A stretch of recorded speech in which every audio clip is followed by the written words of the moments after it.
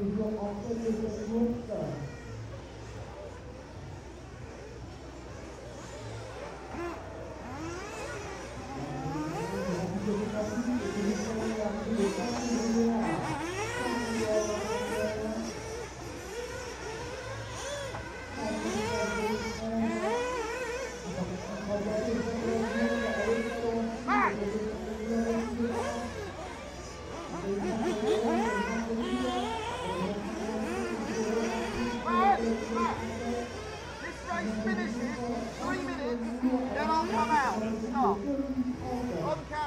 I can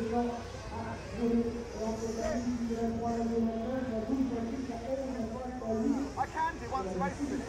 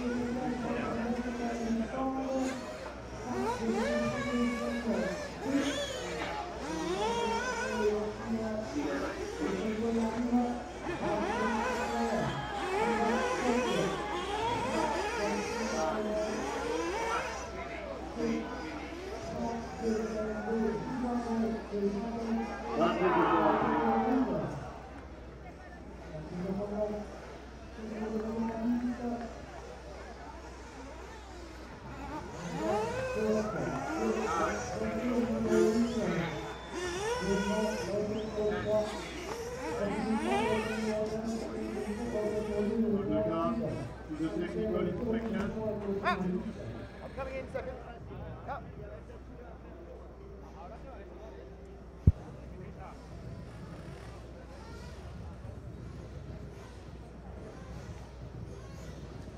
Well, hello and welcome to finals day here at the 1/8 Off-Road European Championships, brought to you by EFRA. We are RC Racing TV. I am Nick Day, and behind the camera, it's Matt McCallum. And on the camera cutting, cut a shot, Paul, it's Paul Bateman. And we'll be with you all day as we take you through from the 16th, through the 8th, through the quarters, to the semi, leading up to the grand final, which starts today at 4 p.m. local, which is 3 p.m. in the UK. We are here thanks to Proline, thanks to Team Durango, and thanks to Audi UK, and of course thanks to EFRA, and of course thanks to you for watching. So we promise you a day of non-stop racing action, apart from a couple of breaks where the track goes empty, and we will hopefully also after the race technicals bring you some interviews with all the drivers while still on the live stream. So we have a huge day of entertainment for you here in Reims. As you can see, the weather lovely and warm still, but slightly more cloudy. How that affect the unique surface we have here, which, as you can see, the start-finish line has been specially repainted, so make sure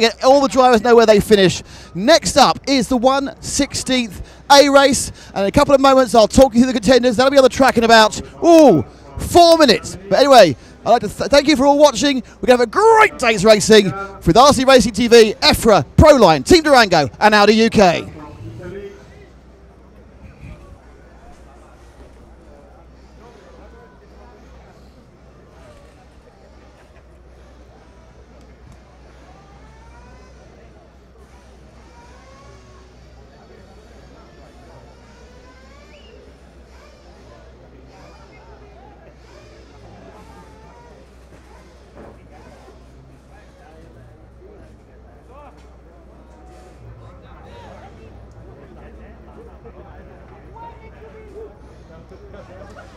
So we've already had a great number of finals. You probably heard some of them being talked through to you last night by Carlos Gomez from EFRA. And that's all led up to the qualifying. We're now on the 16th. The thing is, of course, as I'm sure you know, is that in every race we have 4 bump ups. So 8 people qualify by right, and then 4 people will bump up. Looking at the pits now, this is the 1/16th A final. The top 4 will go to the 1/8th A final on the A side. Then we have the B final for the 16th. Then, of course, they can qualify all the way to the final. At the moment, we're expecting, here's a bit of a timetable for you. We expect the 8th finals begin at about 10 past 11 local, that's 10 past 10 UK. The quarterfinals begin about 5 past 12 local, that's 5 past 11 in the UK. And the first semi-final after some practice will be on at 1:45 local, 1:45 UK, with the second one on at 10 past 2 local, 10 past 1. But the big one, the main final, starts at 4 o'clock in the UK, sorry, 4 o'clock in France and 3 o'clock in the UK. Already got lots of people on the stream. I'm sure it's going to add and add during the day. So far, we've had some fantastic numbers. You watching? We're more than double where we were for the same event last year. So just goes to show how live streaming really has taken off. And I'm going to ask Paul if he can find me some of the tape, please, because I've got a droopy box. I'm using the box as a shadow for my receiver on the camera, and my box. Oh, it's all right. I found the tape myself, so I can now de-droop my box as a selection of GoPros fall all over me. And you see the engine getting excited as we get ready for this, the 1/16th. All the finals today, barring the main final, are 20 minutes.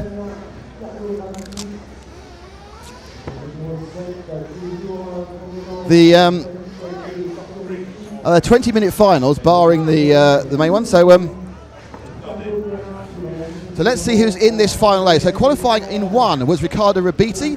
In car 2 it's Mirko Bianchi. Car 3 Dominic Bauer. Car 4 is Marco Natali. Car 5 is Thomas Meyer. Car 6 is Michael Paulsen. Car 7 is David Tortorici. Car 8 is Bruno Cahello. Bumping up from the 132nd was Ricardo Perrin. He won that race. Jerome Delacourt, Craig Drescher. Craig Drescher was also the multiple European champion many years ago, 14 times apparently. He's in 11, and Jean-Marie Lechenzi will start with car 12. So the cars are out on their warm-up. It's the same principle. It'll be a couple of laps of warm-up, chance to get a bit of a refuel, and then they will be able to look about the starting. We'll have a proper start procedure, and your chance to see a start procedure as it happens. So we are just adjusting some of our technical equipment. Bear with a second.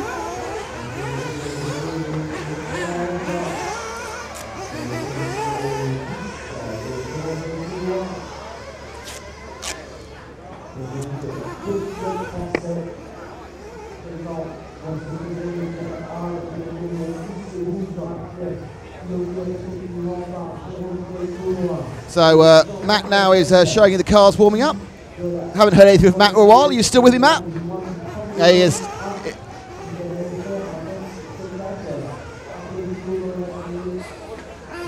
And Matt, who is a bit of an expert on this particular class, because he goes to all the B Euros as well as the A Euros, is telling me he's surprised that Riccardo Rabiti is so far down in the qualifying.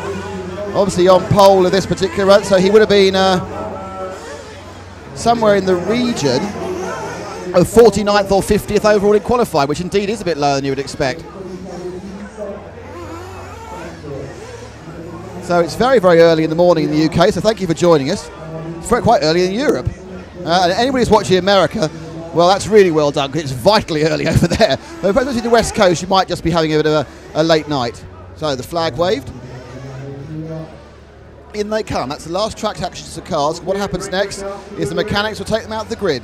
There is no 10-minute delay in these races. And there's a bit of a panicky start there. Everyone tries to settle down, but despite a couple of coming together, it's car number 1 and Riccardo Rabiti first.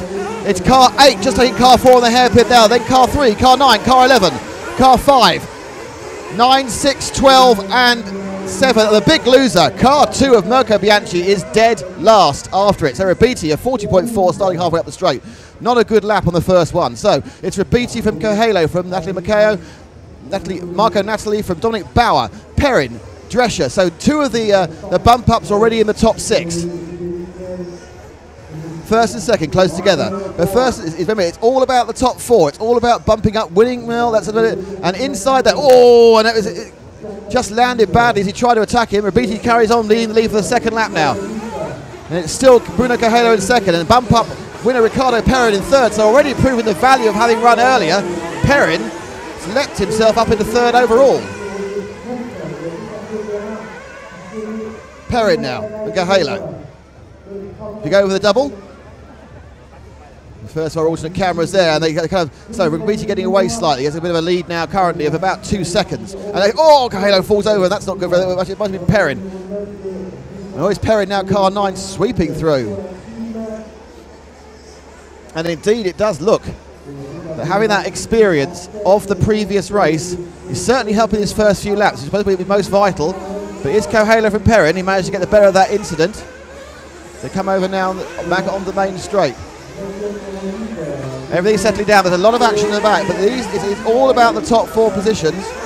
At the moment, Rabiti and Cajelo and Perrin are away. Though Perrin is being slightly caught into 4th, but first and second, nicely spaced. They've got a long gap to 3rd, as you can see, as they go over the triple. 3rd and 4th closer together. Let's pick up 3rd and 4th, Matt. They are closer. And then they go through the S's now, and that is Perrin and Meyer. But both of these are in qualification positions. This is just for where you are on the grid. 20-minute races is going to be a mixture of 1 and 2 pit stops. You'll need to run 10 minutes to get a single stop. Some people can do that on this track, some people can't. Coming now into Reims corner, that's our 3rd place man, Ricardo Perrin, the man who won the 132nd race, car 9. And actually now he's getting a bit road, beginning to get himself into a bit nearer to Cajelo. Cajelo makes mistakes, and look, Perrin's now moving forward and they come to the triple. That's Cajelo in front of him. Oh, that wasn't a very good run, and that's not going to help. He's going to drop down. So one of the things we do have here as well today is instant replay. Let's have a quick look there at Cajelo having a problem as he tried to gain up there. And we look at that again, Cajelo, the second car there, so that's Perrin, sorry, the second car there. Takes a bad bounce, and off he goes. So it is still Rabiti from Cajelo. We are something like 3.5 minutes down, and it's a 2-second lead for Rabiti, and then it's 2 seconds between Cajelo and Perrin. Meyer is a second back, and Bauer, the battle for 4th and 5th, which is the key one, is now about 0.9 of a second.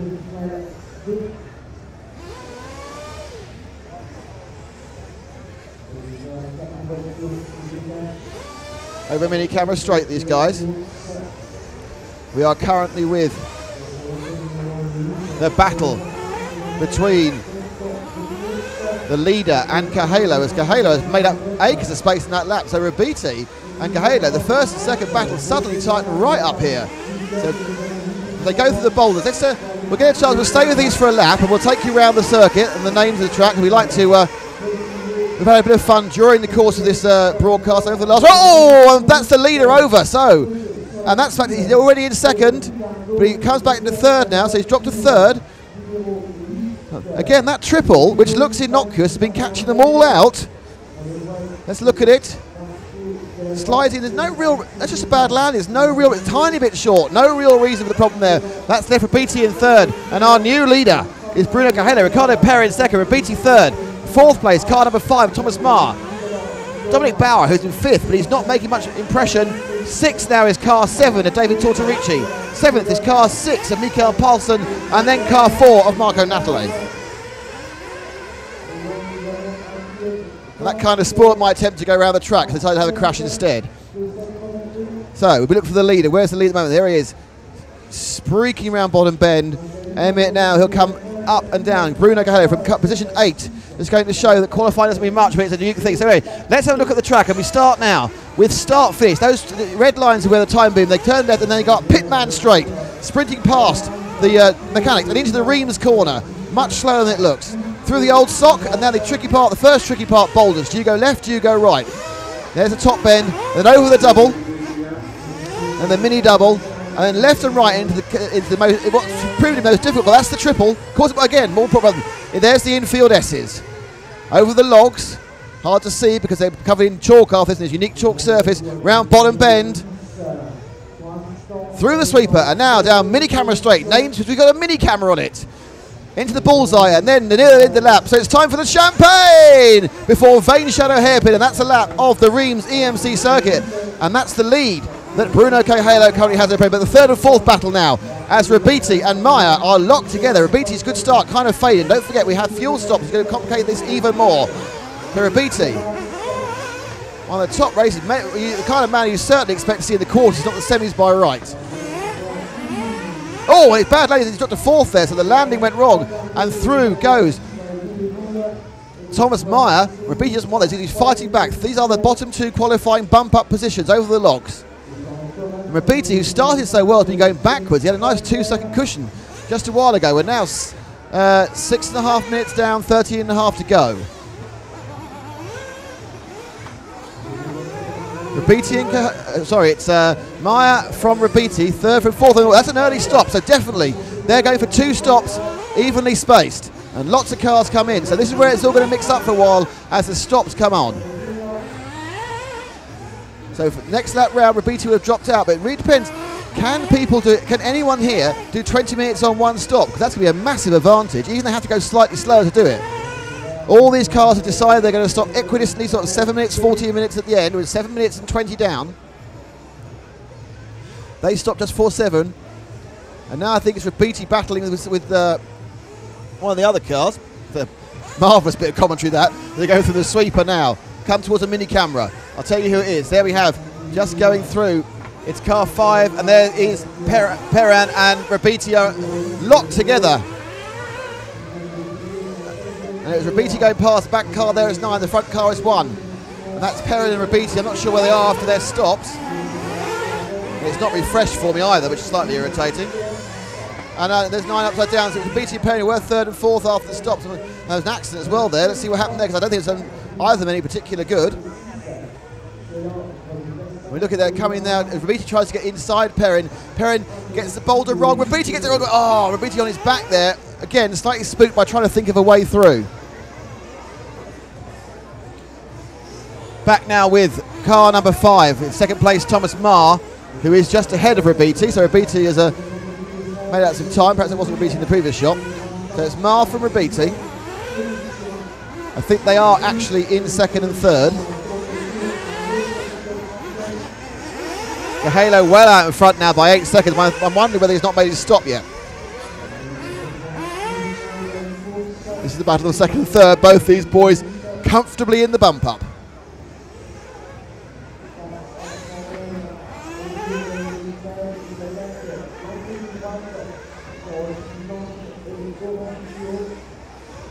Over the champagne to finish another lap. Oh, that's not how you finish a lap. And that was young Marr having a problem. He landed badly off the champagne. This is a tricky call if you get it slightly wrong. Actually, no, normally that's not how you get it wrong.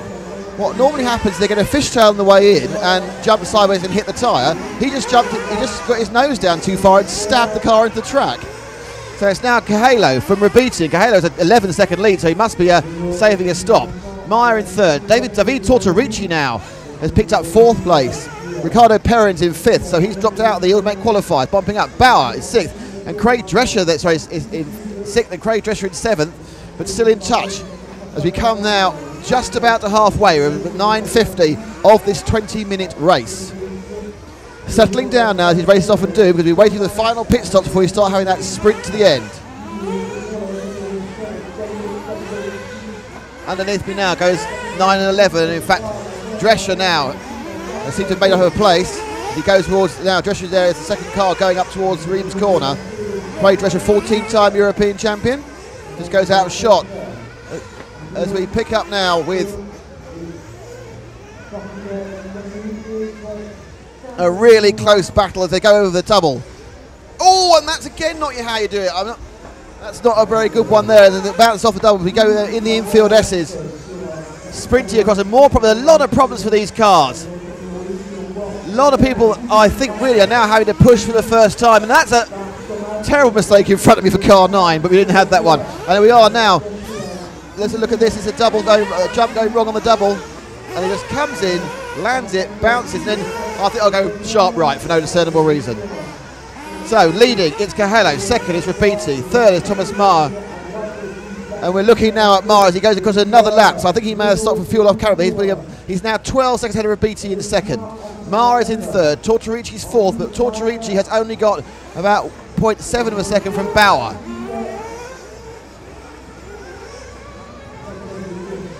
But he's pulled out in this lap, and now he's got an H. So Bauer's had a problem. So Tortorici now quite comfortably in that position 4.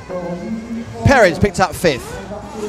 And there is Bauer after a mistake back in 6th. So he may be a fuel stop, but you haven't got a camera on that. This is our leader coming into lap traffic. As he goes over the Champagne, car 8, he's got 2 and 12 ahead of him. Car 2, Mirko Bianchi, had a disastrous first lap. He's not been able to make anything up from it since.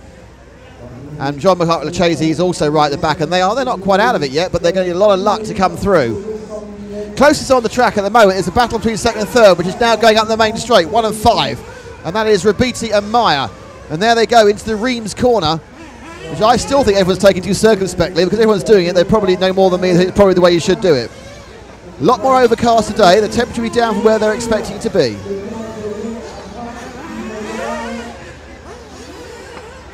Oh, nicely in the inside there. And Rapiti and Maher there having a real go for second place. They go over the logs. He took a different line over the triple, trying to get a run, but Rapiti held his line. Experienced turn there for the Italian. Maher over mini camera straight. And now over the Champagne, very, very close as we are now, 12.5 minutes to the 20 minutes down, and surely second stops will be coming into play soon for either of these drivers, so we'll stick with them and see where they go. A better lap for Rapiti, pulled out slightly there from Maher in third, second and third. Over the boulders, different routes again. Maher thinking about different route, tries to hop over him there. That was quite, if that had worked, that had got a big round of applause from us watching, but that was just between vision. Oh, and he made a mistake too far on the right as he tries to look for a way around through the triple. Going slightly wide there, Rapiti. I think Maher has got the pace of Rapiti. He'll catch him up quite quickly. But of course, in this, there's no letting people through here, even though they're fast. You're racing and you can do anything you like within legal limits to hold your position. There they go through mini camera. So just to give you to it, still Cahello. Second is Rapiti. Third is Maher. Fourth is Tortorici. He makes a stop now, so in for fuel. And out will go again. That's Rapiti. So he's stopped now for the end, so he can now run to the end, and we are 13.5 minutes down. So a very even-paced two-stopper for the Italian. Couldn't do 10 minutes, so you may as well do 6.5. It's very, or 7. It's a very safe way of doing it. Even you doing 9.5's no good. You have to do 10. So if you've got 20 minutes, you just divide it up so it's all safe. You're never near being low down on fuel and not risking a random flame out. The Tortorici in 4th, Perrin in 5th, Bauer in 6th. House in 7, Drescher's dropped back to 8th now, as we are now 14 minutes down, 20 minutes, 6 minutes to go. And there is Rapiti. Let's look and see if we can pick up our leader, Bruno Cahello. Will be about 20 seconds further ahead. I think he's in traffic actually, as he runs through the S's there. Now I think I'd like to know whether he's stopped twice or just once. But the size of his lead makes me think he probably only stopped once. And here he comes over mini camera. Over Champagne and around the Vein Shadow. A little bit of a showboating, and he got too far around and lost some time. So that's our leader. He's safely away, and he's away by some dramatic amount of time actually. He's now, well, we've not even seen the second guy yet, and he's something in the second place man is now car 1 of Rapiti. So Maher has dropped, they both stopped. But they are, as we're waiting for it, we've got a problem there. The leader's fallen over, but he's got such a massive lead. He's leading by 13 seconds. Let's see how he lost some of that lead. So there's he's looking all innocent now, but just a second ago, this was our leader. The second part goes slightly wrong. Whoop, I've gone, but luckily he had a 13-second lead. In 4th place, it is still Tortorici, who has 3 seconds over Craig Drescher. So Drescher is the man who needs to start pushing because he's in 5th. I think they've made their stops. Drescher's picked up this, so we can pick up car 11 of Craig Drescher. Let's see if we find the 11 of the multiple off-road electric European champion in the 90s. The man who works, of course, with CML. There he goes now into the S's. He has 3 seconds to make up on David Tortorici, who is currently in the bump-up position. And he's not shown massive pace, but you see there is a chance. I can see now that There's Perrin. I wonder whether actually he's dropped back in this lap, because I think Perrin's ahead of him again. And I think that was a bad lap for Drescher. It was indeed, and Perrin's now taken up that spot behind Tortorici, but it's a 7-second gap, so it's looking pretty good at the moment for the Perrin. I think that Tortorici did. Oh, what's going on there? A complete fight at the second part of the boulders. You can take different lines and land different places, and the pressure's telling, because this has turned into a crash fest for these three cars. And the crash in front of them, so it's not particularly good performance from 4, 11 or 8. But in fairness, none of them are actually in contention apart from the leader. So the leader's getting involved in his back, but he's still trundling through. And it's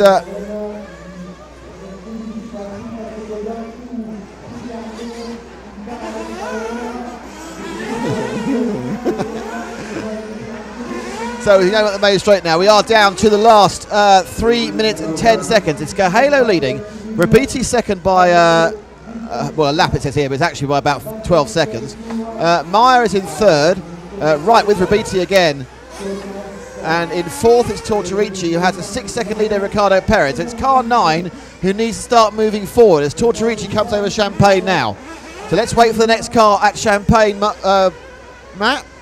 And that will be the man who's in fifth. And fifth is the key spot, because fifth is go home. Well, pack up and watch the finals, really. Whereas fifth, that is success, and you're through to the 1/8. So Perrin, who's bumped up from the previous race, needs to find a few seconds.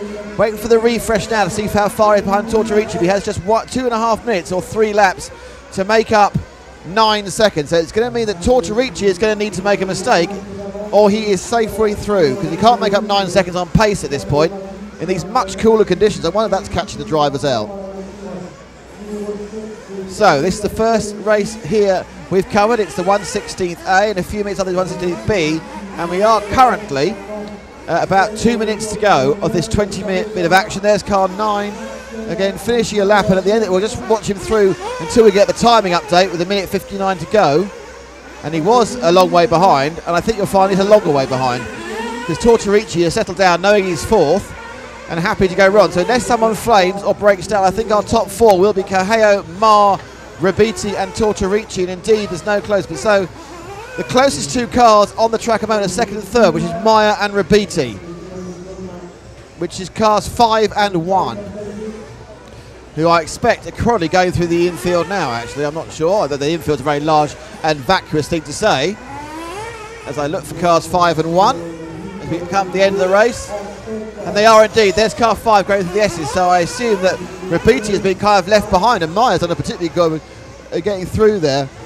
A long way back, but they are comfortable in second and third. This race is really stretched out. We're down to 1:09, and it's 8 from 5 from 1 from 7. Unless something happens to one of those cars, that will be the order when they finish.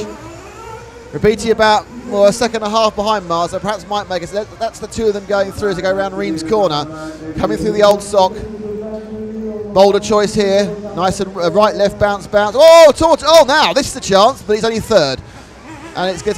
That is just going to confirm first, second, and third, because Rabiti had a long lead over Tortorici, who has an even longer lead over Perrin. But if Tortorici did that, that might have been news. So as we are now down to the last 30 seconds, let's see if we can find our leader, which is car 5, Bruno Cahelo. Sorry, car 8, Bruno Cahelo, who's come from the back of the qualifiers, took the lead after quite an early period there.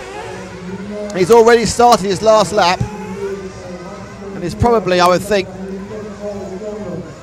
just been knocked out the triple. There he is, coming in the field, and he is still looking pretty good for we have now getting close to the last lap buzzer. We're down to 3 seconds. Car 7 will get one more lap. This is now finished, so when he crosses the line, we will see Bruno Cahelo take the win. There he goes. Now, Perrin's been lapped in 6th. Natalie Marco lapped in 5th. So I think that is our 1, 2, 3, 4. Will be Meyer, Tortorici, and round goes car 3, car 11. They've all finished 2. There's car 5. So Meyer is second. We're waiting for Rabiti, who comes through in third. Can't see Tortorici. He must have finished already, been caught by the previous lap. And indeed he was.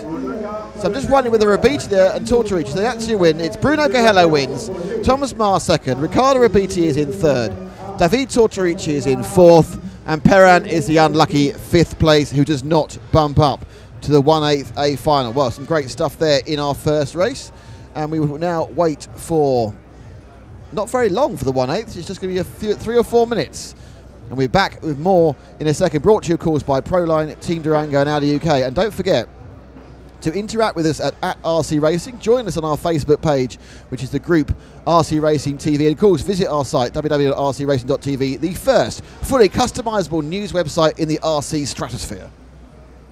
And again, thanks to Proline, Team Durango, EFRA, and Audi UK. And I now need to do the most important thing, which is change the graphic. I need Paul to remind me to do that, because I just remember my luck that time. So we are now in the 1/16th B final.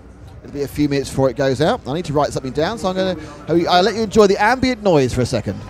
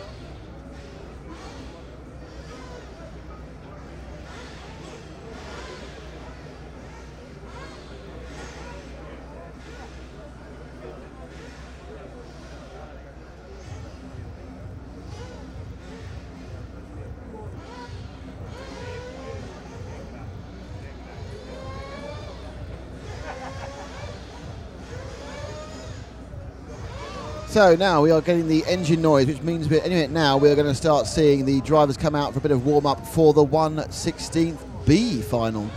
Races come thick and fast now, all the way through till about 1 o'clock local, which of course is 12 o'clock in the UK, and then a little bit of break while the practice A and B, and we need to do some various camera rigging and such like, and then we're back again about 45 minutes to an hour later. And with the semis, and a slight break because there's a gentleman's final before the presentation of the finalists at 3:45 local time, and the main final starting at 4 today, all live on.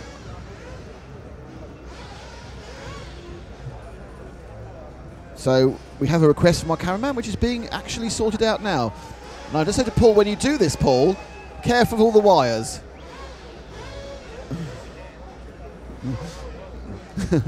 So it's my job to read out the 1/16B competitors. And in car 1, it's Ari Heinehan. In car 2,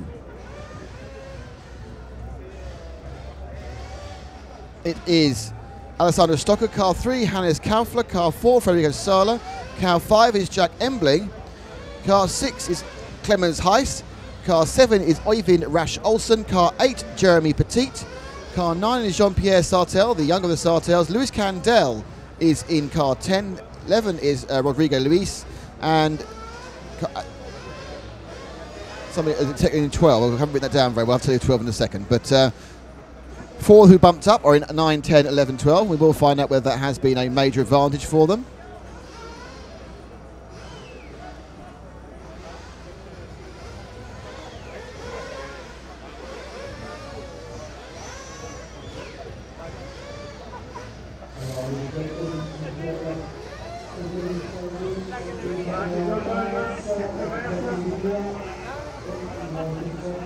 And out go the cars now for their warm-up.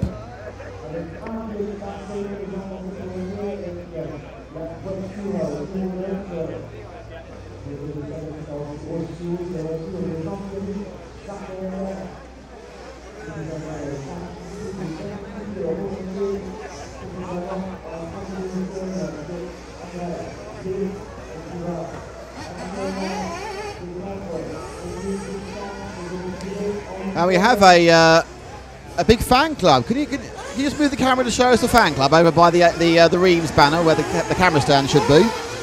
That's a Swiss team supporting their drivers. And they are supporting Jeremy Pitet, who made the podium in Switzerland, in Honing, at the B Euros. And he was also the final of B in last month. I know he's being waved at dramatically. This is car number 9. It's always nice to have your own fan club unless you crash in front of them.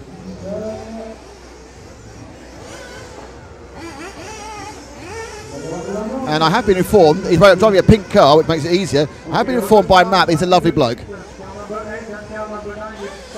which is always a good thing to find out about anybody. So this is the warm-up. They've got a couple of minutes to get things going. They'll go back to the pit lane. In fact, they're being waved in the pit lane now. A top up of fuel, and then they'll be taken out to the start phase. The interesting thing is the cars are starting pointing at 90 degrees to the curb, not in the normal sort of slightly angled getaway you get. So they actually have to start by turning hard right.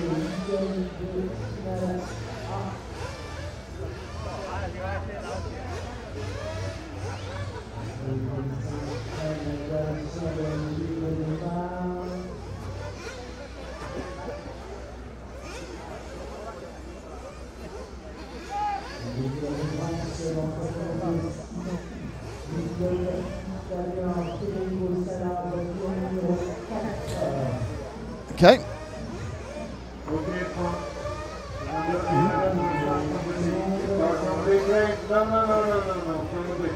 So we are ready to go on this, the 1/16th B. And car 11 is having to start the pit lane. That's Rodrigo Luis. I'm not sure why. And he was too late to get across. The French flag, the tricolor, will be lifted as it was in the barricades in Les Miserables. And off they go. That's a really odd way of starting, but it does seem to give an advantage to the guy at the front. They kind of come through in grid order. They hop all the way through the first couple of corners, and away they go. And of course, it was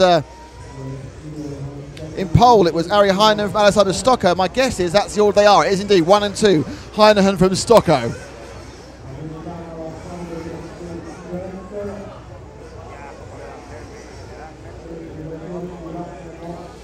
So I'm not sure if it's going completely in grid order, but I'll talk you through as they go round. Matt will stay with the leaders on the camera. It's 1 from 2, so it's Heinen from Stocco, and then a gaggle of cars, because it's 3 from 5, from 4, from 7, from 12, and number 11, and the one car to really suffer there was car number 6, who got the champagne all wrong.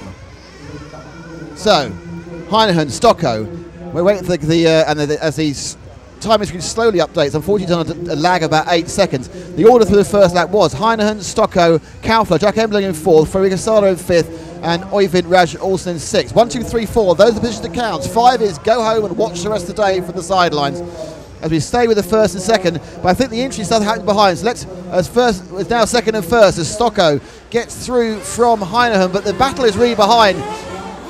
And they did it again. They changed around again to the first, second, third is 3. 1, 2, 3, 4, 5 is now the order. But the battle between 4th and 5th, which is the key one, is one we should be watching. Back in 4th and 5th, Matt. There we go, round the Reims corner. 4, 5, 6, 7, all together. And that is Embling, Sada, Raj, Olsen, and Tagisi. In these races, it only matters coming higher than 4th. And as cars crash, that's third crashes. I think we've now got 3rd, 4th, 5th, 6th, and 7th together. As they settle themselves out in these first couple of minutes. We are 1 minute 35 down the 20-minute race as 201 stops each driver and suddenly getting away and having a nice little bit of a lead. No, he's blown it on the mini camera, so the leader was getting away. There's car 2, and he's just blown it as well. So it's all coming up. It's car 2, Stocco from 3. Hannes Kaufler, car 1's dropped, then car 4, then car 12, 11 and 5 as they sprint down the straight. And it is indeed Sala, Embling, Tagisi and Rodrigo Luis. At the moment, no one wants to win this one. And after what was basically a pretty dull first race, they're treating this as some real action. Looking over the boulders, there's about 5 cars. Let's stick those cars now coming over the double, Matt. There's 4 of them flying over the double-double. And they go over the triple. No, not those. The one's coming next. And there we go. This bunch here, because they are absolutely carnaging themselves. And they're the ones in 5th, 6th, 7th and 8th. And they're the ones who need to get into the top 4 positions. And I can't tell you who they are, because they've changed about 9 times since they went past the lap last time. Our little driver there, he's got himself away, and it's now 2 from 3, from 1, from 4, with a gap now to 12th place. And then we are 8 and 9, who are 6th and 7th, having a little dance, and that's Jeremy Petit and Jean-Pierre Sartel. As they go round, 5th and 6th. I would say they're out, the 6th and 7th, sorry, but I think the mate have been crushing so far, who knows? Over they go. And that's Petit trying to get up the inside, and that was only you could try was a failure. And there's action all over the course, but this is looking round as the leader comes to produce a much more calm rap. Let's now see if we can have a look at the leader. 1, 2 and 3 going down the straight now. And that is Stocko from Kaufler, from Heinehan. There are your top 3. 4th is in the background there. Separated by about 2 seconds of the clock. We see 2nd and 3rd now battling away. And in fact, I think getting through to 2nd there was Heinehan. Gaining it back. It wasn't leading as Kaufler drops to 3rd. Through the infield S's. Those are the top 3 cars very close together.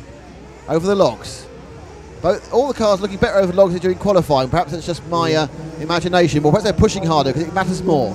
Mini camera straight into the bullseye, and this is now settled down after a very panicky first couple of laps.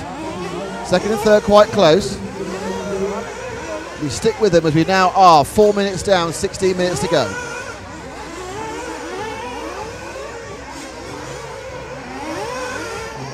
Different lines as ever through the boulders, but they seem equally effective. They begin to stretch out. The 2nd now, Heinehan is beginning to catch up to Stocko. He was, of course, leading for about 4 different occasions before he fell off earlier on. As we get towards the 4.5 minute mark. Almost a quarter distance. As Heinehan tries to get back his leading position from Stocko. The 3rd it's Kaufler. Fabrizio Togisi's car from 12th. The 4th now lying on his back.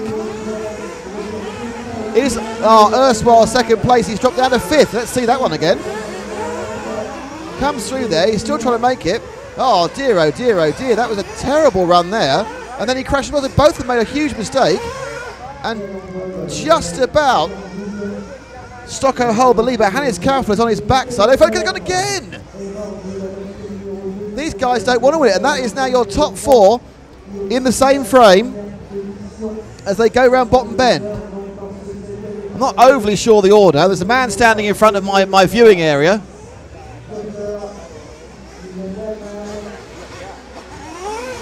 As they go round now, it's 3 from 12, from 4, from 2, from 1. So Togisi's now come from absolutely plumb last to 2nd place. And that A, he's driven very well. B, there's been a huge amount of accidents. And C, he knows the track. So Togisi getting that track knowledge this morning action. He's up in 2nd place. I'm pretty certain he probably hasn't made a mistake, where the rest of them have been falling over as though they've been on the drink all night. And that's another mistake. And Togisi now, from back of the grid, is in the lead. 1, 2, 3, 4, 5, almost in the same frame. So Togisi now, as he sweeps over in the lead, he must think Christmas has come early.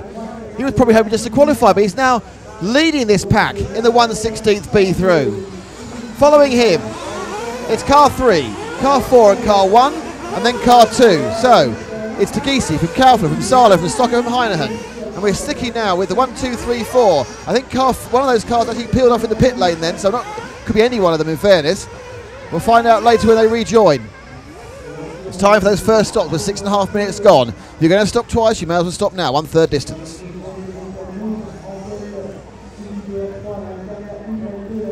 All the bump ups. The chalk surface here causing unique problems for the drivers. They've probably got to handle it, but it's much cooler today, and that means probably the moisture at this early hour of just 3 minutes to 11 probably hasn't come out of the ground. There's 2 accidents there in the pack. And basically then into the pits comes our leader, and into the pits doesn't come 2nd and 3rd. So our leader will now drop down. He's made a pit stop, and off he goes. And that's now our leader. I think it's now actually 2 from 3. I think it's Stocko from Kaufler from Salo, but they've got a stop to make, whereas Togisi's already been in.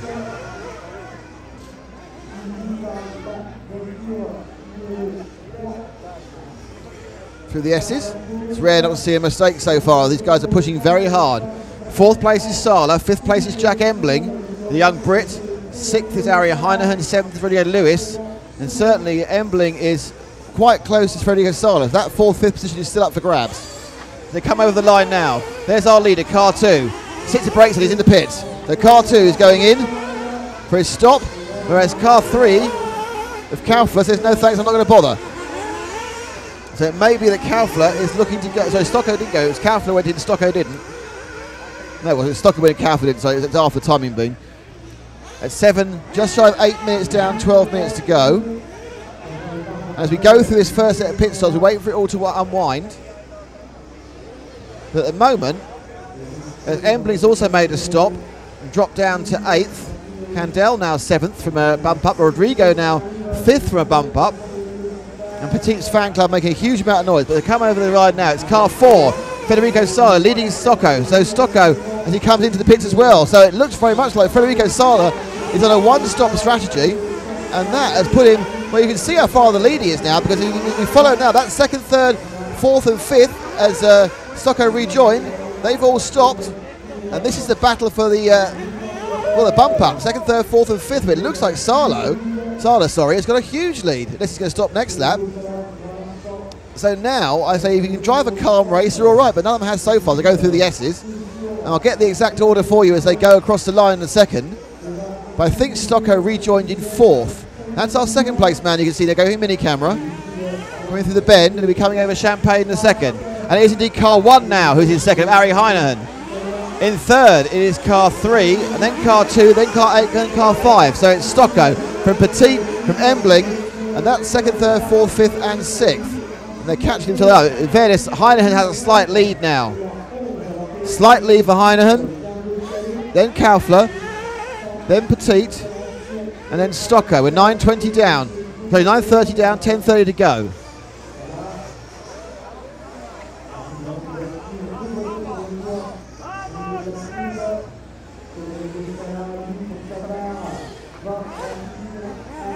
There's accidents all around. If we look to pick up the leader, who is still Federico Sala, car 4, and that's our leader in the pits. And he's pitted at just about 9:50, so he'll be hoping to go to the end. He won't want to 18:90.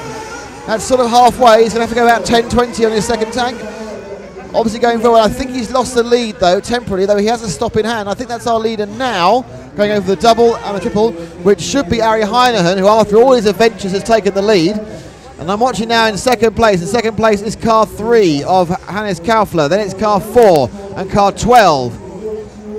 And I think car 9, there's some accident for Petit there off camera, have been shouted about. So with the leader now, as he goes through the bullseye and over Champagne, let's let him go through frame. In 2nd place car 3, let's let him go through as well. And here come the battle of 3rd, 4th and 5th, which is 0, 12, 5 and 4. Candel now has picked up 3rd place. 12 is Tagisi.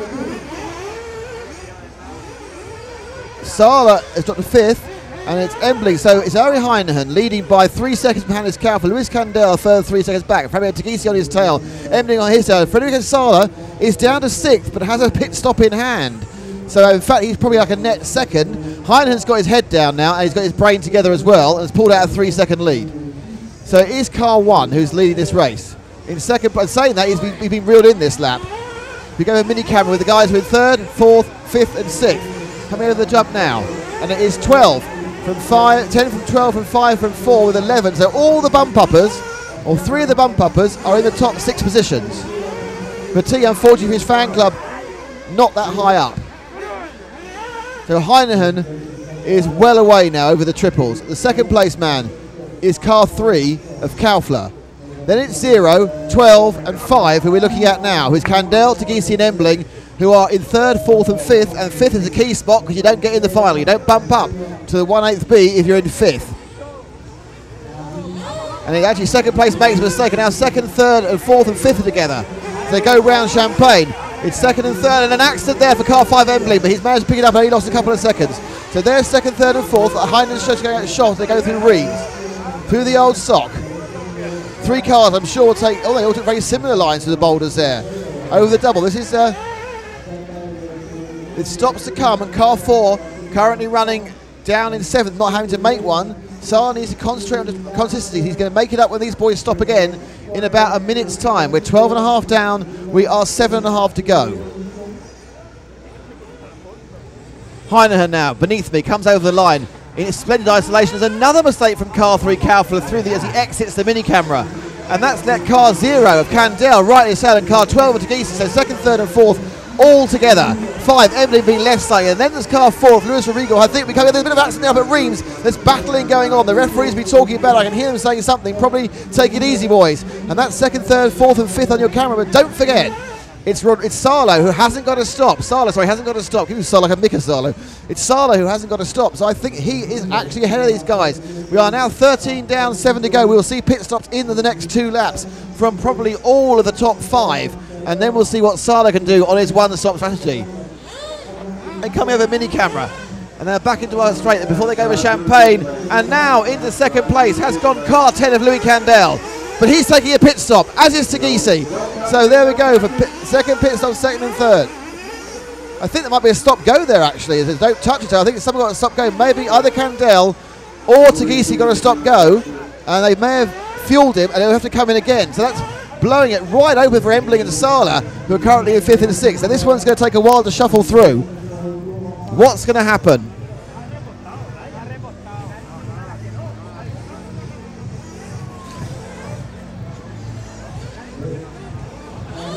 And so now it is 1 from 10. Well, we need to wait for it to shuffle out. So the leader goes across and takes fuel for the final time. So our leader's in the pits. Coming through now is our 2nd place man, which is car 3, Kaufler, who's also, no, he's taking another line. So Kaufler's going to carry on going. He takes the lead, I think, just. 12 and 10. There goes 10 to the pits as well. We're waiting for the stops for everybody here. 8. Embly's had a bad lap unless he's just pitted. So we're now waiting for the wind-up to happen. We are now with 5.5 minutes to go. And we're now in that no man's land of various pit stops and very people not having pit stops. I'm pretty certain that Hannes Kaufler owes us a pit stop. He is right on Heinen's tail as they go through the bottom bend now. And they sweep through over the triple. Sorry, it's not a triple. Oh, it's over mini camera. Number 3 takes the lead from 1, but I think it'll be temporary because I think number 3 of Kaufler owes us a pit stop. Indeed, he brakes hard and takes the pit stop now. Heineken takes on the lead. And there is car 4 into 2nd place, Federico Sala, who has in a one-stop strategy. So he is now in 2nd.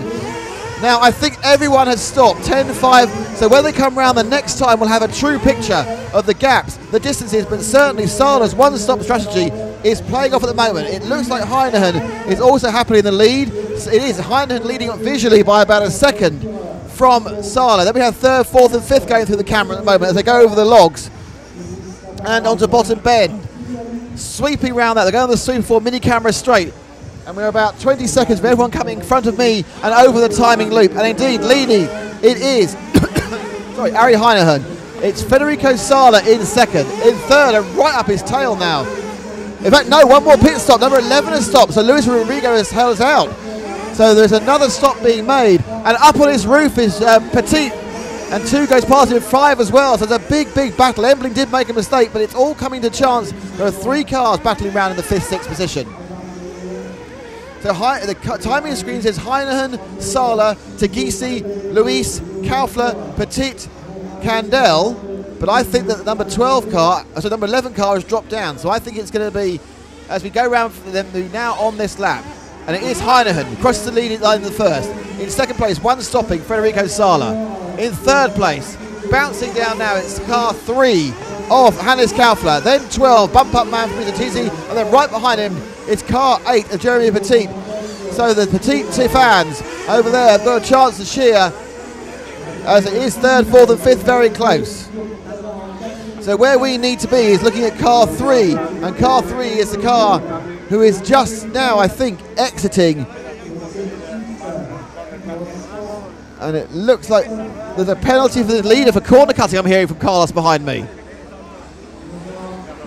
So Connor wanted to get a penalty. He has a corner cutting penalty. He's turning right now. He is taking a stop and go now. So thank you, Carlos. And in comes the leader, which hands the lead to Juan Federico Sala. And here they come, 3rd, 4th, 5th. They had Heineken has got such a lead. He's long, long away. It is currently in 5th place, Jeremy Petit, car 8, and in 4th place it is car 12 of Fabio Teresi. They're the guys who really matter because that's the bump up positions. And are we looking at them now? And in comes now, coming over the triple. It is now car 12 going into the S's, followed by car 8. That's 4th and 5th on your screen. I think, yes it is, 4th and 5th now going through bottom bend. As they sweep round bottom bend and up through the sweeper over mini camera. That's the battle for the final bump up place. And and they're actually beginning to catch up on car 3, which is Kaufler. So 12 from 8. 0, 11 and 5, I'm afraid, are too far behind. I think this is a big mistake, so we need to see that there is just 2 minutes to go now. The last 2 minutes. I'd say that Frederic Assar and Heineken are away, barring flameouts.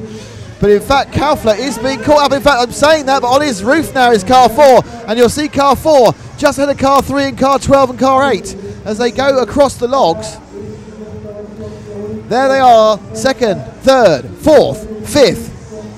And that's 1, 3, 12 and 8. Actually, it might be 2, 3 as car 1 goes across. As, in fact, Heineken has now taken the lead back from Sala. So 2nd and 3rd going on the start finish now. But it is 4th and 5th. It's interesting as they come up towards Reims now. 4th and 5th, the final jump up point. It's Fabrizio Cudisi from Jeremy Petit. They are that close together. They are that close to 0 to 0. And we have 1.5 minutes to go. Who will bump up to the 1/8 B? Tagisi's already bumped up once in the bottom position of 12th. He could do it again. Petit with his fan club needs to fight. Tagisi goes through, and that's Venus 2nd, 3rd and 4th. And on its roof, it's car number 3 who's dropped out of the bump ups there and through. Thank you very much, as Kaufman may say. Tagisi and Petit move through to the bump up places without needing to hit anybody. And there we go, on to start finish now as car 4. That's for the end. Unfortunately, dropped off the lead to 5th and will have to now pack up his stuff. The fan club for Petit worked. He's through. He's won the 1/16th B here on EFRA TV. And I think we now have a bit of a replay. Let's look at the replay. This is what cost him. This is what cost him success, and bang on his back. There he goes, losing 3rd place. Watch it again as he didn't lose it. Big on for another camera anyway. So enough said. That was what did it, and it's all gone wrong. So we now have a few moments of calm before we see the start, and he remembers to press the button of the 1/8 A.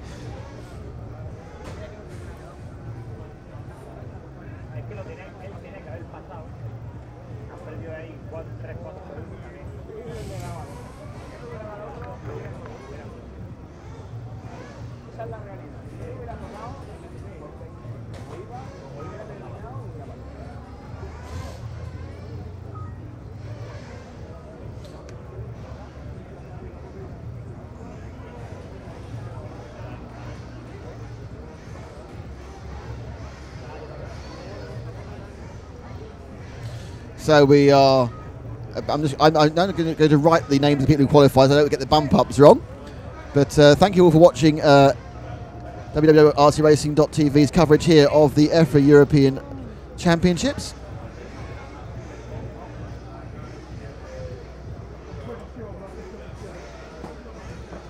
Yes. And it's just to remind you, it's Ari Heiner who bumps up. Fabio Tagisi gets his 2nd bump up in 2nd place. Federico Sala, using his better fuel consumption, also gets a bump up. And final bump up is Jeremy Petit from Switzerland. So in a second we will have the 1/8 A final. We're just doing a repositioning, and we're back with you in about a minute, and you can listen to the engine sounds.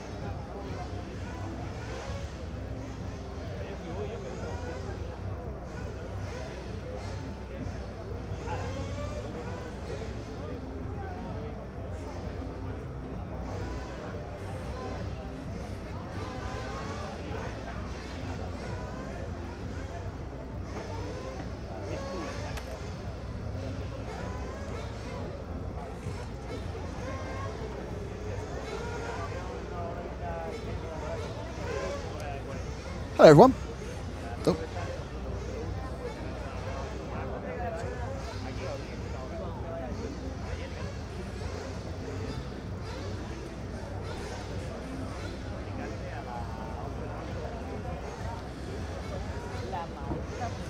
Well, up on the rostrum now for the 1/8 A final. We're getting close to the business end of this meeting, the 1/8 A final. And who has qualified for 1/8 A final, I hear? Ask me who has qualified for 1/8 A final. Well, who's qualified for the 1/8 A final? Thank you very much. God, it's like getting a question out of you. He's going, what do I say? I just gave you the line. Anyway, so for the 1/8 A final, in pole, it's Carlos Durales. In second, it's It's Chris Doughty. In third, Marcus Sandberg. In car 4, Tom Roban. In car 5, Ricardo Montero. Car 6, William Herbert. Car 7, Albert Navarro. Car 8, John Haleswood. And it's Bruno Coelho who bumped up in 9. Thomas Meyer who bumped up in 10. Ricardo Rabiti who bumped up in 11. And David Tortorici who bumped up in 12. And everything as the cars just put a bit of engine noise, warm up. Sun's now coming out on the track, which is nice. I'm not sure the drivers think it's nice. It'll change how it looks again, but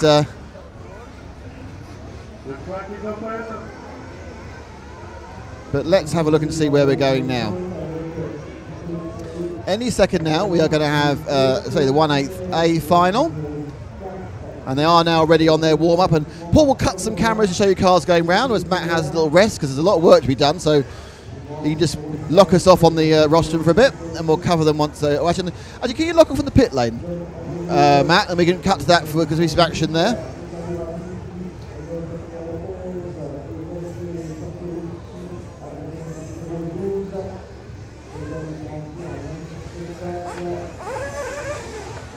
And this is the warm up. If you're going to make a mistake, make it in the warm up, but then leave it there. Don't make it again.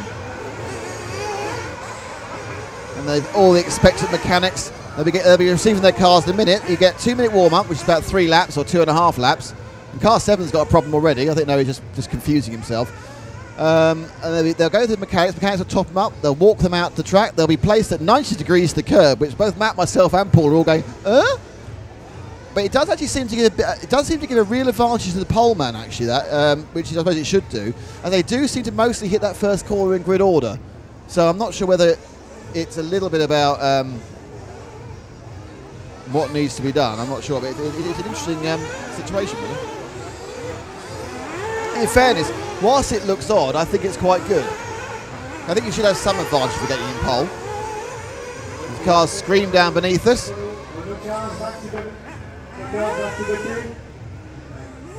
And I'd like to thank everyone who's watching, and we're already at a very healthy viewership already for the live stream here, supplied by with EFRA TV in association with Proline. Thanks to Team Durango as well, and thank you to Audi UK. And we are only an hour and a bit into what is going to be a mammoth session of filming. There will be a couple of breaks where you'll just get ambient sounds and pictures. We won't be covering the practice finals for the semi-finals. We won't be covering the gentleman's race between the semi-finals and finals. We've got a lot of, as you probably realise, there's a lot of setting up to do and a lot of work to do to get things right. So we are now at 11:15 local time. Behind me, Red RC beavering away. Beavering with the camera. So Owen's off to take even more cleverly flying car. Are you doing flying car shots or faces now? He's doing faces now. He's doing flying car shots later. I should tell by the lens. And behind me, Sheen there, he's tapping away. Are you doing a report on the 16th finals? No, he's not. Apparently he's found he's got a good internet connection. He's looking at interesting pictures, not of cars. Now, the important thing I've learned about O'Sheen this week is he's the man to go to for coffee information, as he's a very interesting coffee and interesting barista. So what I'd like to challenge him to do is to, in his final race report, put some sort of coffee reference in.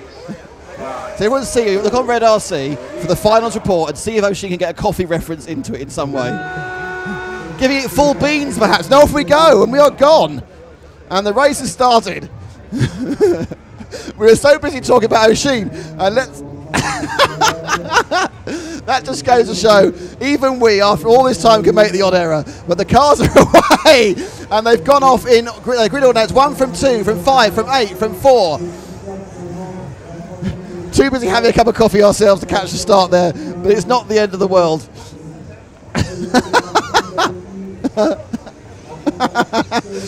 Okay, we're back here with the professionalism of RC Racing TV, and it's car 1 from car 2 from 5 from 8 from 4 from 6 from 11 from 3 and 7, and I'll tell you the exact all that is, but it's Durares has taken the Chris Doughty in second, the Durango. Durares with his S-Works, one of the new cars, and we go through, and it is indeed a leap now and a much cleaner start than the last race of this 1/8. So there's a bit of action there on the doubles they sit through, and it's Durares from Doughty, from Ricardo Montero, car 5, John Hazelwood in 8 is in 4th, Tom Roban is in 5th, and William Herbert is in 6th. That's what they went across. There's been many changes, and we see a huge fight going over the logs right now, and now down towards Bottom Bend, and that's where the action is, and that's the guys at 3rd, 4th, 5th and 6th. They come now through mini cameras, 5 cars fighting, 1 car goes on the side and loses, 2nd car goes, so we had from 4 cars to 2 cars, they come over Champagne and they go across the line. It's 1 from 2 from 5 from 8 from 7, and we're with our, I think with 4th and 5th, which is 8 and I think Navarro, I'll say when it picks up. That's Hazelwood and Navarro, 7. They are battling the 4th and 5th as cars fell apart as they were in close proximity. We've seen it in qualifying as well. They do seem to spook themselves, and it does in this, and we lose seconds. They're down 3rd and 4th because one of the previous cars went off as well. And the cars are landing badly. I think they're just pushing a little bit too hard. So car 5 now 5th as they sweep round the Bottom Bend. And with the leader now about to pass underneath me, but we'll stick with the camera on the other one. The leader passes down, and it is car 1, Durares winning. In 2nd now it's car 6 of William Herbert, car 8 is in 3rd, John Hazelwood, then car 7 of Navarro, 5 and 2, so Doughty, bad lap for Doughty, it's him had a mistake. Montero has dropped back and Doughty as well, but they are not out of it because we're only about 2 minutes in to the race so far, 2 minutes 15 in.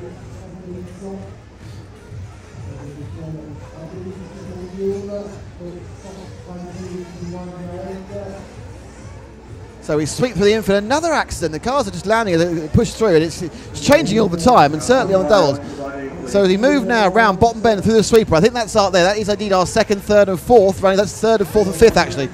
No, it's 2nd. It is 2nd. So getting away now is Durares, and they're trying him. It's 6, it's 8, it's 7 and it's 2. It's Herbert, Hazelwood, Navarro and Doughty are in those positions, which are 3 bump ups and 1 go home. Doughty currently in the go home position. Different routes to the bowl, some go left, some go right. As they turn round, I can see them now as they're about to take the triple. 7 and 8 very close. Doughty slightly holding back now. He's been left slightly by 7 and 8, and that's the battle for 3rd and 4th. Who will do 2 stops, who will do 1? That certainly worked out for Sala in the last race. Beginning to settle down now after a frenetic start, which we didn't see. And down they go. Over through the Reims corner. The old sock. Or it's Doughty there as a 3rd car because he takes those boulders different from the other 2. Now over the double. The smaller. Oh, inside there. They're battling very closely now. There's the 2 cars come down. And that's 7, 2 and 5 altogether. That's no good for anyone. But I think in that, I think possibly it was 7 who gained best. So there may have been Doughty. But we'll see when they come around back into close-up vision again. And the timing screen cuts up, but over goes our leader, complete another lap. 3 mini camera for these 3 cars. And indeed, Doughty has now picked up 4th place. But number 9 comes on the inside looking for the great move there by the 9 car. So it's 9 from 2 from 8. Cahalo, the bump upper, if there is such a word, has picked up 4th place, I think. Again, it's slightly frustrating the time that this screen takes to update. Indeed it is. It's now Carlos Suarez in car 1 leading. Car 6 of Herbert in 2nd. Hazelwood car 8 in 3rd. Cahalo in 9 in 4th. And Chris Doughty in 5th. Navarro is about not far behind either. And there goes the 3rd, 4th and 5th place cars. 2nd now not really getting away as they go over Champagne now. Whoop. Land it through Vane Shadow. And that's your 2nd, 3rd and 4th. The 2nd, 3rd. The 3rd and 4th tripped each other up, and that gave Doughty a good chance to gain him. So that's the Team Durango team manager, Chris Doughty, now in 5th. As they go through again, there's more scuffing together as the cars try and force their way through.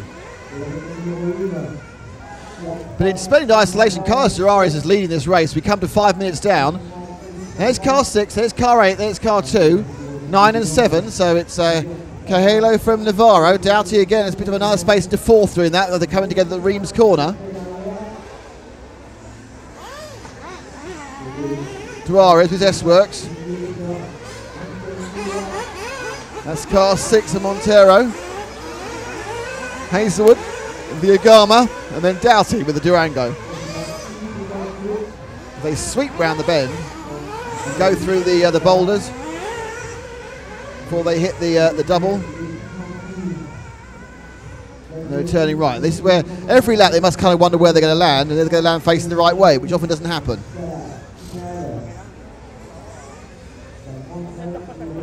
Doughty now pushing hard to get third, and right behind him it's Cahelo pushing from a bump up position to try and bump up again and get fourth. Over they go. Car again after a frenetic start and an odd middle. They're now settling down to a rhythm, but it's 6 from 8, from 2 from 9, and those are second, third, fourth and fifth. Herbert, Hazelwood, Doughty and Cahelo, and they are really just in a line there. You'll notice, oh, that was a bit of a punt, and that, oh, I'd give that one back, but he's got away with it. The referee's not called, I don't think, as they go the double together. Land it together. Oh, and it's constant nip and tuck there between the three cars. Doughty, Hazelwood and Guillaume, sorry, Herbert. So we've got second, third and fourth battling. This is giving you fifth place, obviously. Cahelo can just sit there and wait to make a mistake. However, Carlos Suarez is doing a splendid job out in front. No problem at all for him. In fact, it's beginning the second place car is now car 9. Somehow Cahelo's come through from, in that lap, from 5th to 2nd. I didn't see it off camera, and I think we've got some stops as well. I think our first fuel stop there, as we are now just coming up to 7 minutes gone. And indeed it was Herbert who came through. So Cahelo is now 2nd. Hazelwood's now 3rd. Doughty is 4th. Navarro is 5th. And Graham Herbert had a rotten lap and is now down in 6th. And we're off again. Is that Doughty who's gone? And he waggles his wheels in frustration at himself. Indeed that was. So Chris has dropped down a couple of places. Again, the triple catching him out. Let's see that one again. Everything looks fine. No, he's taking it off the wrong angle. Lands it too far. Yeah, he hadn't got enough rotation. Hadn't turned left enough. And that's his problem. Now off now. Out the pits goes our leader. Has stopped for fuel. And he's stopped at 7.5 minutes. So he'll be stopping again. But he really was doing a brilliant job. And my guess is that he just carry on going and he should bump up. Still lots of drivers fighting. We need to wait a bit now for the that's our leader making a big mistake. Is he going to get lucky? Yes, he does. He got lucky there as he gave it enough revs to get the thing back on its nose. And behind him now it's Herbert, but I don't think Herbert stopped. So our leader, who's been doing everything right, chooses to do this wrong. Oh, that was never right. It's taking off sideways from day one. Oh, it's up and down. Super power gets it on the front. So bad driving, a bit of luck as they all go round again. And any second now we'll get a kind of a better picture of who's where. Look to see everyone who's stopping. No, it looks like everyone who's going to make a stop in this first round, the two stops have stopped. And the order is leading Carlos Suarez. He's about a second ahead of Guillaume Herbert. I don't think he has stopped. Bruno Cahelo is 3rd. John Hazelwood is 4th. Ricardo Montero is 5th. Navarro is 6th. Thomas Meyer is 7th. Tom Roman at 8th. And Chris Doughty has dropped all the way down to 9th after that big accident. But they're all still very close. Our leader goes over the line and saying that in front of me, 3rd place makes a mistake that cost him, that's Hazelwood, that cost me a few seconds. Car 5 lands in front of me as well. And there's a gaggle of machines. But lots of problems out there. As we travel now with our leader, Carlos Suarez. Right behind him is Guillaume Herbert. And 3rd place has crashed down. So 3rd, 4th and 5th are getting closer together now. And they go over number 9 and number 5. So 3rd Cahelo, 5th Moncolo. And it's 7, 0 and I think 6, but I'm not quite sure. 7, 0 and 5. There's our leader. Car 1 crosses the line. Behind him is car 6 trying to catch up. And it's Herbert. And we're now coming to halfway down. We are 10 minutes down. Car 8 is in 3rd place. That's Hazelwood. Car 5 then goes over in Montero.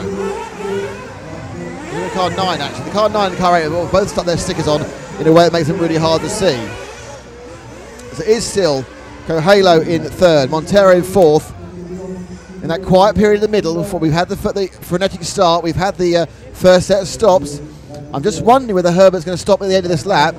It may have been the accident for Carlos Durais put Herbert back close to him. I'm not sure. It may be he hasn't stopped. And he's gone right off the track now.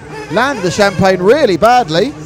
But no, he's carrying off in the lap. Car 6 area sweeps into our view now. He's the second car. That's the leader. And right behind him will be second place relay. Let's let that one go through. Let's let him go through and pick up the next car, which is third. Let him go through as well, because that's Coelho. And let's see if there are any battles. No, the fourth place is split isolation as well, which is Montero. And there we've got the three cars, 5th, 6th and 7th. There they go. And that is the boulders. That's Montero, Hazelwood, and no, it's not. It's Robin, Mayer and Doty. Chris Doughty and that has joined up there in the 5th. And in front of them, car 7 makes a mistake, so they're going to catch up closer. So this is 5th, 6th and 7th. Running through. They go down bottom bend. Robin, Mayer and Doty. I think Doty's moved up now into the middle of those two positions. Chris Doughty. No, he's still at the back of them. They go round there and the zero's nibbling at the 4. Meyer nibbling at Robin, but they both need someone in Helen to make a mistake because they're in 5th, 6th and 7th. Up through Reims. Coming now through the Sock. Different routes, all the same route. Slightly different route. Oh, they're all gone there, all going right there. For the big boulder, they come through there. The 1, 2, that is 5, 6 and 7. Or go home and go homer.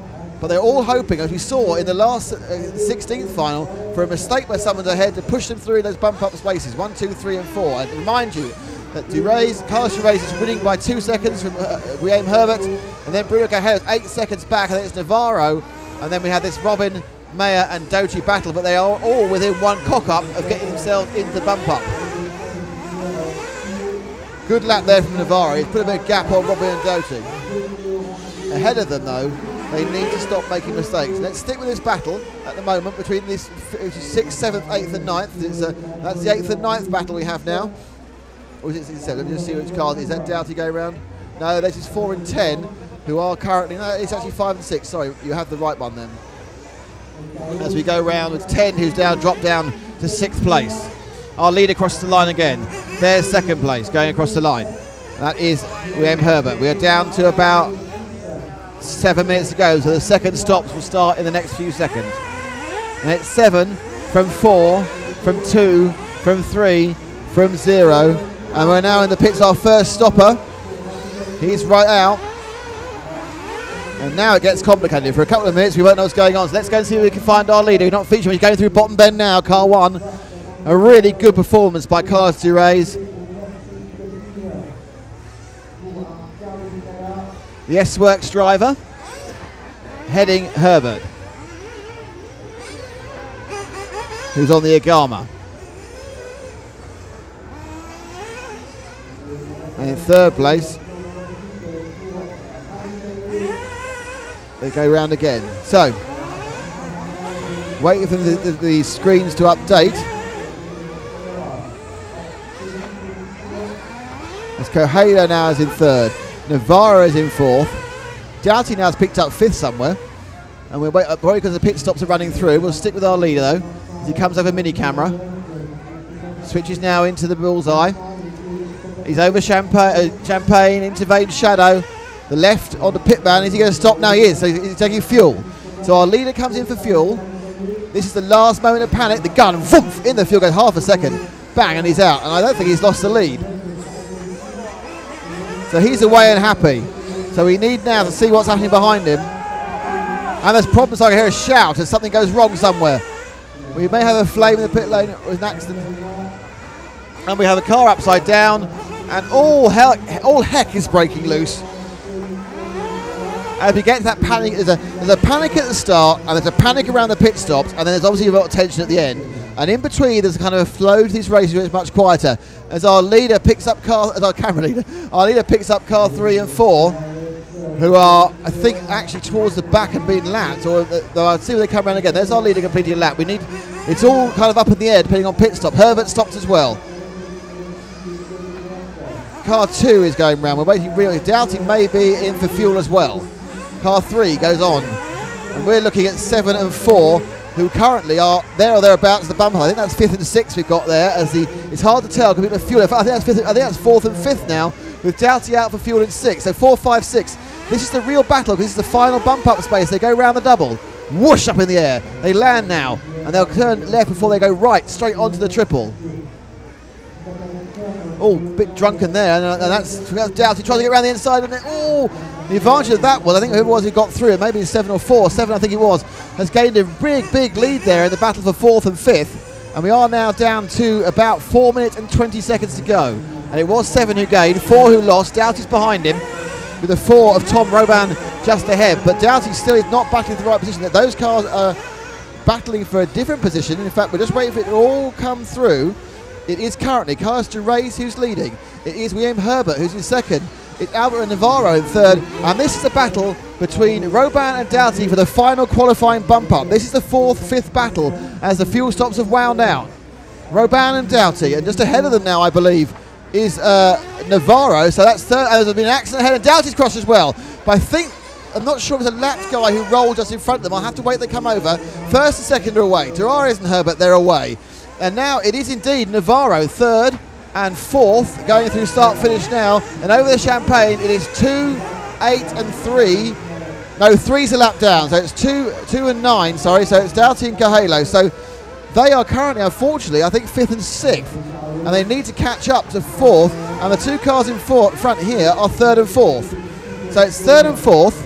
Navarro and Roban, a slight gap to 5th.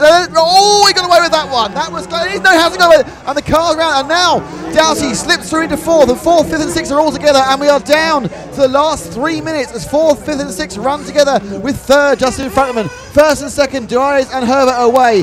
And they're coming now round with Navarro. There's more accidents on the mini camera. And there goes Navarro as he lands the lead. Doughty now suddenly has said thank you very much and picks it to 4th. 5th is car 3, 6th is car 4. No, car 3's been lapped, sorry. 5th is car 4, then car 9. And there they go. So that's the over the boulder. I think that's the battle for 3rd and 4th. 5th behind won't pick up a piece. Once again, let's move forward a car, move forward the 2 cars. There we go. Over the triple. That's 3rd and 4th, because what's going to happen now, if one of them makes a mistake, it'll let in the car behind. Well, car behind 2, because the car behind is a lap down. It's Sandberg in car 3, who falls over again on the logs. So now we do have the cars in order. But already across, and with less than 2 minutes to go, is Carlos de Reis and William Herbert. I'm waiting for Navarro and Doughty, who are 3rd and 4th, and there they go, and they're on a camera. Cross start finish as they begin without 2 laps to go. Then 4, and then 8, then 9, sorry. 4 and 9, Robin Cahalo. But the fact is, the lead that Doughty has is going to come up, I think it's about 3 seconds. It is indeed 3.2 seconds. He is leading in 4th and 5th. There's a bad landing there from Navarro, but he hasn't lost too much. He's 3rd and 4th, and we're watching them because they are the last of the bump ups from this to 1/8 A, and they'll be bumping up to quarter A. All right, dropping out of the problem is John Hazelwood in the car number 8. I think he's running, but he's having some problems. He missed a lap, so I think may have flamed. We go over mini camera, and we are 1 minute and 20 or so left. So they might get 2 laps, they might get a lap as they go through Reims. Long way away in the lead. It's Durares. He has a 8-second lead over, sorry, a 10-second lead over William Herbert. Navarro is a further 8 back. Doughty on his tail, and then there's 3.5 seconds between these 2 and the man in 5th, who is Tom Roban. So basically, don't hit each other, boys. Just carry on going, because you've got enough for cushion. But they're getting very close to our mini camera. This is when disaster's going to happen, and disaster has happened. But he's got away with it. But that was it. They didn't need to do that. As Doughty picks up 3rd, Navarro drops to 4th. Behind him, scenting blood with possibly a lap, possibly 2 to go, depending on when they hit the timing beam. I think it's going to be a lap. We'll have to find out. But this could be the last lap. Can 5th catch up 4th or 3rd? As they all tidy through. Doughty now, after being all in many positions, dropped into 3rd, 4th, 5th. And now it is the car of Navarro who is being hunted down by the 2 cars behind him, but they're fighting themselves, and that's going to cause a problem. If Navarro can keep it 4 wheels down to the ground, he's going to get that bump up to the 1/4 A final in about an hour's time. So we are waiting for the countdown to start. Car 2, Doughty gets another lap.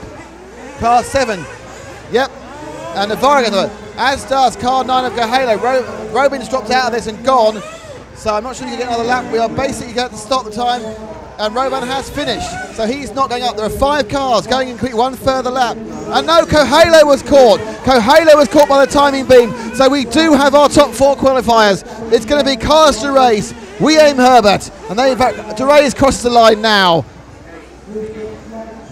Just caught by the time beam with Bruno Kohalo. It doesn't matter. Our top 4, we know. It is Carlos de Reis who wins. We Aim Herbert, who is second. In third, it should be Cristiati, and this doesn't matter. He's fighting through Navarro. It doesn't matter because he's been caught.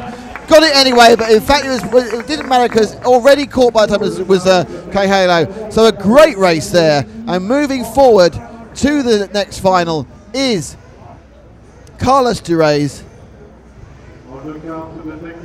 We Aim Herbert, Chris Doughty, and Albert Navarro.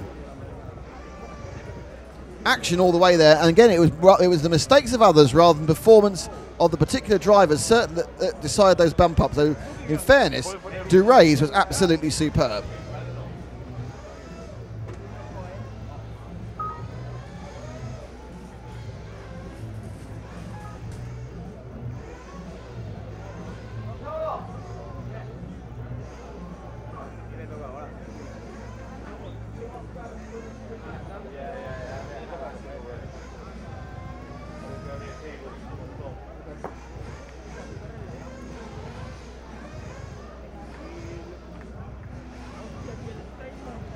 So we are about to get the 1/8B, and I've actually remembered to change the graphic as well, so that's my only job. My only job is changing the graphic. They don't let me do much, but that was certainly a much more interesting final than the previous one, and I'm having a little bit of a relax between these finals. They come thick and fast. We do promise to get the start of the next one, though. We're too busy talking to other members of the press corps to actually make the race has started. Phil's looking at me saying, "What, you missed the start?" Yeah, we were chatting to O'Sheen and we missed the start of the race, Phil. Anyway, what is going on? As I'm having slight technical problem with my box at the moment.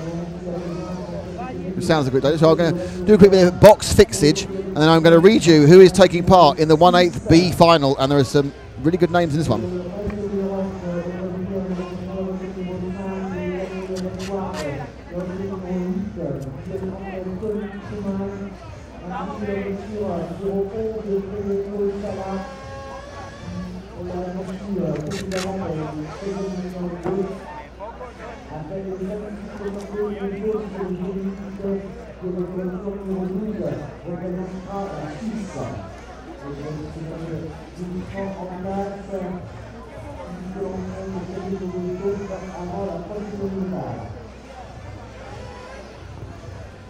Table time, we believe.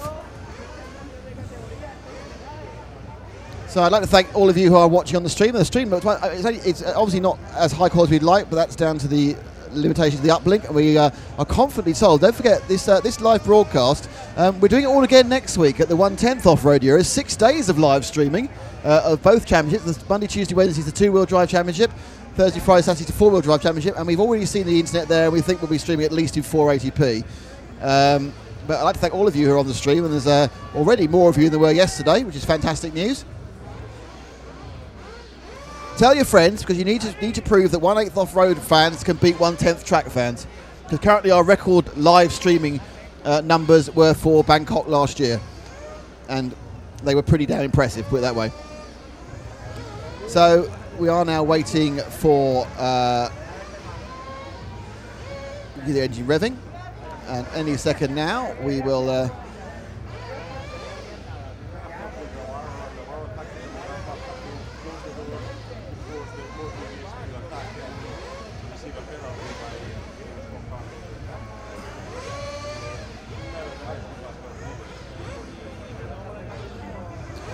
So interestingly, on the last lap, there was almost controversy, but luckily the guy who was wronged on the last lap had already finished his race, so he couldn't be wronged. In that last one, we were telling you about the Navarro incident. I can't remember who it was now, but I've already forgotten that race because there's no one to come.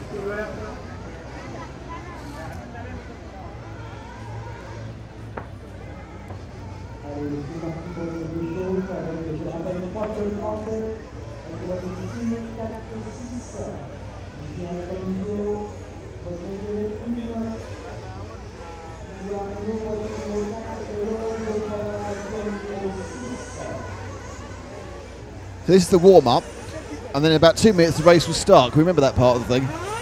There will be a race starting. That's the Jeremy Petit fan club has turned up again. They've got their man through the final, and that's a very good point actually. I haven't actually shown you or talked you through who's in this, which is of course the 1/8 B final.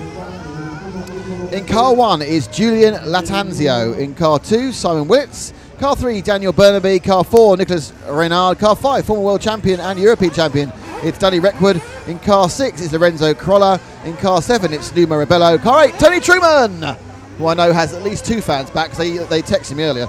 Ari Hyvönen is the first to bump up.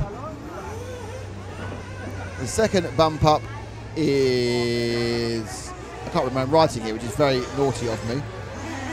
Third bump up was Federico Sala, and then it is Jeremy Petit who made the final for the bump up. So once the timing screen changes, I'll give you the car 10. I've got a very high. I haven't got a very high resolution pen, and I've got some very unpleasant paper.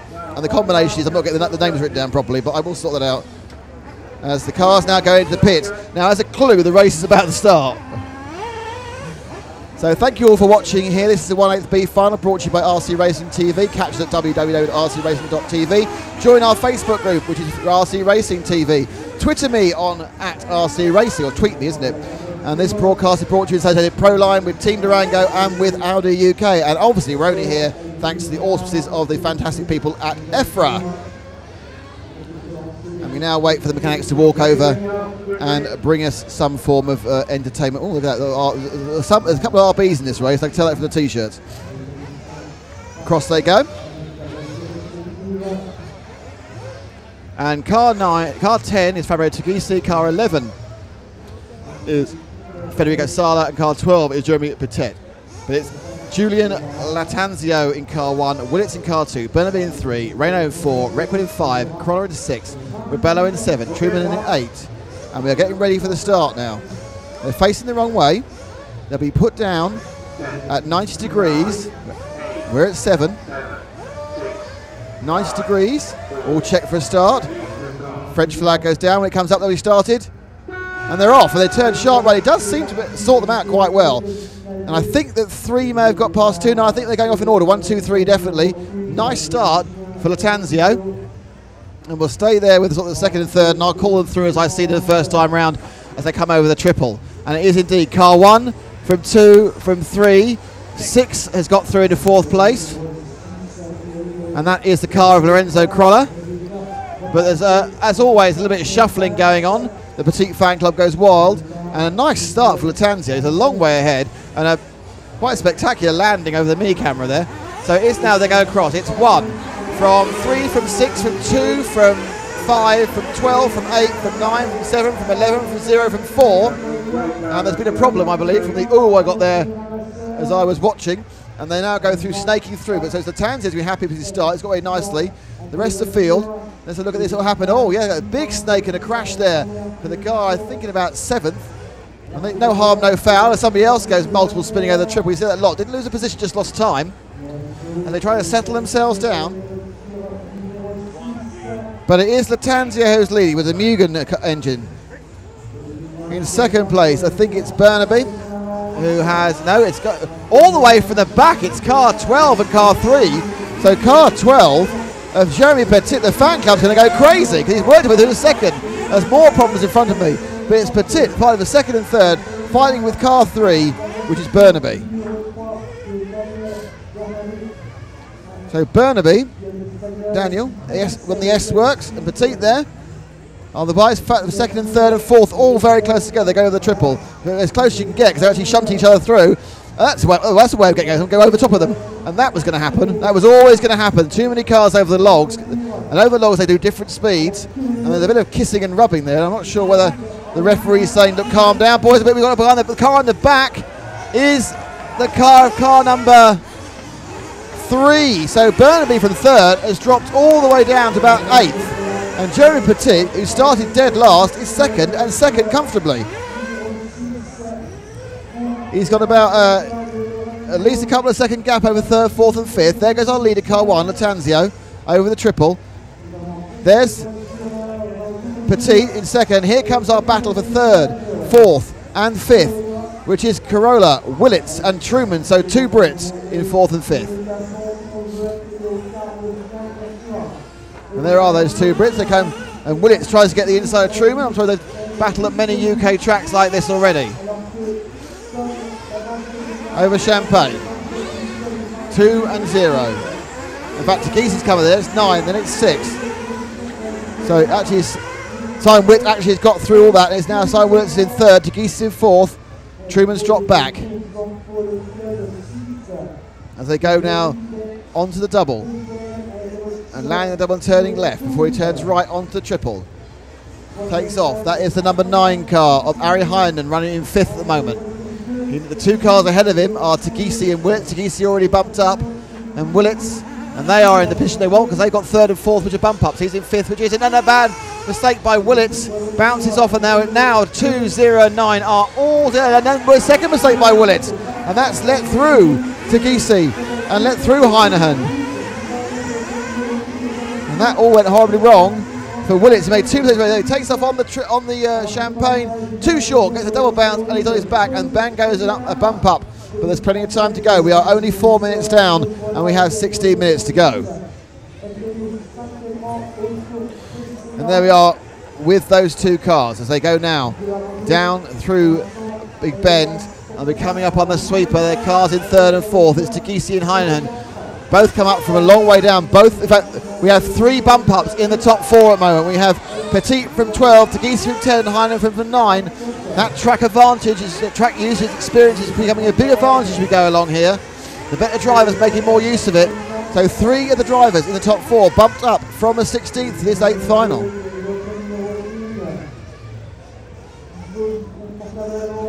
Four cars now together. They sweep through and down over the triple, and that is the car, and I think those are the cars of 4th, 5th, 6th, 7th and 8th. So these cars waiting for a mistake by somebody and not a mistake by themselves as they go through, and that is Willits, Corolla, Truman and Burnaby. And there's all heck's breaking loose there again on the logs.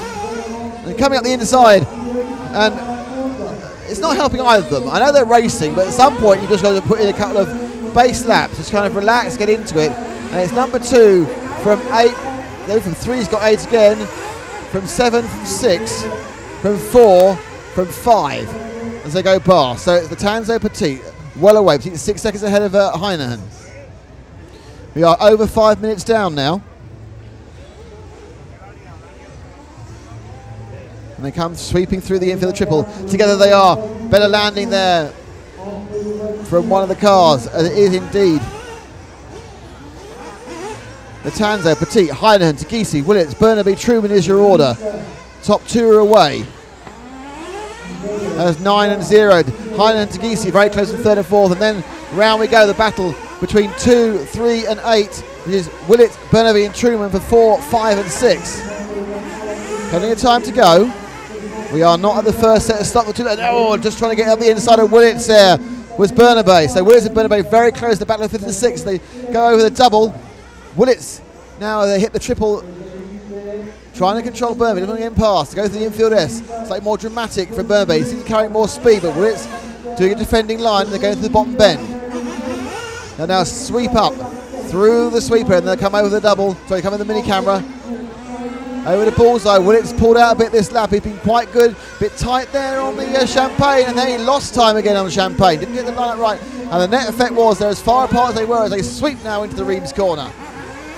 Burnaby had a double break there because he's getting too close to Willits. Now they're going through the boulders, both taking the same line. Top corner, and then the double before the small jump, before they do a left and right. A waft of chalk flies in from our press room. And Paul waves his hands so he can still. And then Willits goes wide, so he's going to lose finish. They're battling for it, and then Burnaby gets through as Willits got a bit of a tank slapper on. We are now getting close to pit stop time for the 2 stoppers. 7 minutes down, 13 to go. This is the battle for 5 and 6. First go home spot. We've seen people bump up, push up from that, and all the time they're fighting. And then goes Burnaby for an early stop. So he's 2 stopping, and out of the pits comes someone who stopped as well, who'll be ahead of them, which will be one of the bump up guys. Not sure who it is.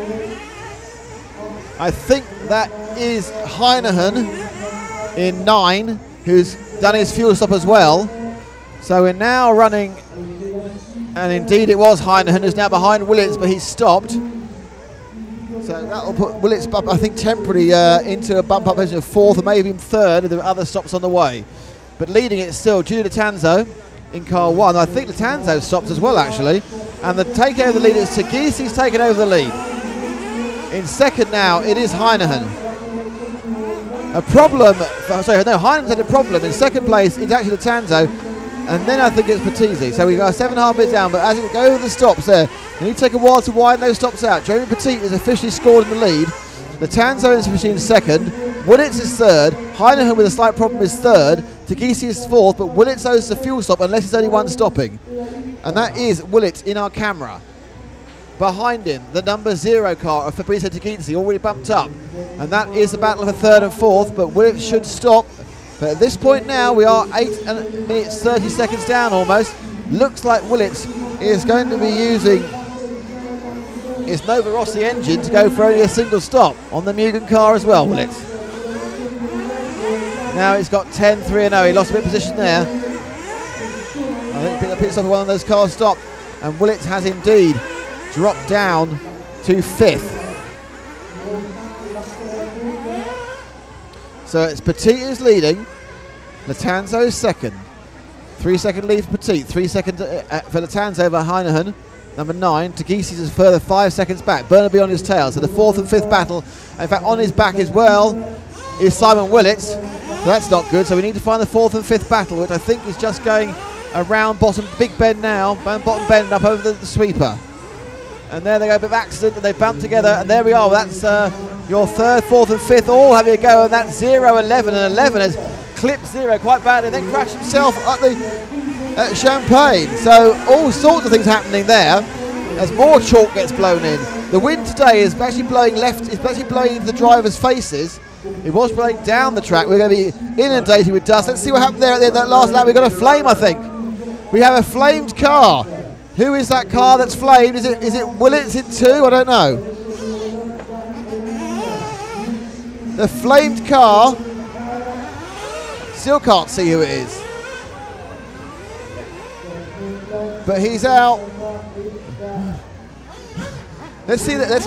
Matt's going to get the flamed car as we try and find out who's next going round. Is that car 7? It is car 7. So Nuno Rebello flamed from 5th place. Let's see a replay of the problem earlier on that last lap. In they go. This is the 3rd, 4th and 5th. That's Tagisi clipping car 0 of that's Tagisi of car 0 being clipped by car 11, and he's now whipped about, and it's all gone horribly wrong after marshalling. And we're back live now, and we're now looking, I think, as they come through over. Oh, difficult landing there for 3, and that's Burnaby, and he comes down ahead of car 7, who's flamed and is out of this whole thing, so that's not particularly important, but it's Burnaby in 4th, Willits in 5th, a long way behind Burnaby at the moment. 5 and 0 and 6 having a ridiculous argument as they go around the bottom bend. Let's try and pick those 4 battling cars up at Reims corner. There they go. Those cars are car 4, car 6, including Daniel Reckwood now moves into 6th place, the former world champion. But leading, it's Petit. He's got a lead of 3 seconds from Latanzo. We've got more problems over the triple, as the people really just aren't taking this very well at all. Lots of bouncing, lots of problems. They battle amongst themselves, but all that is letting the leaders get away. It's Jeremy Petit leading in car 12, Julian Latanzo 2nd in car 1, Ari Heinen 3rd in car 9, Daniel Burnaby 4th in car 3, and then a 6-second gap to Simon Willits, who is in car 5 and not bumping up. But there are fuel stops to come for all the drivers, and my guess is Willits might not have to make them, and some of the others do. So Burnaby back in play, Latanzo back in play, but Jeremy Petit from the back of the grid is going to make his fan club beyond ecstatic by looking good for a double bump up. He's leading by 2.5 seconds. And we are now 8 minutes to go, 12 minutes down. They're streaking round bottom bend. And now up onto the sweeper, it's Heinehan, the man running 3rd in the number 9 car. No, it's number 6 car. It's 9 ahead of him. 8 and 6 we're looking at. So 8 and 6 is Truman and Corolla, and they are in 6th and 7th place. So it's Tony Truman leading Lorenzo Corolla. Both of them really just doing laps now because they need other people to make mistakes, so they're going to catch up and get a bump up position. Corolla looking racy, wants to get past Truman, they go the double. And in fact Truman's made a mistake, and that'll put Corolla ahead of him. And Truman's got a problem, I think. Yep. That looks like it for Truman. A braking or engine issue, and that's Truman out of the race. That's 2 people we won't be seeing going through, Truman and Rebella Nuena. So now let's see if we can pick our leader, car 12. Jeremy Petit, he's led for virtually the whole race from the back of the grid.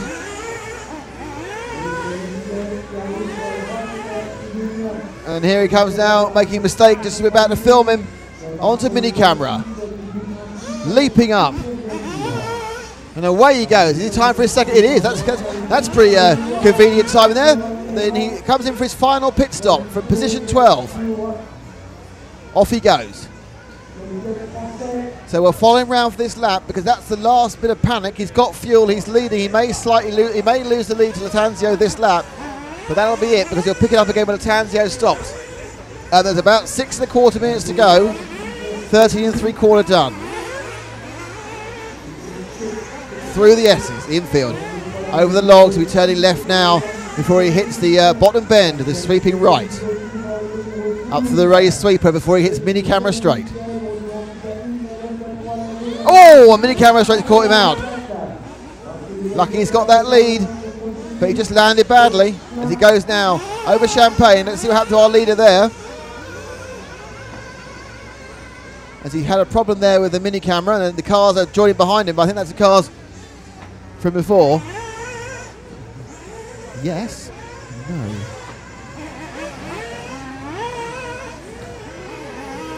So these 3 cars now, I believe, if Petit makes another mistake, I think he may have lost the lead. I think this is first, second and third. First is first and second.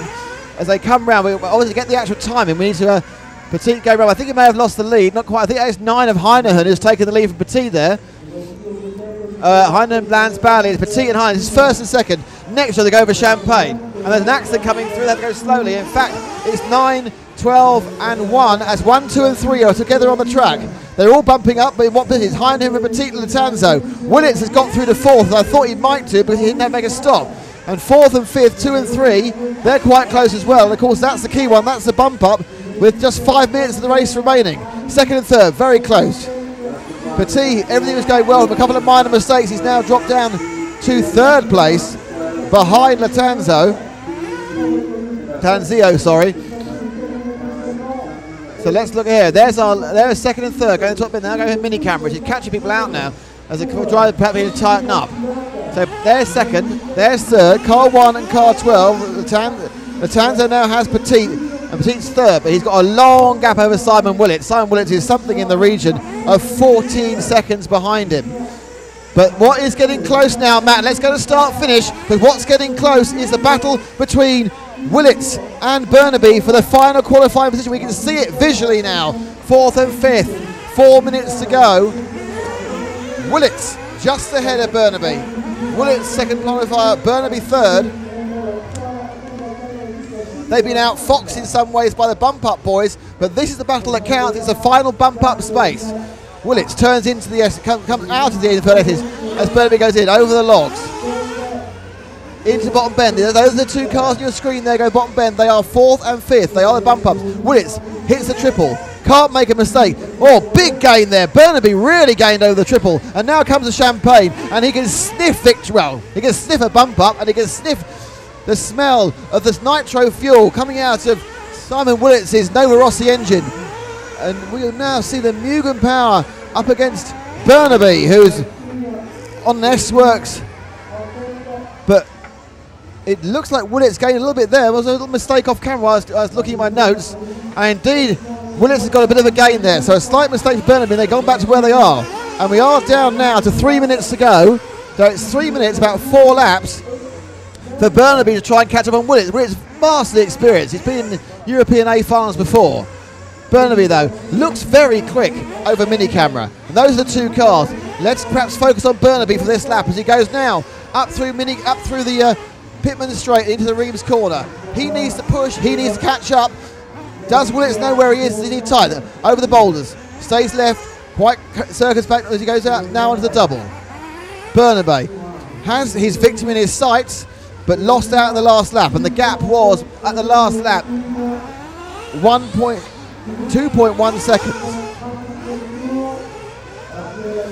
Now you see on the distance, you saw Willits going round. This is where he's been quick though, over mini camera, and he looks quick again. He's got a good line through mini camera, and I'm sure he's closer than he was.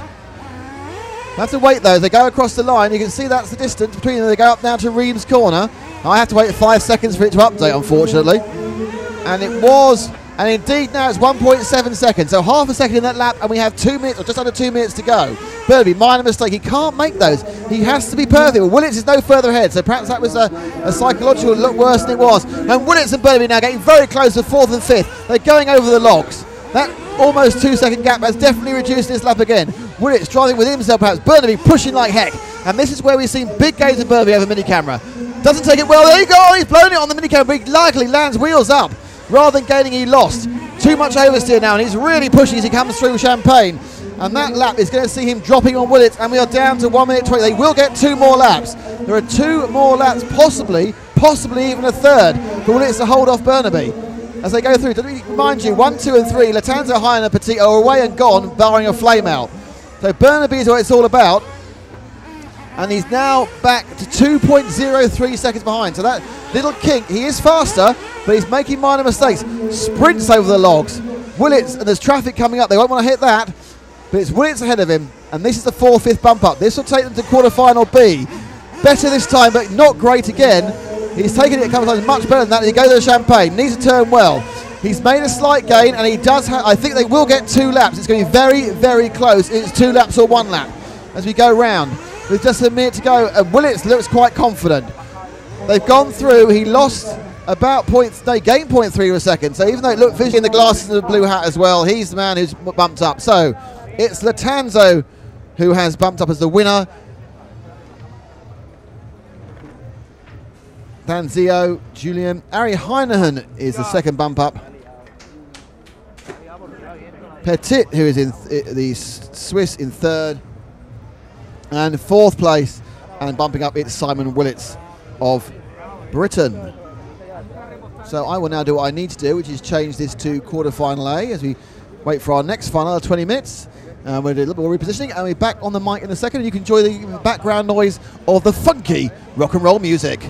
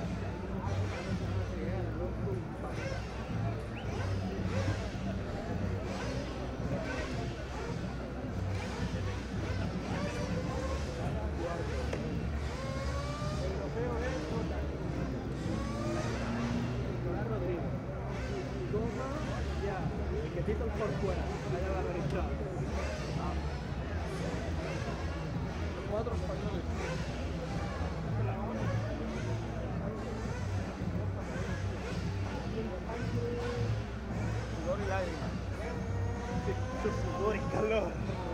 Sangre, sudor y lágrimas. Ha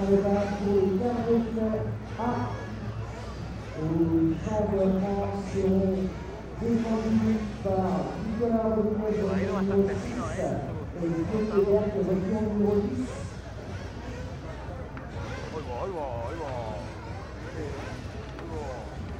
un poco descompensado, ¿no?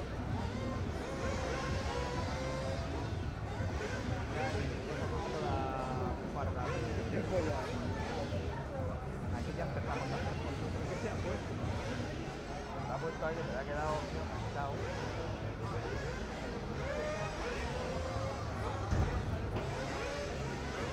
Este tiene echando la polla, ¿no?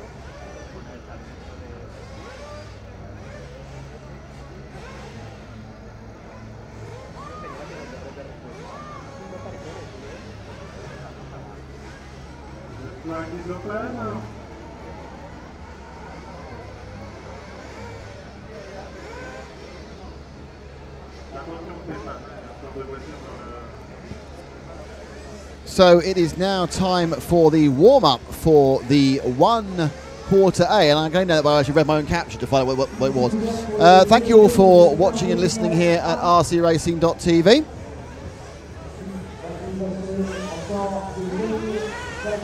I'd like to thank Matt McHale on the camera. I'd like to thank Paul Bateman on the cutting device. What's it called? Editor. I'd also obviously like to thank our sponsors, who the reason we're here, and that's Proline, Team Durango down in the UK, and obviously also EFRA. And we'd like you to interact. You can interact either directly on the YouTube page, send us your comments, or you can chat about us on our RC Racing TV Facebook page, or you can tweet me directly on @RC Racing. Or we very much like you to go and visit our new, improved, and possibly the most interesting RC website ever, www.rcracing.tv. And I say it's interesting because it actually allows you to choose your news. It'd be great the BBC let you do that. So we choose our news, which apparently is entirely an original piece of thought by Matt and not copied from anywhere.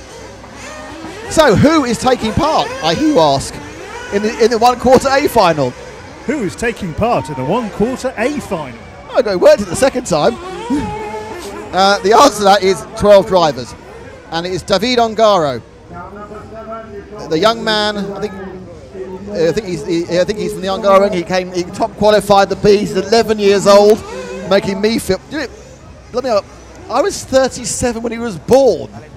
Anyway, back to the story again. Thank you. Andreas Marcolino is in car 2. In car 3 is Alex Zanchetin. Oscar Baldo, one of the 142 Baldos in this event, is in 4th. Marco Barufalo, the B champion, is in 5. Nicolas Rodriguez in 6. Borja Hernandez in 7. Jonathan Macro is in 8th. Carlos Durara is in 8th. Guillaume Herbert is in 9th. These, of course, the 8th, 9th and 10th are the bump-ups. Chris Doughty is in 11th, and it is Albert Navarro who is in 12th. And this is not good. And I'm saying not good because while they're walking out, I'm sure we will be able to get the start of this race. The timing screen is not showing me anything at all. Oh, it's there. Whew. All that time is finishing. I've had apoplexy at that time. It's always worrying me.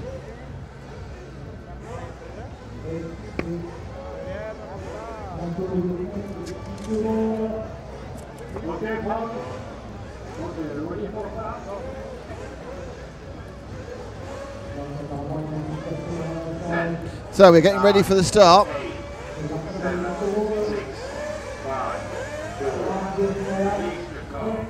Off we go, ready to go. And they're away. Slightly hesitant from the leader, and he's lost the lead because of that. So it's not. I think it's 2 from 1 as we go around the first corner. And that will be Marcello from Ongaro. And maybe Stan. No, he got away in the end. So the one did get through after that Meadows. It's 1 from 3 from 2. 2 facing the wrong way. It's not a good idea. And it's David Ongaro. The young Italian is away.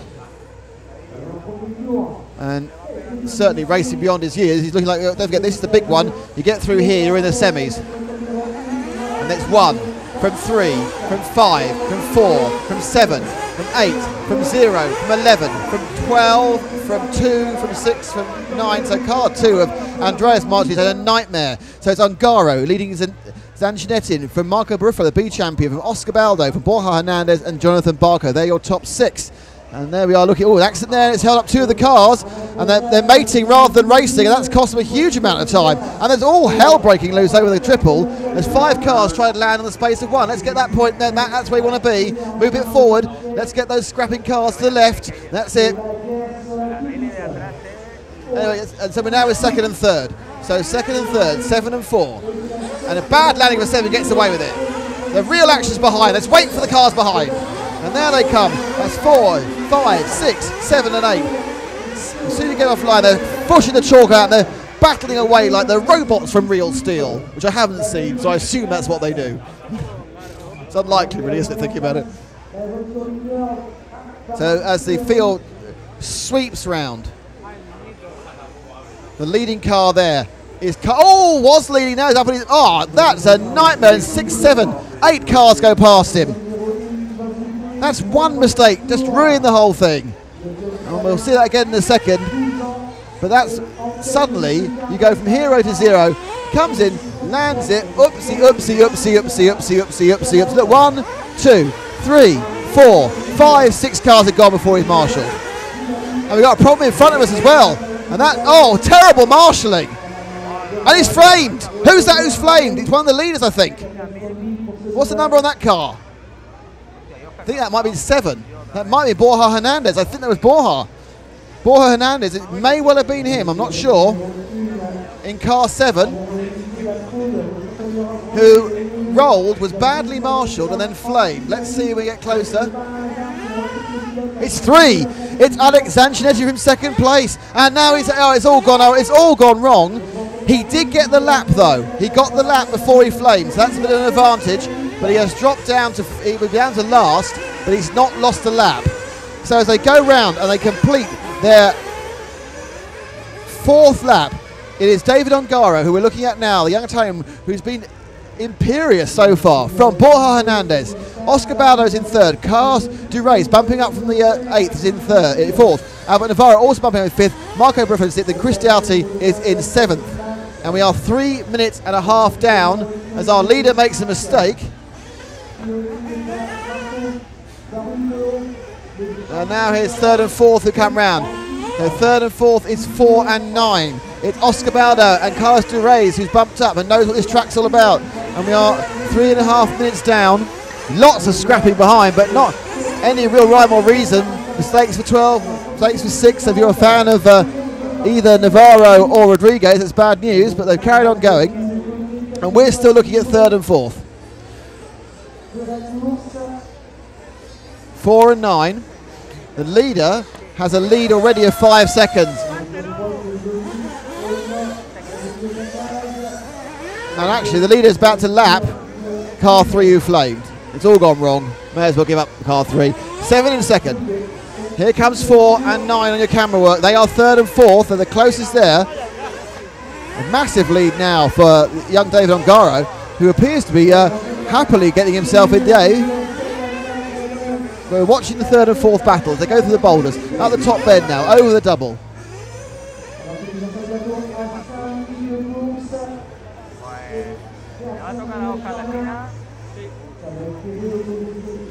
And they're over the double.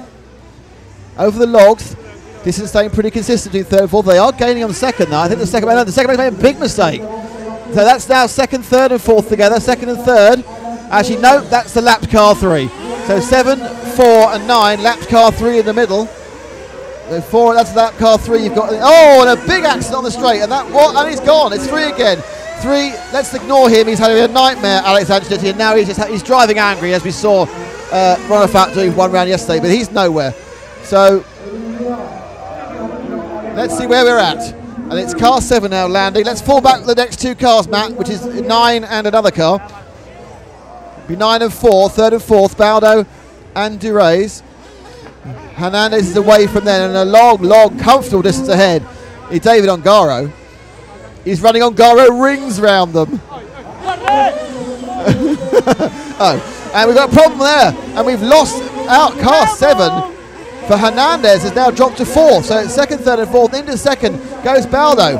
3rd is Durays and 4th is Hernandez. So with 5th behind him now is Albert Navarro up from 12th. And Navarro just 3 seconds off the bump up slot. With obviously pit stops to come, either 2 or 1 depending on your fuel consumption. We are now just 6 minutes down, 14 minutes to go in the quarterfinals of the quarterfinal A of the European Championships from EFRA, brought to you from the Reims EMC Club. I'm Nick Damon. We are RC Racing TV. We are in association with Proline. We're in association with Team Durango, and we're in association with Audi UK. Anyway, back to the action. And Ongaro now has a lead of about an hour and a half.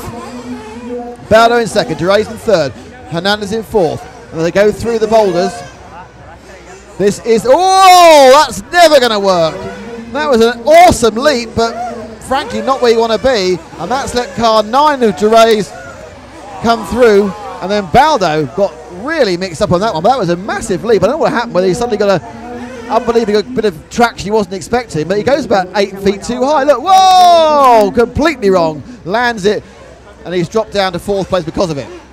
There's 9. There's 4. Rolling against a 4 and 7 right next to each other, and that is Baldo and Hernandez, who are currently battling over 3rd and 4th place. And we got to stop there. I didn't see that was 4 or 7 who pulled in, but he's out anyway. So that's his first stop at 7 minutes, 7:20 as you expect. 7.5 down. Some more to go.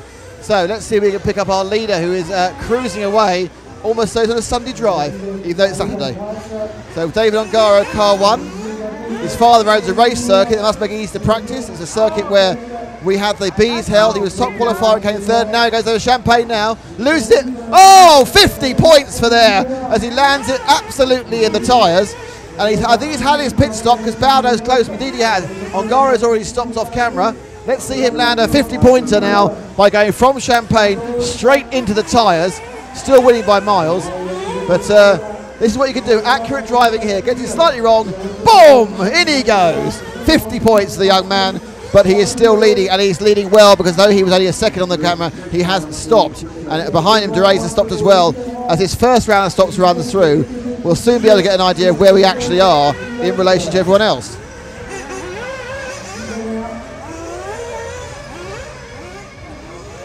The wind picks up, begins to blow my papers away and cover Paul in chalk dust. Blows in our faces. And round the Reims corner goes our leader. But we now need to see the battles, and the battles are hard to see, but I think number 4 and number 12, yeah, Navarro's picked up well. And they're about to go round Reims corner now, 4 and 12, round the Reims corner, now in through the stock, up through the boulders. That's 4 ahead from 12, and they are actually now running in 3rd and 4th. Hernandez a bit back, but I think there's some fuel strategy playing out here. Hernandez dropped down, and I think a couple of these guys are doing 1 stops. Whereas Hernandez, I think, they're something twice.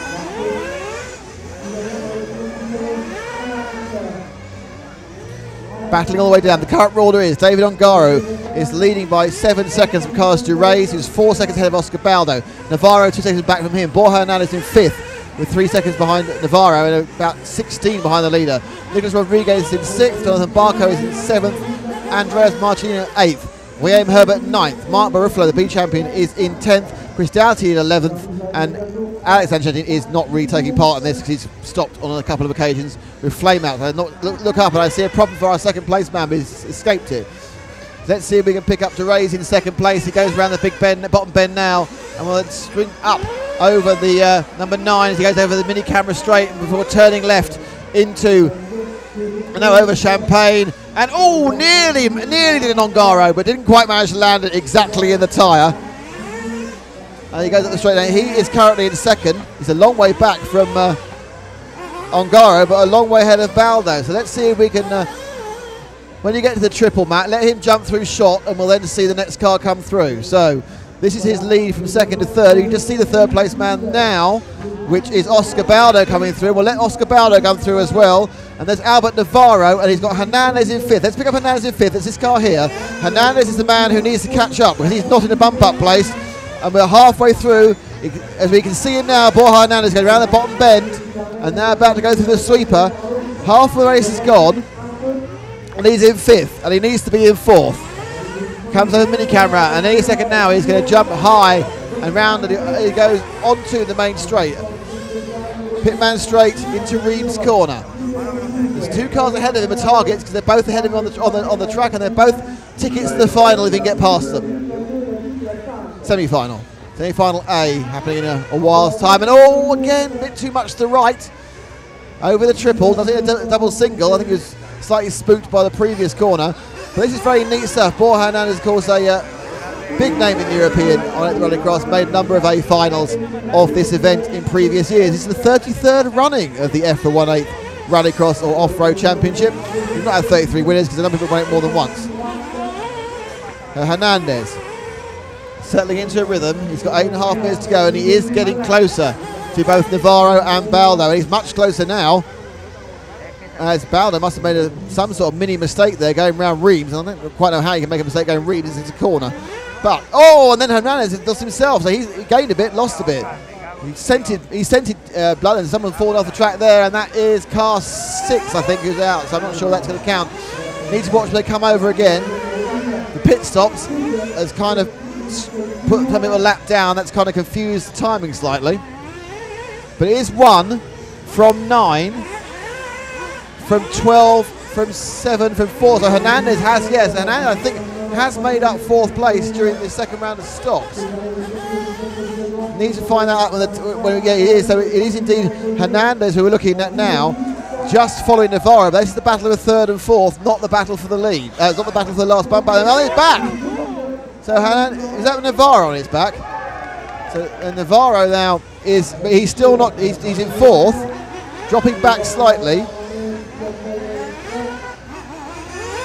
5th and 6th nowhere now. Let's see what happened there. Navarro comes over the double.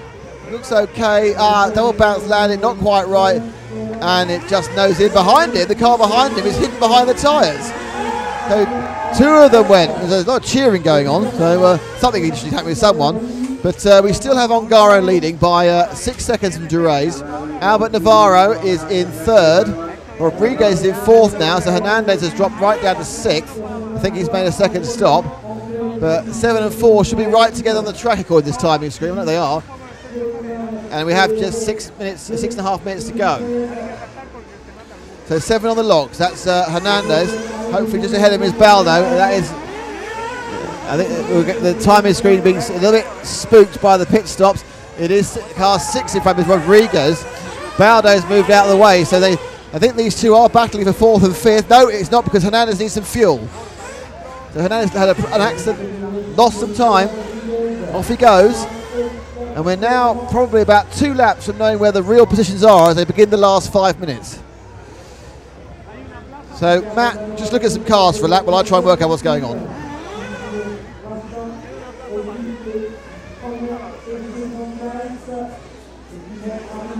Oh, and there's an accident of Hernandez. Hernandez already away back. I think that's beginning to look like he's not going to make it. Fuel stop and a problem. Car 7 had trouble making it. Car 1 had a problem with the fuel stop. So temporary, Carlos Durays has taken over the lead because he's not made a pit stop, and David has.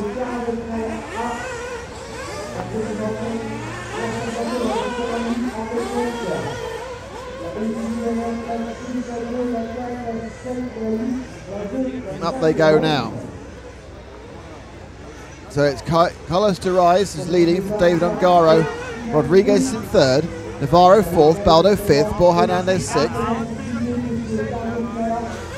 And our leader now goes over the timing loop. I think I'll see him in the lead.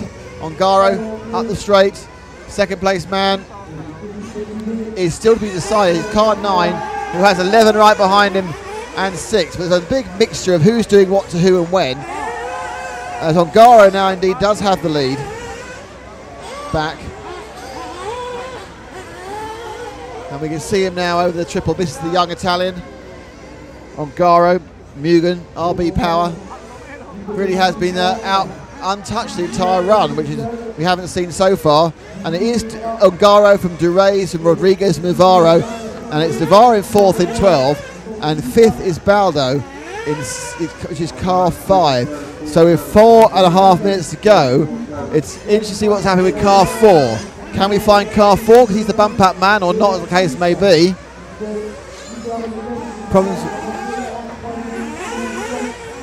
Car 4 now starting the lap, and the car ahead of him is 6. I think there's been another run around in that because car 6 ahead of him. I think 6 had a problem, which is Navarro, and indeed it has the Navarro and Baldo. Those two cars are battling for the final bump up as they now come over the double and land and go down, and it's the second two cars there. So it's 6 and 4 and 12. That is actually now 3rd, 4th and 5th together. It's Navarro, Rodriguez and Baldo, 3rd, 4th and 5th together. 3rd and 4th going around the bottom bend. There is 5th. So with 3rd and 4th, if Baldo could join them, that'll be 3rd, 4th and 5th, and that'll be and way off goes, and now it's a change of position. So Baldo has picked up car 12 and Navarro drops to 5th. So we need to see what he's doing. And there we are. As they go up the straight, 3rd, 4th and 5th round the corner. And now over Polders at the bottom bend. This is the battle. So here it is. Navarro suddenly drops down to 5th from 3rd. And 5th is nowhere. And he needs to catch up. So it's car 12 going through the S. That's who we need to be with. He goes over the logs. That's the 3rd car, and he needs to catch up the 2 ahead of him because they're after the bump up. And we're down to 3 minutes and 10 seconds to go here. As they begin the double with the mini cameras, he's done it again, and that is at Navarro gone. He didn't lose too much time, but he's just not getting this triple right. It's the second in a row he's had a problem with. 8 is catching up. Barco, who's actually now in 5th position. Let's see that problem again. As he spun over, bang. Second one wasn't lined up properly. Luckily, only wheels up. The pressure of this actual final racing is producing unexpected mistakes in a number of the drivers. So he now comes over the triple and goes through the S's. He's got his target, and he has 2 minutes and a half to patch him. Is either Oscar Baldo or Nicolas Rodriguez in 3rd and 4th, as Albert Navarro needs to catch up. At the moment, he's not where he wants to be. Well, there's a problem with one of the cars in the interim, as car 6 comes off. Car 12 and car 4 had an accident, so car 4's now dropped back. So it's car 4, the second car there, who I think is Oscar Baldo, who has dropped down to 5th, and Navarro has inherited 4th. So it's 4th and 5th, but it's now Navarro from Baldo. Indeed it is, and so Navarro did nothing, and someone else crashed, and we sit at 4 and picked up 4. So 4th and 5th are on your screen. This is the key thing, it's the bump up. We've got 1 minute and 45 to go or so. So it's 2 and a bit laps. They'll finish this one and 2 more, I would think. I mean, maybe this one and 1 more. As they come round now over mini camera, which they've all been cocking up, and they do again, and Navarro loses the position just by going slowly over mini camera. And suddenly, back goes 4 into 4th place. There's 12 minutes, 4th, 5th and 6th, running down the straight together. And we are down to 1 minute and 30. They should get 2 more laps. There's 2 more laps of this action. Oh, he's rolled. So Navarro's gone. Let's move forward to 2 cars in front, Matt, because that's now 4th and 5th. That's Baldo and Barco. Can't say that fast, that's for sure. So Baldo and Barco pick up 4th and 5th. Barco now, the second car, the chasing car. We want the second car, the chasing car, over the logs. Into bottom bend. And he's in 5th. And Navarro, who was in 3rd, suddenly makes 2 mistakes, is nowhere. Barco nicely over the second part of mini camera. Picks up now into the run that is the pitman straight. Away he goes. But he has to pick up Barco, because Barco's still on Garo, miles ahead, don't worry about him. Durays miles in 2nd place. Rodriguez now quite comfortably in 3rd in car 6, and this is 4th and 5th on your screen. Baldo and Barco. So Barco, the second gun, that's him gone. So, that was very lucky where he landed there, but with just the last lap, there'll be 1 more lap, but they should get 1 more lap. It's going to be tight, whether they get the lap or not. But Ongaro already there. Brilliant performance. As these 2 go to a mini camera, car 4 will get another lap, as will car 8, but car 8's had an awful last lap of Barco. Barco may have just been caught then. May just have been caught. We'll find out in a second.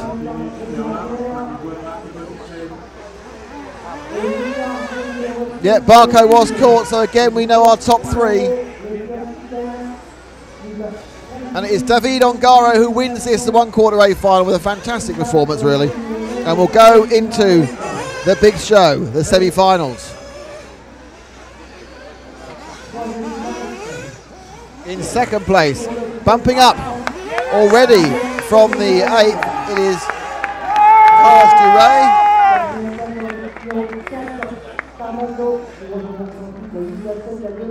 In third, it is Nicolas Rodriguez.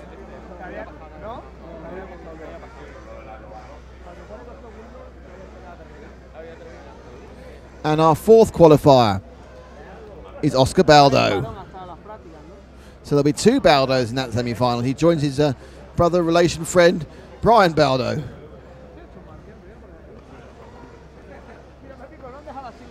So, another bit of cracking action there. We now have a chance of a rest and a bit of quiet time as we wait for the 1/4 B final to start. And Nick remembers again to change the graphic. I'll probably forget for the main final now. So with the weather not getting quite as hot as we've seen, it's a cooling breeze. Unfortunately, the cooling breeze is blowing in our faces, and with it, it's blowing in a selection of dust. Well, it's not a selection, it's just chalk dust, in fairness. I have written down the bump up. I'm being heckled now by the cameraman, by Matt. I have written the bump ups down, and I can read some of them. The French PA man has gone a little bit crazy. I'm not quite sure why. It's a very good crowd watching. A lot of them are racers, but there are members of the public here as well. As the cars rev up, and I'm going to go and do some more housekeeping. I'll be back on air in a second.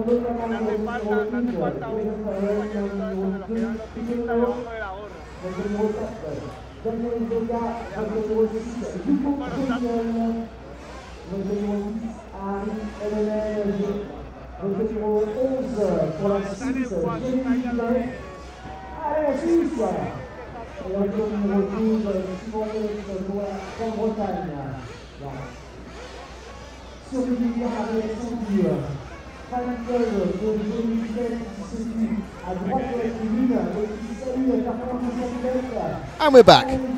How exciting. So, we are getting ready now for the 1/4 B final. Who's in the 1/4 B final, I hear you ask? Who's in the 1/4 B final? Yeah, it's not so funny when you get it right. Well, the answer, young friend, are the following drivers. And we have in number 1, it's Joseph Quagreen, JQ himself. In car 2, Timo Leino. In car 3, it's Romain Walter. In car 4, Danny Vega. In car 5, Edouard Hugon. In car 6, Hupo Honegel. In car 7, Tony Robin. In car 8, it's Ryan Medjalubi. And the bump-ups were, of course, included Latanzio, Heinehan, Petit, and he'll have his fan club back, and Simon Willits. So some big names here. JQ, that's a big name. It's quite long. Obviously, has an interesting haircut. And he will be in car 1.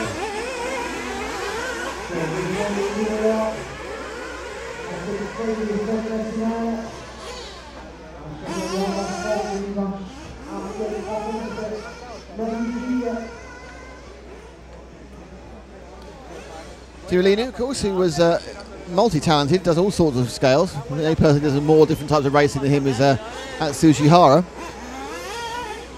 So Linu, of course, who we were watching our previous live stream from Bangkok all those months ago, was the top qualifier at the 1/10th IC World Championships.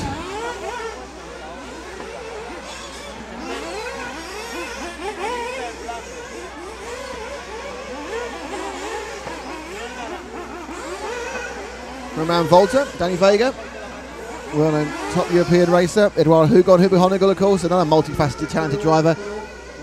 He'll be competing hard at Valladolid next week from Monday till Saturday when we have live streaming of the EFRA European 1/10th Off-Road Championship.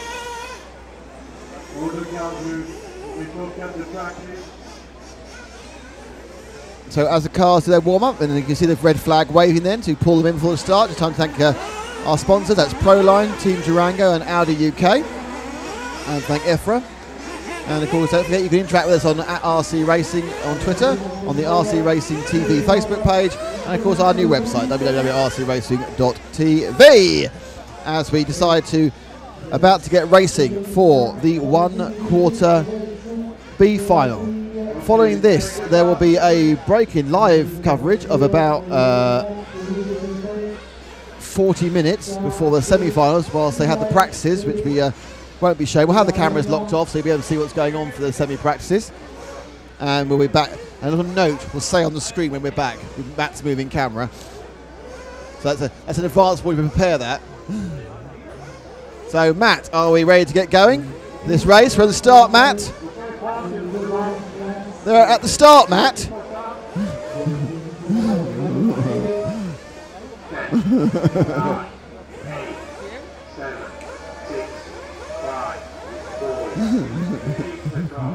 Cars go down at right angles, and they're away. Carnage behind there at the start. So 2 or 3 cars didn't go particularly well. Not sure where they were as they come round, but I'll be able to talk them through. So if somebody like 4th, 5th or 6th had a problem. So as they go over, it's JQ leading. In second, it's Timo Leino.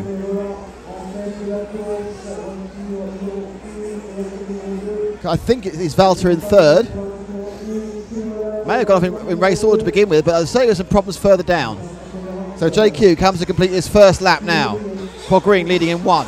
Car 2 is second. Car 3 is indeed third. Then it's car 7, car 4 and car 9. Then 12, then 6, then 11, then 0. And Jeremy Petit, then 8, and then 5. So let's see. And they all sprint round, having finished that first lap. And the running order at the moment is Quagreen from Linu, from Walter, from Tony Robin, from Danny Vega, Junior Tanzio, Simon Willis, Hupo Honegel, and Jerry Petit. So my guess it was Honegel who had that problem early on. I don't know where Hugo's last. So it was I think 5 and 6 came together and did neither of them any good. Oh, big accident for the second place man there. So we had a problem indeed almost immediately for Linu. Let's see that one again. What happened to him on the corner as they settled down? That's cost him a few spaces. So Linu landed badly. Come to the second car there. Look, And just didn't quite end up in the tyre, didn't get the full pointage, and dropped back up position. He dropped back down to 5th place. So it's Green leading. Let's drop back though. He's leading on his own, which is. Let's drop back to the battle, just coming over the triple now. That's the one, moving through the S's. And that is the battle, I think, is indeed for 4th, 5th, 6th and 7th. As JQ leads the race away as he has for the moment going. We are now 2 minutes down. In second now, it is car number 4 of Danny Vega. Then car number 3 of Roman Volta, the gaggle of cars. 12, 7, 9, 2, which is Willits, Latanzo. So Willits, Robin, Latanzo and Lino all battling for the last bump up spot. And they go over the boulders, different routes, coming around the top corner to double. So slightly ahead in third, it's car 3 of Volta, then 4th and 5th, 12 and 7. Willits and Robin are neck and neck. Willits, of course, bumped up from the previous 1/8 final. And in fairness, he didn't look brilliant in that final, so he's found some extra pace here. As a problem for car 4, Vega makes a mistake, as does Volta, and so it's good news for JQ, because behind him, they're all having a nightmare. We've now got 4, 12 and 7 going on the straight, and that is 2nd, 3rd and 4th. And there's 3 cars in 4th, 5th and 6th, 5th and 7th, so that's the 2nd, 3rd and 4th battle. As Vega, after the mistake, tries to recover with Willits and Robin. So Vega, Willits, Robin, 2nd, 3rd, 4th. 3 minutes down, 17 to go. Over the triple, and just coming up with the inside of Willits there, and he just jumps back again. So Volta trying to get inside, was ahead momentarily, and Willits now sprints up over the log. Currently looking for a double bump up for the semi-final.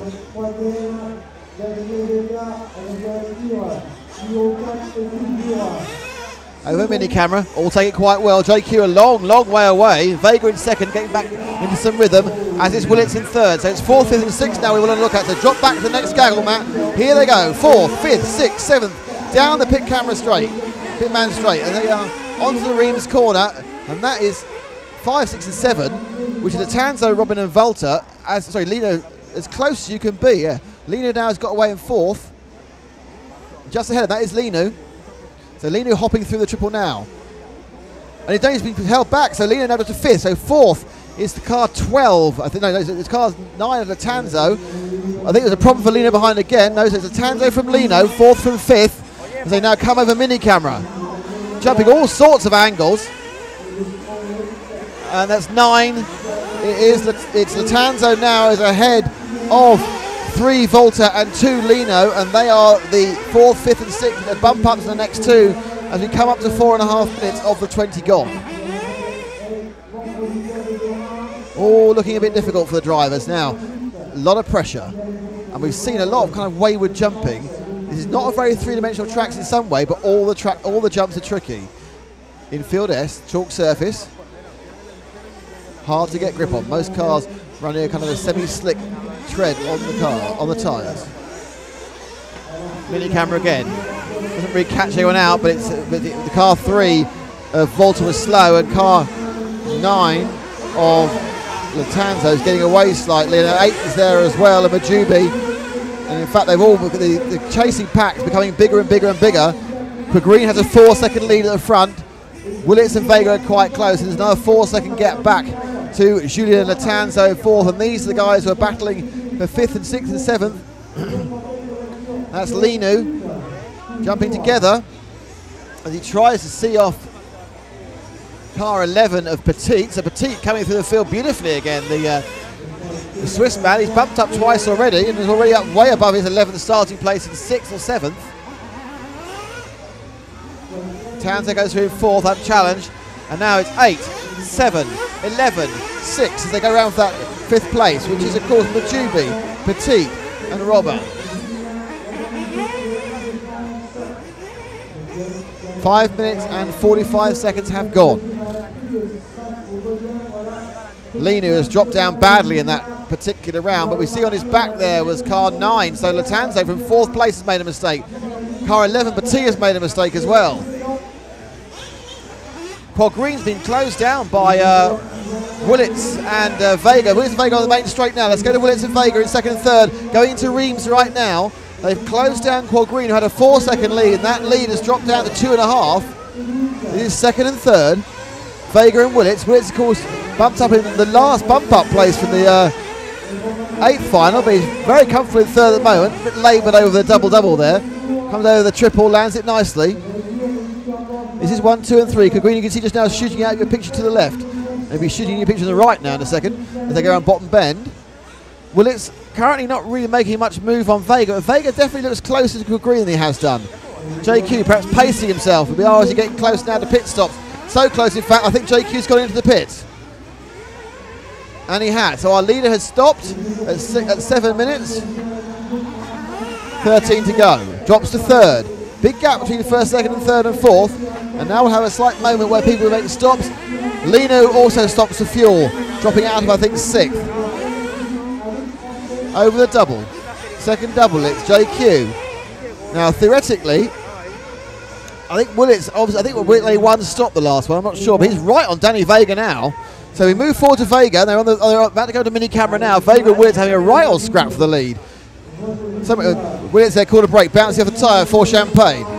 Brown Vein shadow hairpin, and I think neither are taking. Oh, Willits is taking fuel, so Willits did 2 stop. So when Willits comes out, that's JQ going past, so Willits drops to third. So can Vega do it on 1 stop? Does he even want to is the question. So Danny Vega, let's see if we find our leader. He'll be probably just over the double now. There he goes on the triple. That's Vega, our leader, onto the infield S. There he is, car 4. Moving around onto bottom bend. We are now 8 minutes gone. Will Vega coming to stop this time, or is he 1 stop? In which case he has a massive lead because he has a genuine lead of about 7 seconds. Vega, no, carries on. So it is interesting. Will Vega 1 stop this? 8:20 gone. He could run to 9 minutes. There's not an awful lot of point. At this point, you kind of think that Vega and his Reds engine are looking to run just a single stop race in the 20 minutes. Finals are 45 minutes and the semi-finals are 20 minutes. So if he can single stop it, it's going to give him a nice, about 5 or 6 second gain. A bit more, about 8 seconds, I think, for a stop.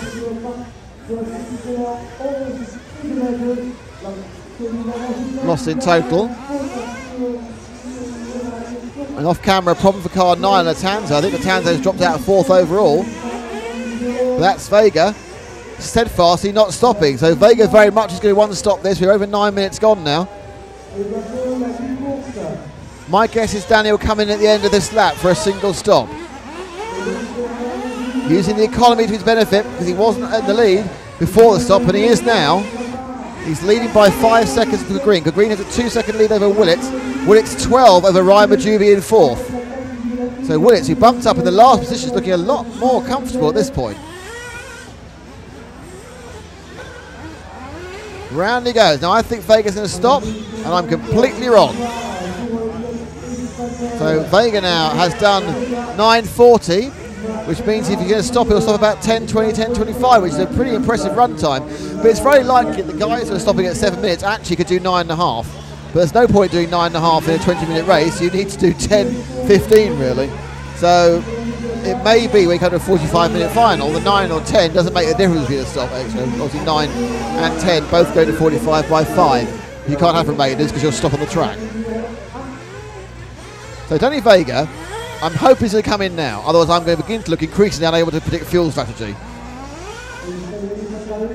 And indeed he does. So Vega makes his single stop at about 10:30. This will put JQ in the lead temporarily, and indeed JQ is leading. Doesn't put Willits in the second. Now there's Willits in second place. But Willits has to stop, and Vega doesn't. So Vega has a net lead at the moment because he's not that far behind JQ, and JQ will stop with fuel again in about half a second. Let's see if there are any battles further down. Indeed, let's see if we can find car number 8 of Ryan Majubi and car number 10 of Ari Heinen, because they're fighting for the last bump-up slot. 8 and 10. Probably somewhere like the boulders now, I think. Oh, is that 8 and 10 going over the triple now? It is. So they're going to the infield. They're in the infield S's, man. They're now going over the logs, 8 and 10. The logs. And now to the bottom bend. And there we are. Coming the sweeper. Mini camera straight. This is the battle for the final bump-up state. Car 8 of Ryan Majubi and car 10 of Ari Heinen. Heinen's already bumped up a couple of times. And he's right on the tail of Majubi now. As they go into Reims. They both have to stop again. 8.5 minutes or so to go. Ooh, 2 wheels up. Heinonen looks for a safe way through. Remember, if you push your way through, you'll get called by the stewards and stop go. You'll lose a lot more than you gain. And they both jump and land in harmony. But still, it is 0 from 8. And Heinonen has managed to jump over the car of Majubi. So that position there changed the air. And now it's Majubi's turn to chase Heinonen. It is often much easier to be the chaser than the chasee. So Majubi going a bit wide there. And Heinonen, great lap for Heinonen. He picks up 4th, and Majubi gets a bit flat-footed as he comes around the Vane shadow. So it's now stick with Majubi as he goes through Reims. It's his job now to try and catch up Heinonen. As he goes through the boulders, Heinenen's about a second on him, and then swings through onto the entrance of the double. And there he goes.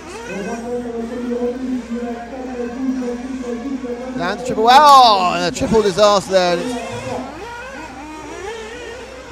And that just puts the distance now, which Heinonen has over him even more. And it's Heinenen's really been a birthday present the last couple of laps. 2 bad laps for Majubi. We're now coming up to 12.5 minutes, so people will be thinking quite soon, and they hit the minute 13 of making their second stops. So much so that Heinonen has made his second stop. So Heinonen, I think he made his second. Yes, he did. There he goes, leaving now. That's Heinonen. So temporarily he'll drop out of his 4th place. Now I don't know if anyone further down only made 1 stop. Be interested to know that. But temporarily, lying on his back is, which car was that? Was that Majubi or was that Heinonen? That was car 8. So Majubi is even further back now. So that's him out of condition really now, because Heinenen's got a pit stop in hand. So the top 4 are making a real definite break from the remaining 8. With about 6 minutes to go. Let's go and see me pick up JQ. JQ and Vega are very, very close. They go now onto bottom bend. JQ leading, but he's got a stop to make, and Vega hasn't. So we would probably going to see JQ peeling off this lap or the next lap for his second stop. He'll stay in second. Willett's a long way behind, and indeed JQ does peel off. Vega doesn't need to make a stop. So let's follow JQ out. JQ Quad Green driving a JQ, the car, and a JQ engine. Currently though, Danny Vega, with his greater fuel efficiency, has trumped him.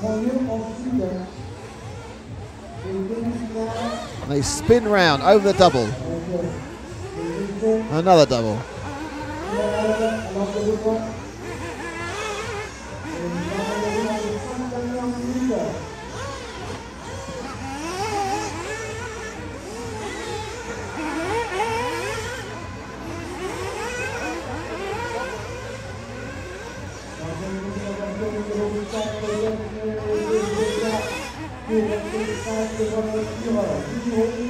So right behind Quad Green now is Willits, who's not stopped, but he does need to stop again. I think he can run 14 minutes in the tank, which is unlikely. 5 minutes to go. It's second and third in the frame for Green and Willits.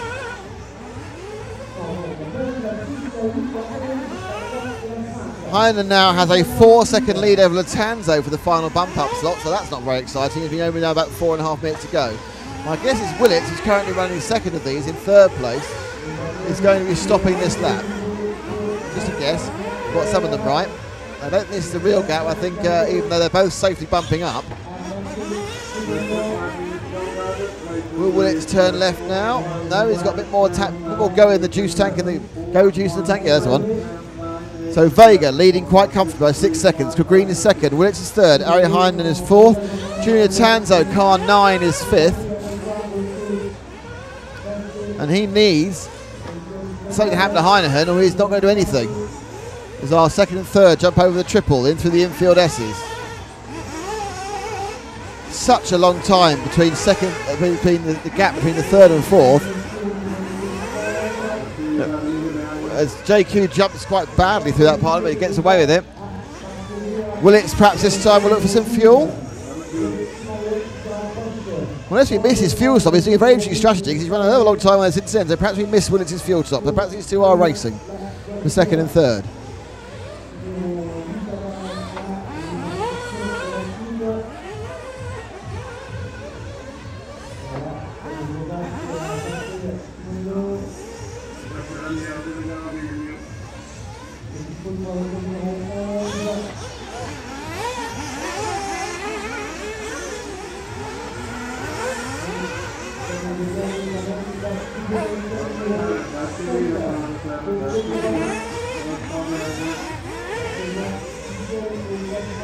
So he must have missed a fuel stop. There's no point in stopping now through its go. This is an actual battle of second and third, but it's only second and third. And whilst that would be important, it was the A main final.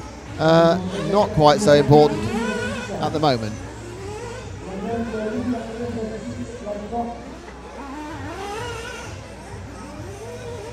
Fourth place is a 6-second gap between us. Going to see Danny Vega. Danny, who's been leading this race from the whole time in car 4.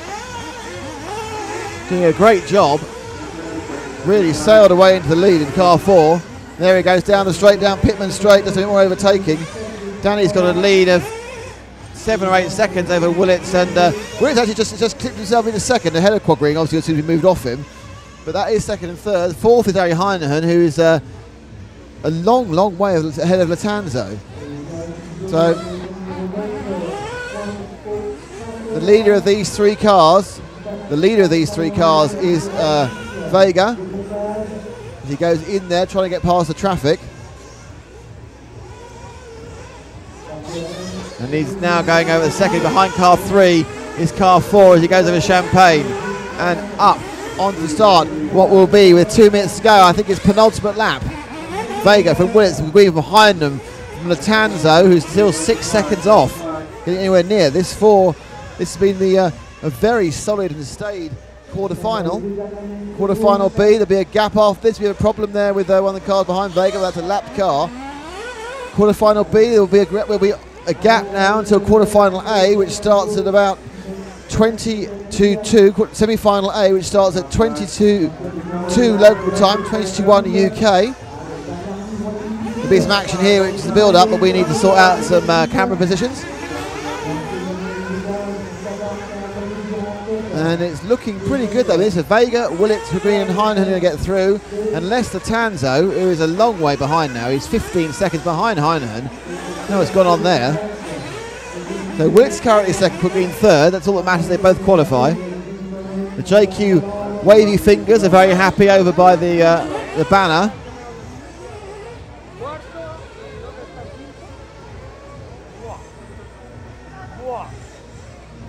And we are now down on the last lap, or last lap and a bit, of quarter-final B.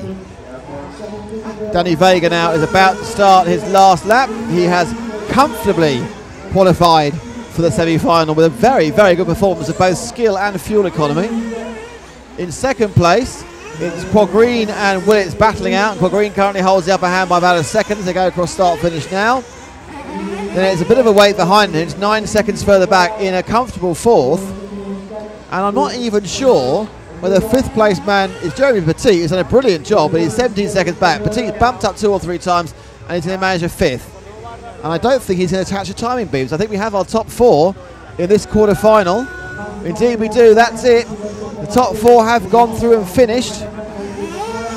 There's Petit getting 5th. Vega comes over to finish. Brilliant performance by Danny Vega to win that one. In second place, we still need to wait and see who it is because Green is going to get it. JQ gets it from pole. Simon Willits, double bump up. Well done for the Brit there. Much better in that file than the previous one, so you know he's got a lot of experience. And Harry Heinehan bumps up again. Good work for Heinehan there. Double bump up as well. So Heinehan and Willits bite them twice together. And that is it from. No, that's not it at all. Actually, that's it for about half an hour. From here at the the cameras are going to stay on, and you might see us walking around fixing things. So it's time to set things up. We've got semi-final B practice and semi-final A practice. But semi-final A will start in about 40 minutes time. So about 35 minutes time, we're back with more live camera action. But the cameras will be here, and they may seem clicking about a bit as we now look for some camera movement.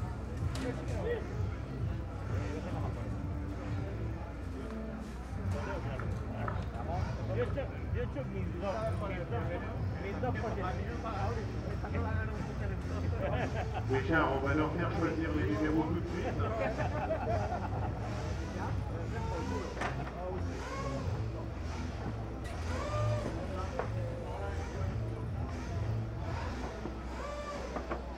Okay, so the place you will choose now, it will be your place for the real semi-final, okay? Yeah.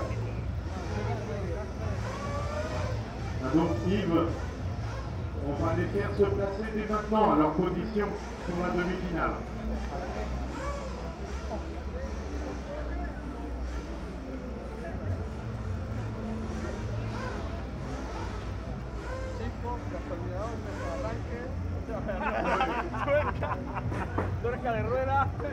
So this practice of 10 minutes, I need the marshals also.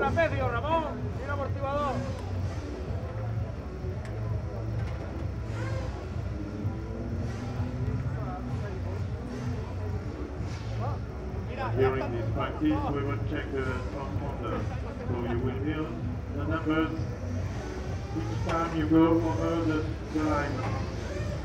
Alors pendant cette manche d'essai, on laissera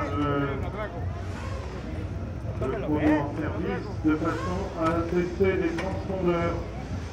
Donc vous entendrez vos numéros au moment du passage sur la ligne de départ. Bien equipado, a tope, full equip.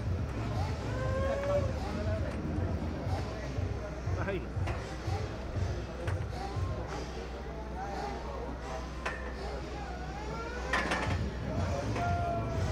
No me quita que Dios. Anda.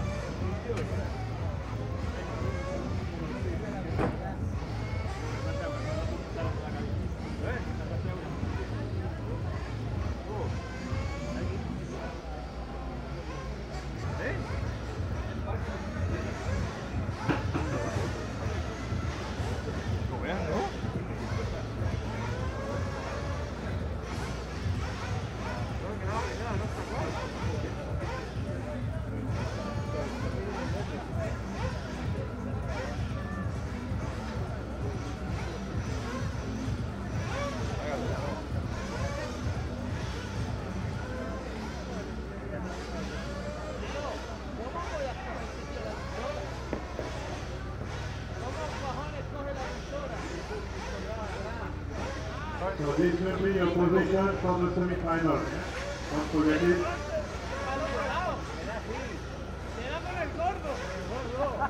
Donc Yves, c'est toi qui gères les minutes.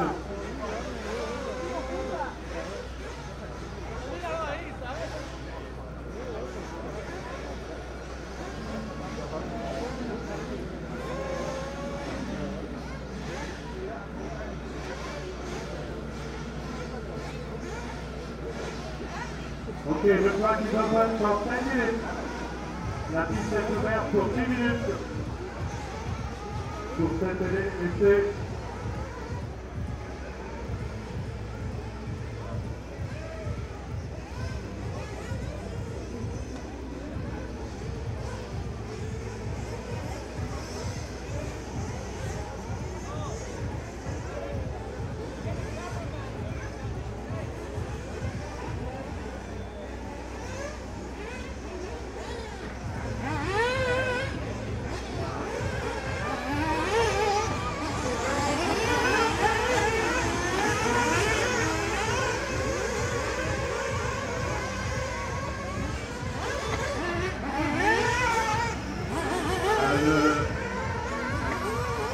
Le photographe qui est positionné là sur le pneu, reculez-vous.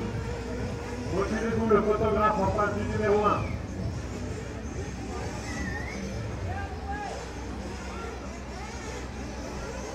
Va voir. The photograph. It's too dangerous where you are. C'est vraiment trop dangereux d'être dans cette position.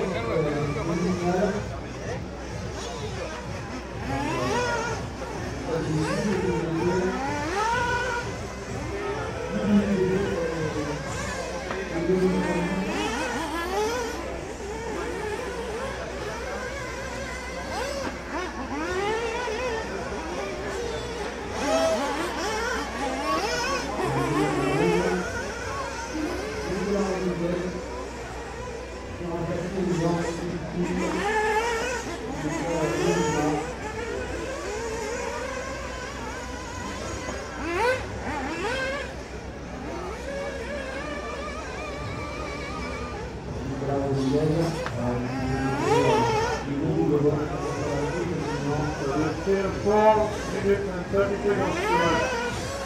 Reste 4 minutes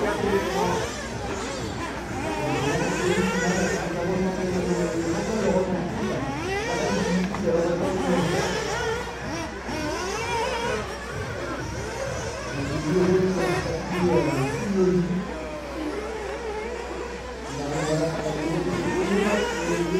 Dal paracaduta.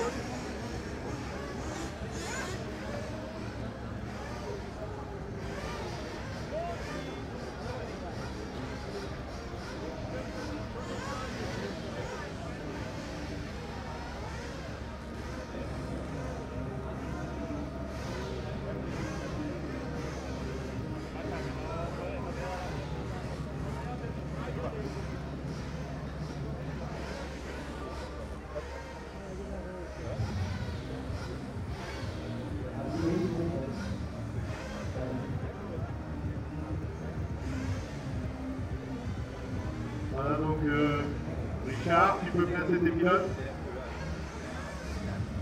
Voilà, sur le podium, le numéro 1, Robert Battle, champion du monde en Suisse, qui peut remporter donc fin 2012 en décembre, en Argentine. En deuxième position, il a laissé points, le champion d'Europe également. Numéro 2. Vous voyez, un par un, dans leur numéro sur le podium pour débuter leur place. En troisième position, la voiture numéro 3, Martin Bader, qui est de la République tchèque. Martin Bader, qui il a été délégué à la Champion d'Europe, différentes catégories. Il y a un adulte, il y a des pilotes.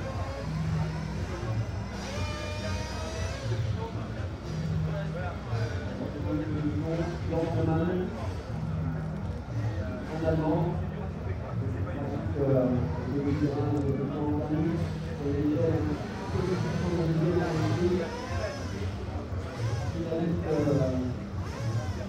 plusieurs fois dans le championnat du monde en équipe, le championnat de place, champion d'Europe en équipe, le championnat mondial, en championnat de mission, un Français dans le parterre.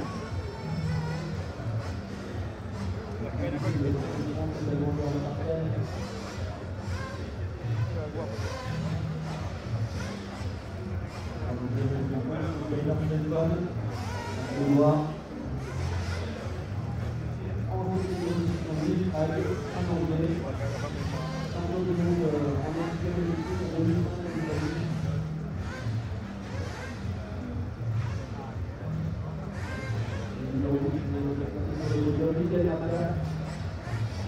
En portugais.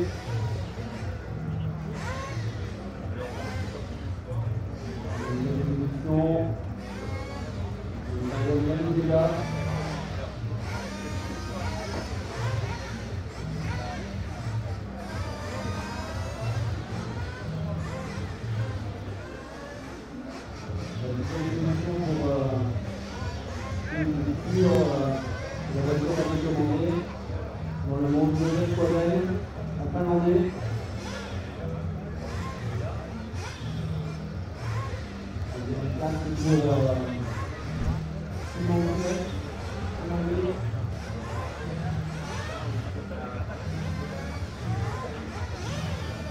el perro ya. Llega aquí el perro ya.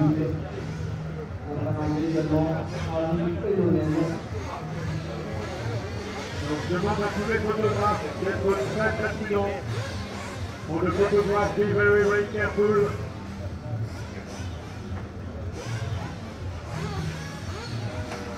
So the track is open for 10 minutes. La piste est ouverte pour 10 minutes.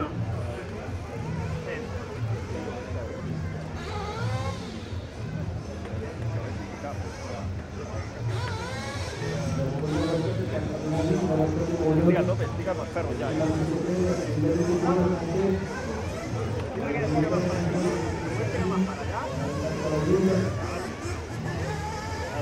Entra ya aquí.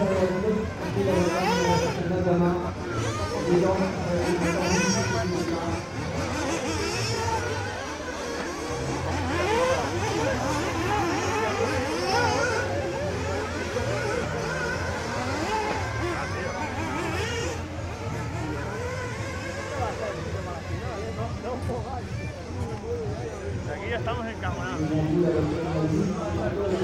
Falta la pancarta.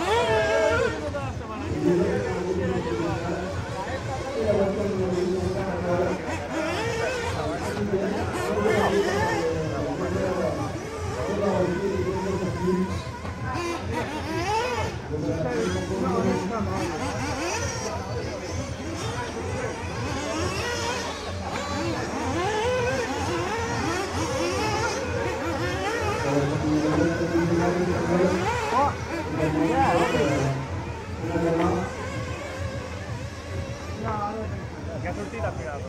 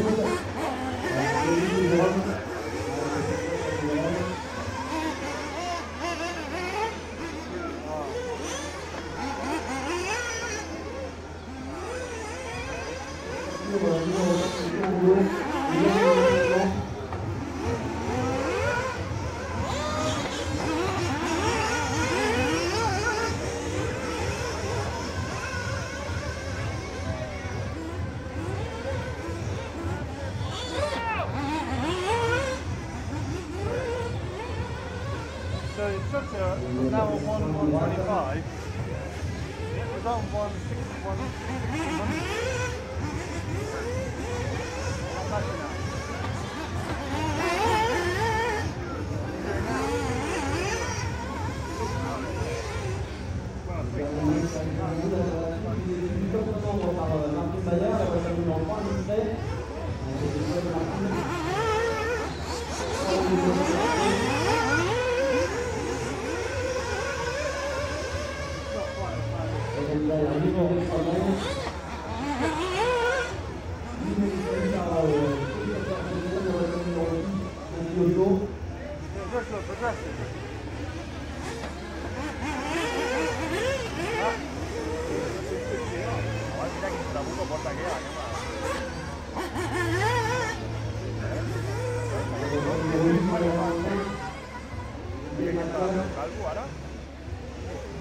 Vaya a trabucar con el caballo.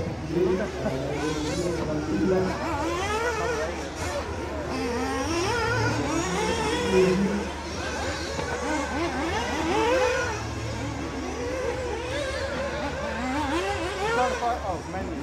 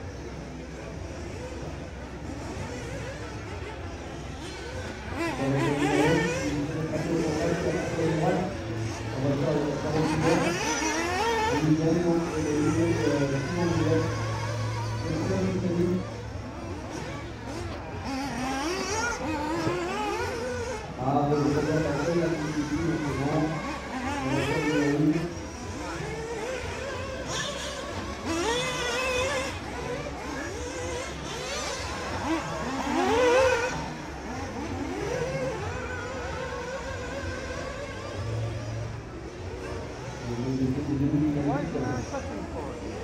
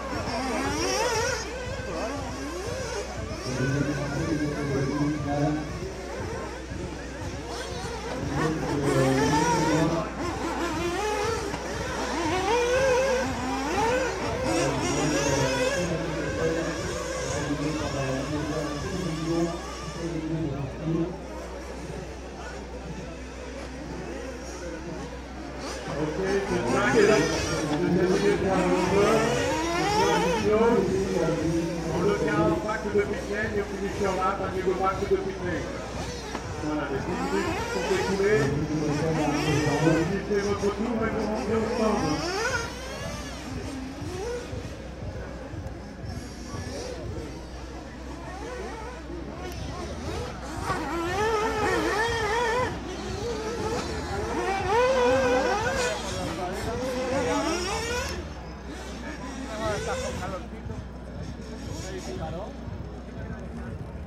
So the track is closed for about 10 minutes. We will open the track again at 1:50 to launch the first semi-final at 1:55. Donc nous fermons la piste jusqu'à 13h50 et de façon à lancer la première demi-finale à 13h55.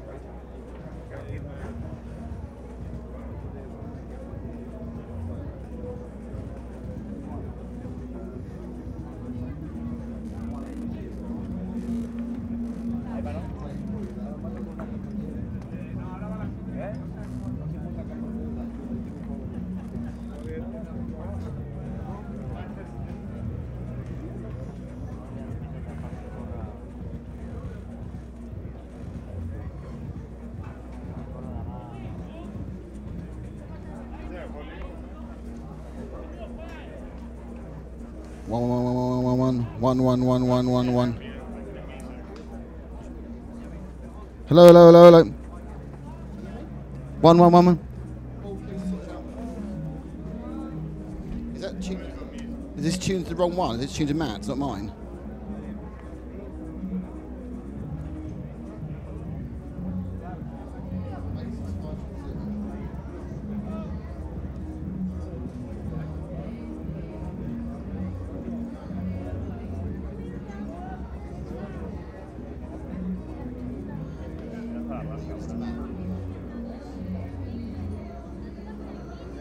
Hang on, we can pick up. That's mine.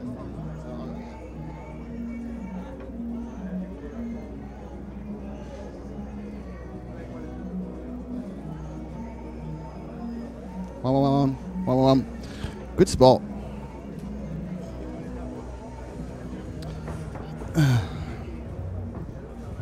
One.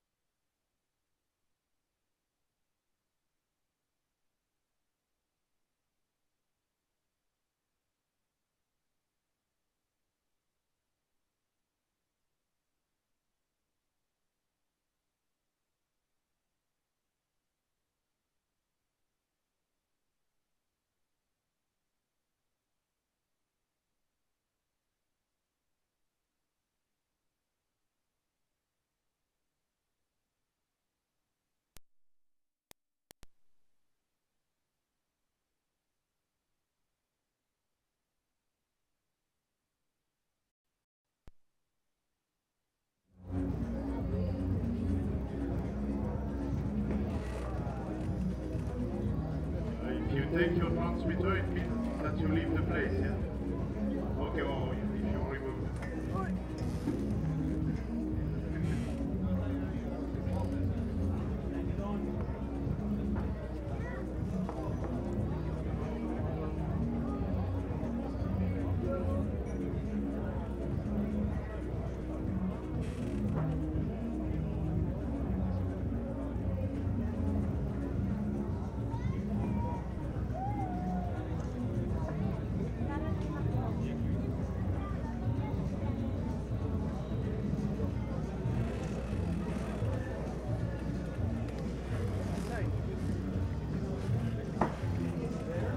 Don't forget we want to capture the semis as well. Are you going to be alright to capture straight to the computer for the final? Sorry? Well, you're not going to capture the computer for the semi? So we can give it to Phil? Sorry? Do that as well, yeah. Also, because you could run the timing in the Minimac, plug that in so you don't have to rely on the timing on your computer. If your computer has been used to do the capturing. But the Minimac can't capture. It hasn't got Final Cut, but it's got a browser, so we can have the timing on it.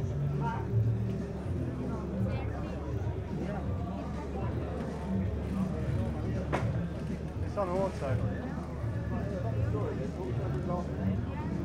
What? Run a firewire cable from the HDV to the MacBook.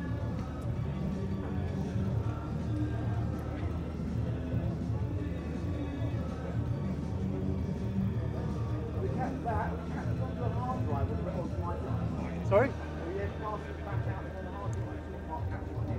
Have you got enough space for the semis? Just for the semis? Gig, yeah, just for the semis.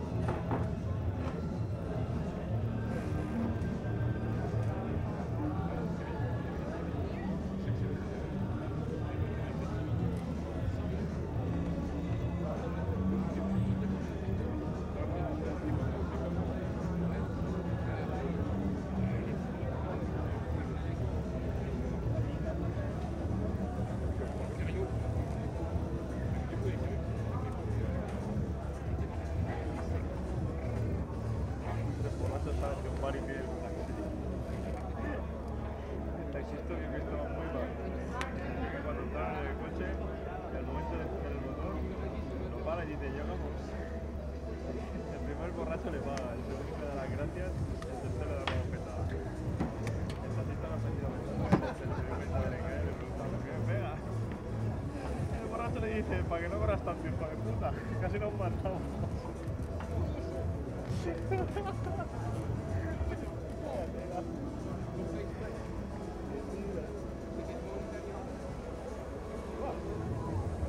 La cámara está donde recoger el vestido. La cámara tengo que dar poquito.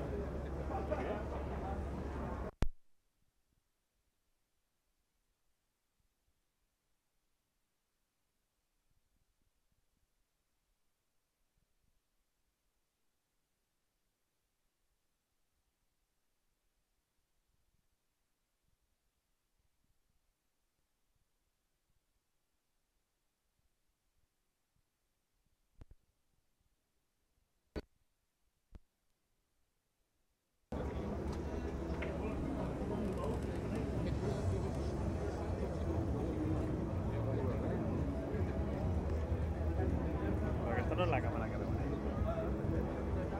Esta es la que tengo. Ah, vale. Es que ya tiene la otra.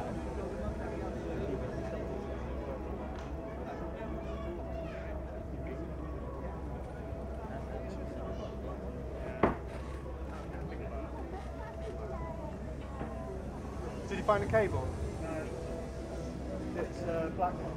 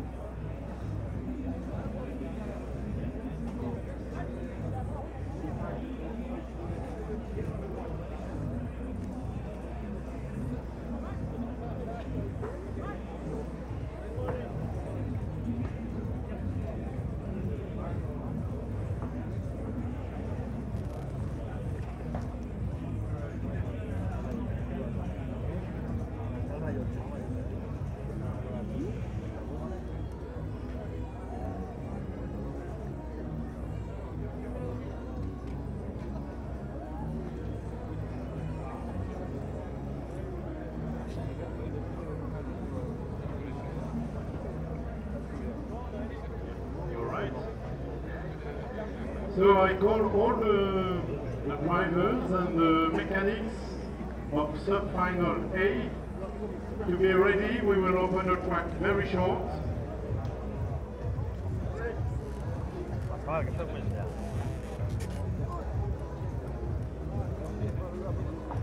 And I call also all the marshals.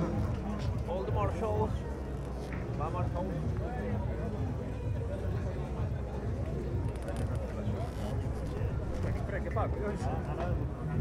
Todavía no se sabe quién se va a poner en la final.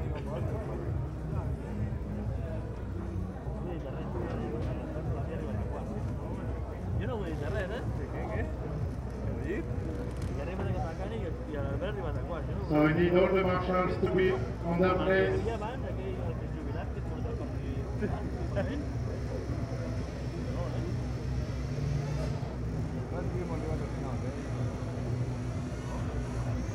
So we have the marshal from Sweden. Thank you. Sí, igualita. The marshal from the UK is okay. Position 1 is okay. 5 is okay. 10 is okay. The French are coming. Okay. I need the one from Germany coming. The one from Portugal.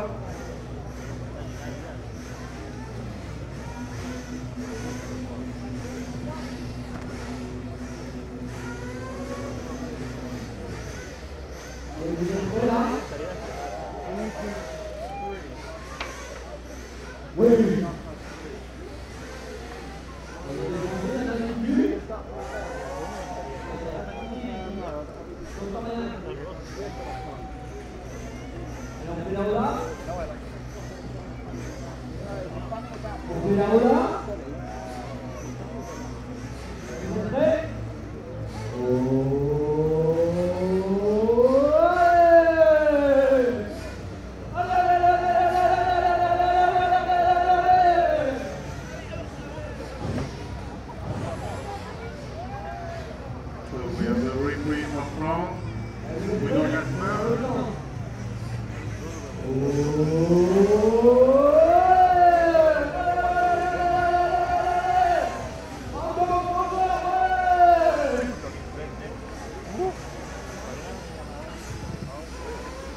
Il y a du monde là-bas. Par contre, il y a des Français en face là.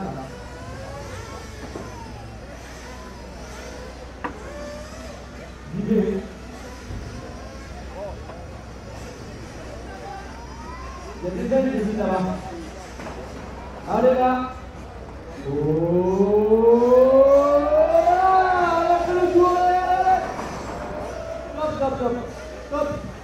Stop. On fait le tour. Julien à la tente gauche, je vois là-bas. Allez, on recommence. Allez, allez, on fait le tour. Encore. Ouais. Bravo.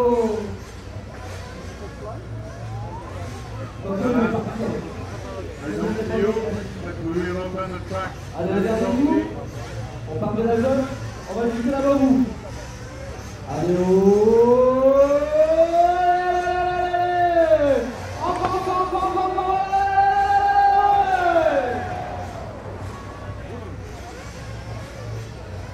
Merci à tous, on revient tout à l'heure.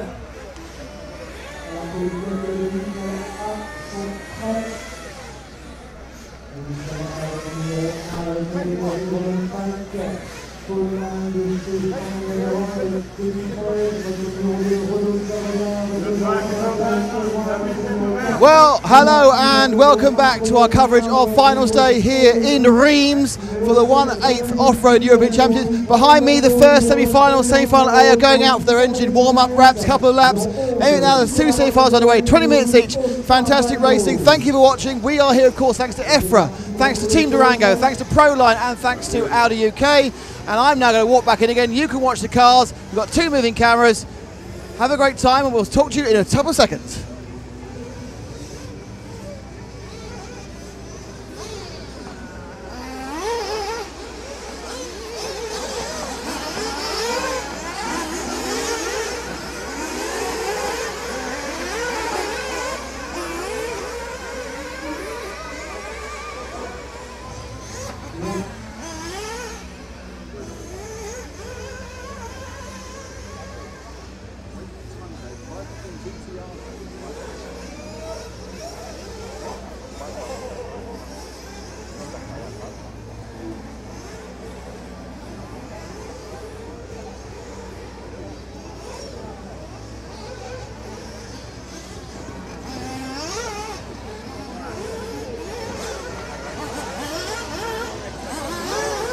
So thank you for enjoying the ambient sound we were giving you earlier.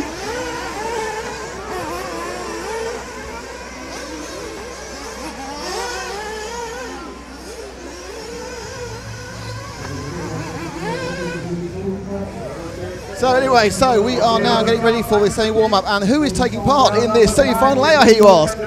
Oh, who is taking part in the... Don't worry, semi-final layout, you've ruined it now. You may have noticed we have a new camera view here, and that's thanks to fabulous Phil Mortstead.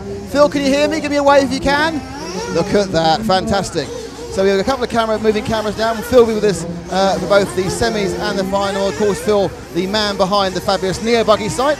We still have Matt McCallum. Give me Matt McCallum's camera. There we are. And we still have a couple of mini cameras doing something else as well, probably too. So who is in this, the semi-final A? Well, we have in pole on car 1, it's David Ronnefalk, who is, of course, the top driver and the qualifier. Renault Savoia in 2, Jerome Igon in 3, Lee Martin in 4, Renault Mona in 5, Elliot Boots 6, Darren Bloomfield 7, Brian Baldo 8, David Ongaro bumped up in 9th. Derives in 10th, and now we need to get to the timing screen because we're about to get underway. Now, those who don't know, it's Carlos Derives in 10, Nicolas Rodriguez in 11, and Oscar Baldo is our 12th place man. Now, those of you who just joined us, they are starting them quite oddly because they're actually placing them directly at 90 degrees to the track, which is more than a little bit odd. But it has seemed to have the effect of actually giving a genuine advantage to the pole man, who has so far got off pretty much effectively. So, the first 2 days, all about David Ronnefalk. He's on pole, he's looked the fastest. Will he romp away to the semi-final? Top 6 go through to the final. And we are away, and Ronnefalk makes a clean start behind him. Savoia also starts well, and the third place man, I think it's gone 1, 2, 3, 4. We seem to start in order, go through the boulders. Hopping now, as we come now down to reverse. Taking the double. And now moving on to the triple. Before they go to the infield S's, it's Ronnefalk from Savoia, and they've already got a little gap to 3rd and 4th. Watch the cars go through. Our leaders go through bottom bend, and they'll be coming through mini camera straight, and I'll count you through them all as they go past me on this first lap. So it is our leaders, Ronnefalk, not that far away from Savoia. So it's 1, from 2, from 3, from 4, from 7, 9, 6, 5, 11, 8, and 0. So 1, 2, 3, 4. Ronnefalk, Savoia, Igon, Martin as they go away now. Ronnefalk and Savoia very close. And of course, first and second that's all it is. You don't need to get any further ahead. There's no advantage in it. You just have to finish the first 6. Coming now over the logs. Different view, a much better view of the logs there we can see now as Savoia comes to picture. This 3rd, and 3rd is Jerome Igon and Lee Martin in 4th. Igon now going for mini camera.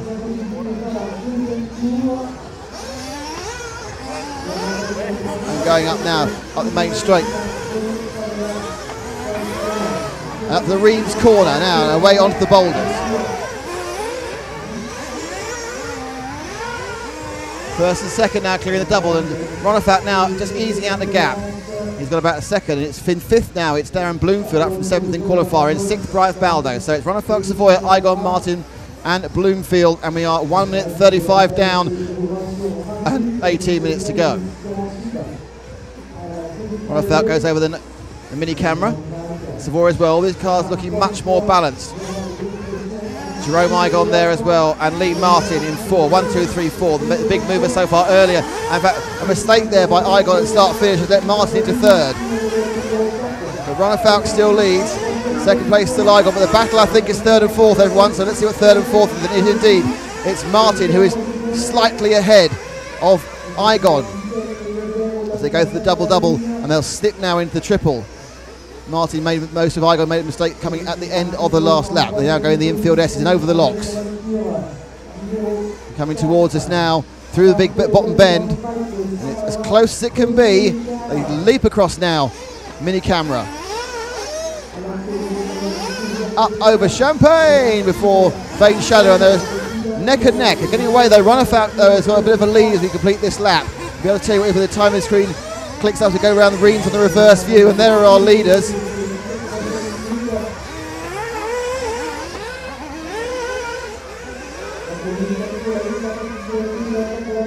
Third and 4th of an accident there. I think that 4th is a problem.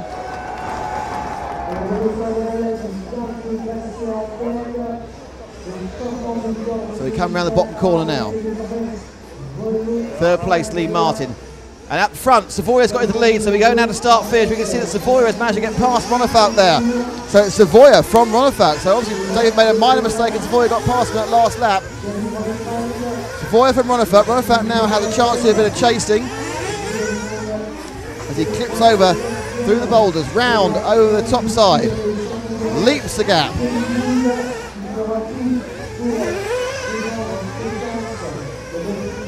Comes down through the S's.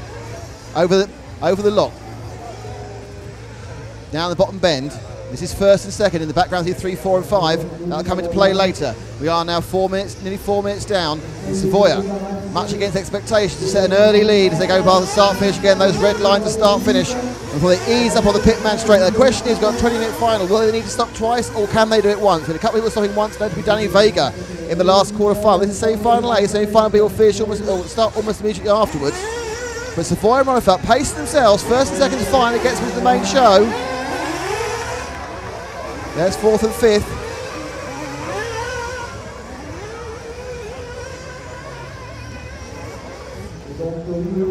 Coming down the bottom corner. Bottom bend. Hopping through. Round the bullseye and now over the start-finish line again, and Ronefalk getting very racy. Doesn't want to touch him. Still in third, it's Martin. Still in fourth, it's Igon. Still in fifth, it's Bloomfield. All those have qualified by, or were qualified by right, and Elliot Boots now in sixth. He might get in there as well. The 12-car final. Boots though already been left behind by Bloomfield, let alone the rest of the field.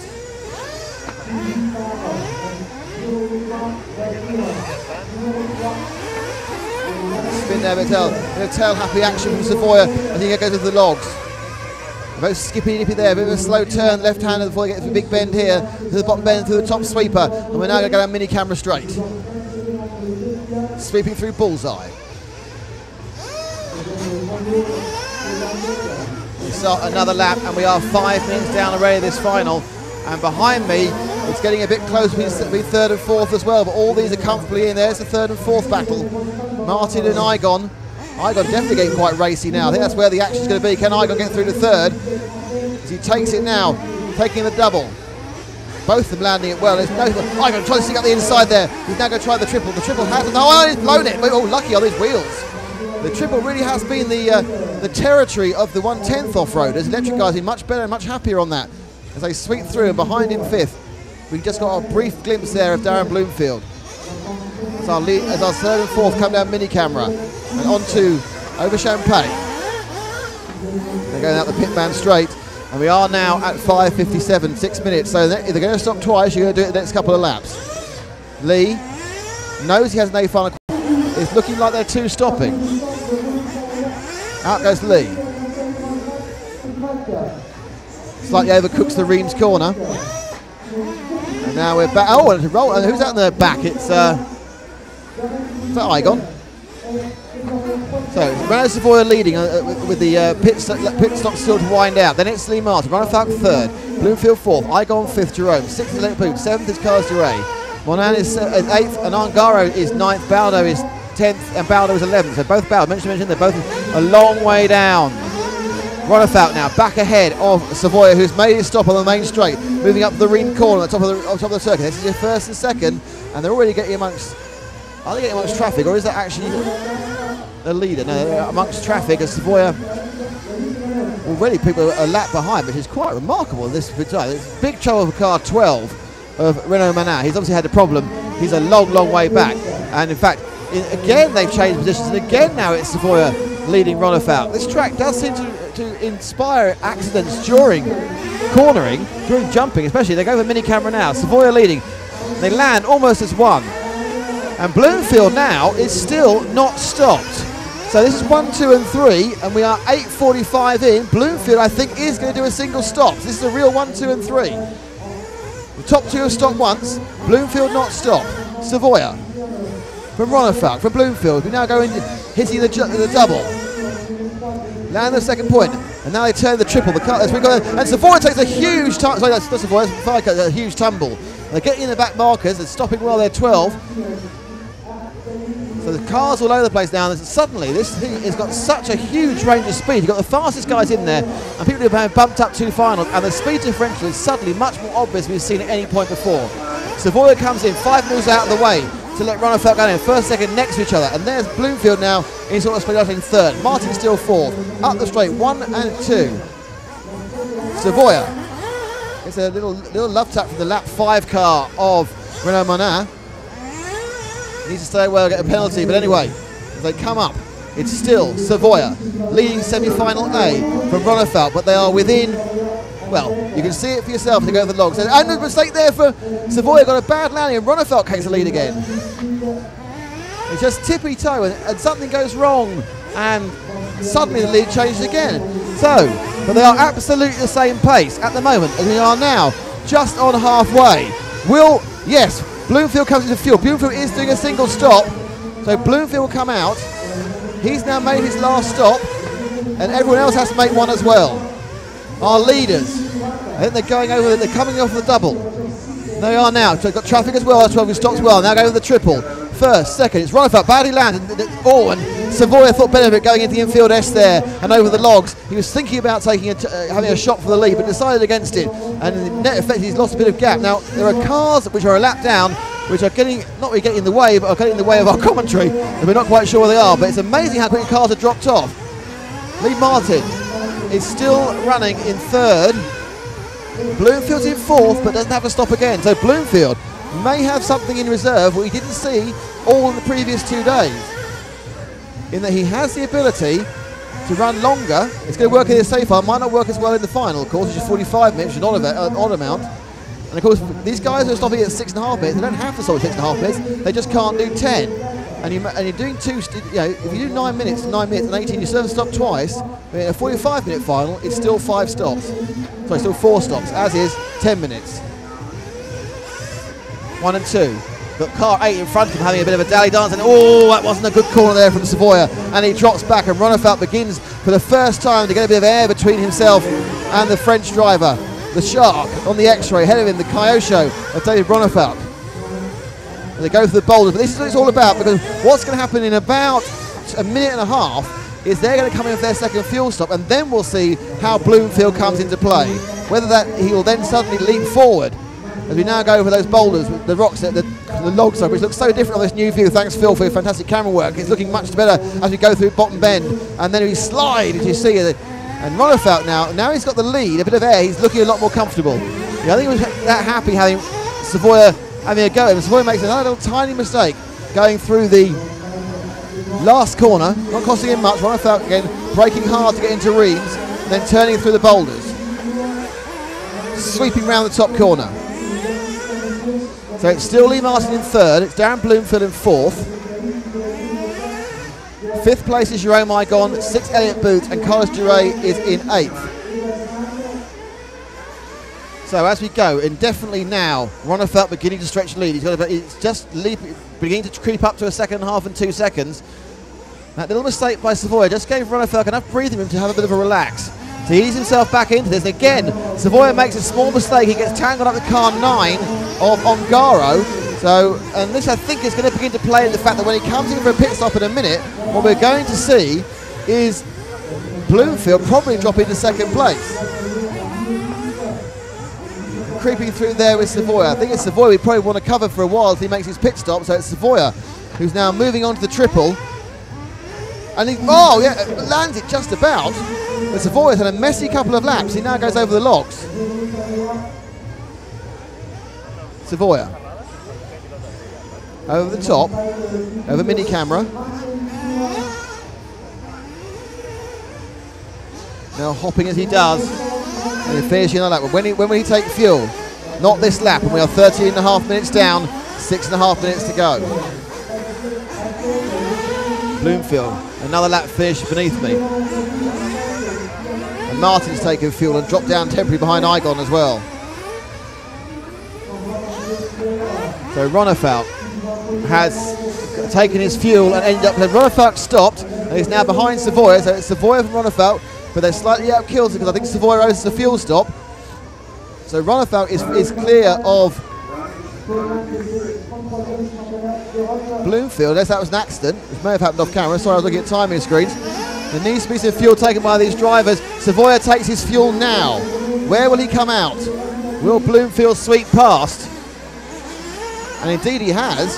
So Bloomfield has picked up, I think, a net second, and that is Darren in that net second place. So fantastic. Darren now going over the double, going over the triple, going over the double, land the double, coming now over the triple, moving into the log, into the tight round, and now the S's, and now moving into the log section.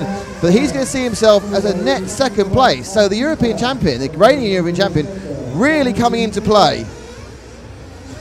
As someone crashed in front of him. I don't think that's Savoia. I hope it's not. It was behind him, but it can't be. Certainly not Ronefeld. And they hop round and through. Bloomfield coming down the straight to the Reims corner. Through the sock. Taking the boulders. Taking the very low route there. And indeed Bloomfield now is second. He's 4 seconds behind Ronefeld. So Ronefeld isn't the fastest person here. But Bloomfield is second. 2 seconds further back is Renaud Savoia. Then Lee Martin. And then Jerome Igon, with Elliot Boots currently holding that 6th place.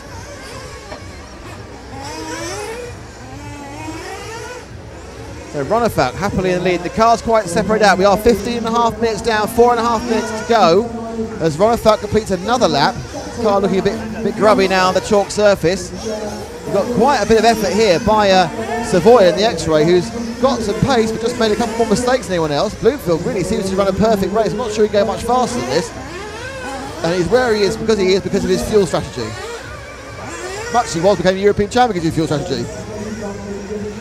Bloomfield, of course, is one of the leading lights of the Nova Rossi team. And certainly those engines seem to be providing him with plenty of power and plenty of fuel economy. So, just going for start finish now, it's our leader, David Ronefeld. Ronefeld down the main straight, down Pitman straight, and he has himself in hand a 4.5 second lead in his pocket as we enter the 17th minute. Ronefeld through the boulders, left, right, taking the top corner. Oh, didn't even leap sideways, but everything's looking great for Ronefeld at the moment. He leaps that double, then the mini double for the triple. And after a bit of harrying in the first couple of minutes, this has been what we expected to see. Ronefeld going away. Savoia didn't do himself any favours, and Bloomfield starting further up as he will be the final, made more of a threat. When Bloomfield started 7, had to get through traffic and had lost some time before he even got into his strategy. This time, if he gets a second finish, and currently is second, Lee Martin third, Savoia's dropped to 4th, and Savoia's dropped behind Martin somewhere. I'll see if I can pick that up for you. With Martin and Savoia, yeah, Martin now is about to go across start-finish, so Lee Martin on start-finish, and Savoia a second and a half back and 3rd and 4th. But 3rd and 4th not massively important. It's 6th and 7th is where the areas of whether you're going to qualify the final is not concerned. Boots in 6th, Drives in 7th, but there's 10 seconds in Boots in splendid isolation. He's 4 seconds behind Igon and 10 seconds over Durales. So the complete rundown is Ronefeld, Bloomfield, Martin, Savoia, Igon, Boots, Durays, Baldo, that's Brian Baldo, Renaud Manon, Nicolas Rodriguez, Oscar Balga, and David Ongaro. The young man unfortunately bringing out the tail, but he's put in a great performance so far this championship. We're looking at Lee Martin now as he goes about to the mini camera. Turning left now and hit the bullseye before he goes over Champagne and Vain Shadow. And we are now just 2 minutes to go. And whilst Savoia's trying to catch him up, and Savoia's going to have to sit there thinking what went wrong. I was matching Ronefeld pace to pace the first 6 minutes. That's a lovely shot there, the first 6 minutes. And then suddenly it all went awry. I've made too many little mistakes. I've ended up in 4th, which means he's going to be way, way down. Savoia there, some traffic in front of him as he comes over the triple. And he's got to get to that traffic, and then between that traffic and him, but the front of that traffic actually is Martin. There's 2 back markers in between Martin and Savoia. There's Savoia kissing the inside of the bottom bend, going through the flow there. These 2 cars are not involved in the battle. They're doing lap machines, and it really has been a tale of 2 halves here. The top 6 and the bottom 6 have been separated by a huge amount, and in a way classes will out. In many ways, the 6 people you have chosen, in fact indefinitely, the 6 people you have chosen, you're going to guess who is going to go through for this final are looking like they're going to be the ones to go through with a minute to go. Ronefeld from Bloomfield, from Martin, from Savoia, from Igon, and from Boots. So let's see if we can pick up our erstwhile and I think his last lap or penultimate lap. Here we go, the start finish now. It's David Ronefeld. Ronefeld looking to take semi-final A. In what's been a pretty good first 2 or 3 minutes, a few bobbles. He let Savoia front and behind him after a couple of minor mistakes. but certainly since the first pit stop, he's been imperious. Might have some worries about Bloomfield, whose fuel strategy has taken him into a good second place, but in fairness, he's not been keeping the sort of pace that Ronnefeld. He's now 11 seconds back, so he's actually lost 11 seconds to Ronnefeld in the second half of the race. So Ronnefeld looking absolutely imperious as he drives his way. He's completely dispatched Savoia, who I think probably will have some ideas what to do in the final. And we go around now with about 20 seconds to go, with the Pahuta going in. This is Ronnefeld's last lap. So I'm going to task my two cameramen with lovely tight shots of Dave Ronnefeld on his last lap. Let's see what we can do. Let's see if this is a Ronnefeld beauty shot. The tighter the better. Thanks, Phil. We go to the double. Ronnefeld, that's the Pahuta. Ronnefeld will win this one when he comes round. Over the triple. Turns into the infield S's. And then he's over the logs, which look great on that camera. And then he turns down bottom bend, but this is already his race. And he now comes up mini camera. Hops that one, hops the second one. Ronnefeld, masterclass of semi-driving. Brilliant performance. He's the winner of semi-final A. So behind him it was Darren Bloomfield in second. Lee Martin is third. Renault Savoia is fourth. Jerome Igon is fifth. Elliot Boots is sixth. And Carlos Duray is seventh. So it'll be interesting to see how that factors out when the final starts. But Ronnefeld is going to be, I would think, beyond chuffed with that result. If you can be beyond chuffed, I don't know. So Lee Martin was third. Renault was fourth. Jerome Igon fifth. Elliot Boots sixth. Carlos Duray fourth. Seventh. Brian Baldo was eighth. Renaud Monin was ninth. Rico Rodriguez was 10th. Oscar Baldo was 11th. And David Ongaro brought up the rear in 12th. So now not a very long wait until we have semi-final B. So we start only very simple, but we also everybody understands, so we would like to make this as a big event, big party. So we start from where we start. We start from there. So we go clockwise. So we try to run not that fast because we can't run, most operators run that fast. So we need your help, we do our best, but try to make this run. Alors la Sylvie Nagol, vous êtes prêts pour la Ola? La Sylvie Nagol, vous êtes prêts pour la Ola? So we are now getting ready for semi-final B. I'm not doing it this time. So the French PA tries to raise the excitement. I think that's what he's doing anyway. I could be wrong. He could be just making a terrible noise for no particular reason.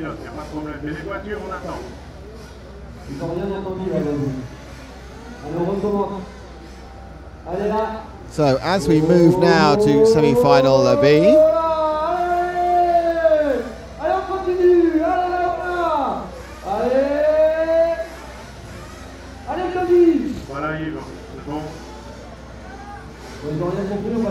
So, who's taking part in semi-final B? No, I'm not doing that.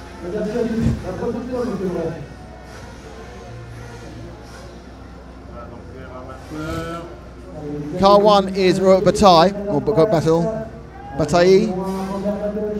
What do you think, Matt?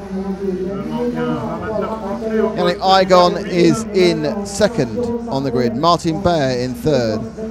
So it's Roy Bassel from Spain, the Mugam, Yannick Igon, the Associated from France in second, Martin Bayer from Czech Republic in three, Johan Neumann with the Durango in fourth from Germany, Jerome Sartel from France with the Agama in fifth, Christopher Svensson with the Kyosho from Sweden is in sixth, Neil Cragg is from Britain with the 38th, Miguel Mateus with Losey in ninth. The bump ups were Danny Vega, JQ, Jesse Quagreen has made it through, Simon Willits, and of course also bumping up, already bumped up two finals I think, as has Willits, is Ari Heinen. Actually, Ari Heinen has bumped up from the 16th, through the 8th, through the quarters, all the way to the semi-finals. So Ari's had a fantastic time in car 12. He's had a brilliant performance. As the wind whips through our studio. There they are all looking down. You can see Neil Cragg there, leaning over nearest. You've got in the blue shirt with the grey cap, it's Jorn Neumann. The far end you can see Miguel Matthias. Unlike in the qualifying, they have not lined up in car order, so the first person away is not car 1 and the nearest not car 12. What happens is the top qualifier gets a little piece of card saying a number, and he walks up and he chooses where he wants to go, and the second person chooses where they want to go, and so on. And so finally the 12th bloke just gets what's left. So that's how you choose where you're on the rostrum for finals. And we are now waiting for the cars to be released. They'll do a 2-minute warm-up. Danny Vega bumped up. Next to him, Simon Willits, who bumped up in the with the purple hat. Saw Neil Cragg. It's good to see JQ as well, wearing a hat, thank God. He's saving us from his hair. Nice to see a lot of stick radios. That's how you can tell it's a European Championship. There are a few steer wheels, which obviously we all know is just for Americans. Us Brits would never use one. And off they go, as we just watch the cars bouncing across in a wide, wide view.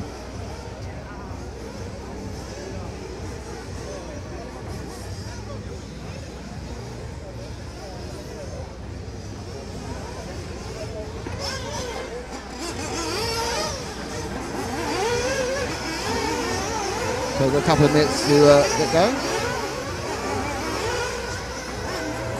You can see they streak round the circuit, they pick up fuel, they'll do a couple of adjustments, perhaps a minor tuning adjustment because it's been a while. But they have been on the track very recently, of course, with the semi-practices.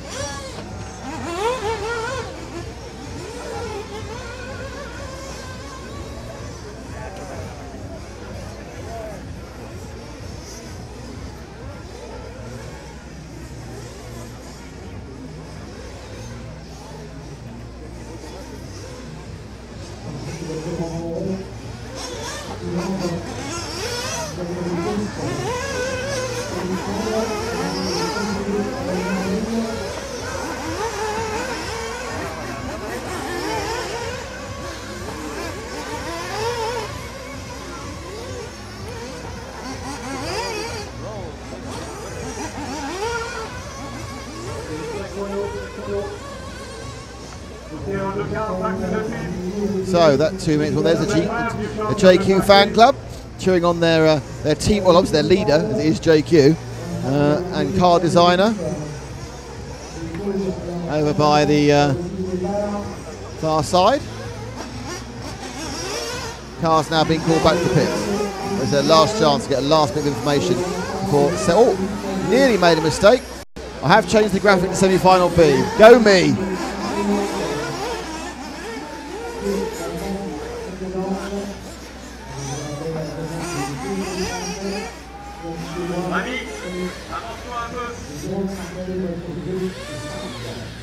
So, once again, I'm not seeing any updates from my timing screen is looking a bit.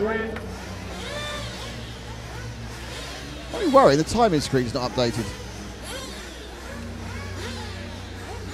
which could be interesting. So currently, with the race about, oh, it's just done it now. Cool, bloody hell! You don't have to worry me this timing screen. So they line up again at 90 degrees, and it is in the order of Bataille, Battle, Igon, Bayer, Neumann, Sartell, Svensson, Cragg, Matthias, Vega, JQ, Willits, and Heinehan. 9, 8, 7, 6, 5, 4. Now they go 90 degrees to the track, and they're off slightly slow from car 3, which was Bayer, but 1 and 2 got away. We're still over. 1, 2, and 3 is a car roll at the back there. We're away with Bataille. Battles leading from Igon from Bayer as they come sweeping down the straight. Over the triple. 1 from 2, from 3, from 4, from 5, from 8. 6 makes a mistake. That's bad news for Svensson. He's been lost about 4 positions. An early mistake is far more costly than a latter one. So there goes Battle. Happily away in the lead. And behind him, Yannick Igon. 3rd, 4th and 5th. I think 4th is Neumann and 5th Sartell. So that's your leaders streaking up the main straight towards the Reims corner, and now in through the sock and onto the boulders. top corner. Oh, slightly wrong look by some of them, but that's Bataille. So Robert there, happily away from Igon. 1 from 2, from 3, from 4. Bayer, Neumann. They settle down this 20-minute final. We just had a minute of this 20-minute semi-final B so far. Top 6, best chance of going through. Sartell in 5th. You can tell he's a bright pink car. Always easy to see. So another lap. The battle really is now between 2nd, 3rd and 4th, and which is 2, 3 and 4. Battlefield already got a bit of a distance pulled out. There he is. He's got a couple of seconds. The 2nd, 3rd and 4th are where the action is, and 5th as well, as Sartell tries to join the party. But his 2nd, 3rd and 4th is 2, 3 and 4. Sartell is 5th. So the cars have literally gone off in grid order and stayed in there. So we've got point means there's been very little mistake made. They all go over the triple. Only double singled by your Neumann, which is interesting because most of the 10th electric guys do that perfectly. So Igon now getting a bit of pressure from Bayer in the X-ray. Igon the Associated, as they now go for mini camera. They turn left then right through target. I think actually Bayer managed to hop over into 2nd place, literally in the air. And Battle was a little bit slow on that lap. So Bayer for Igon, he's moved down to 4th. So it's now 1, 3, 4, 2. And there they go. Through the boulders. Battle now not quite as far away from Bayer, but Bayer now has to deal with Yannick Igon behind him. And this is a much cleaner race than the semi-final A, but who knows what sort of pace they have compared to Ronnefolk, who has looked imperious. They go down the big Milton Bend and now up through the sweeper with mini cameras in 2nd and 3rd. Battle just slightly ahead. Battle just slightly ahead. There we see him there go through. 2nd and 3rd locked in. Oh, and that's bad news for Igon. Igon drops to 5th, and there's 2 cars go by him, which I think would be Sartell, who's moving forward all the time. So it's Battle, Bayer, and there's Sartell in 3rd. 3rd and 4th and 5th is where it's all at, because there's a long train of cars now. 3rd, 4th, 5th, 6th, 7th, 8th, all running nose to tail, and that is Sartell in 3rd, going over the triple. Then he's backed up by Igon, makes another mistake as Durango of Neumann goes past, and another 4 cars, including JQ's green machine, are just behind them. And JQ gets it. Big accident for JQ, gets involved there by the logs, and that's going to put him back a bit. So, Battle getting further away. Bayer comfortable in 2nd. Sartell, revelation, pulling through the pink machine to 3rd, just ahead of Neumann in 4th and Igon in 5th.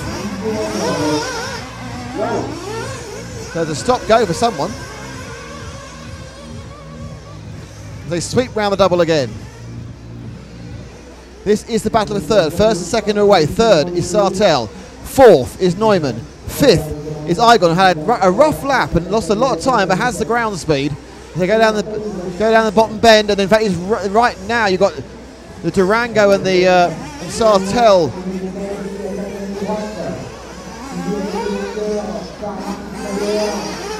The Agama are neck and neck, whereas Igon's trying to catch him up. So there's Germany from France, in France.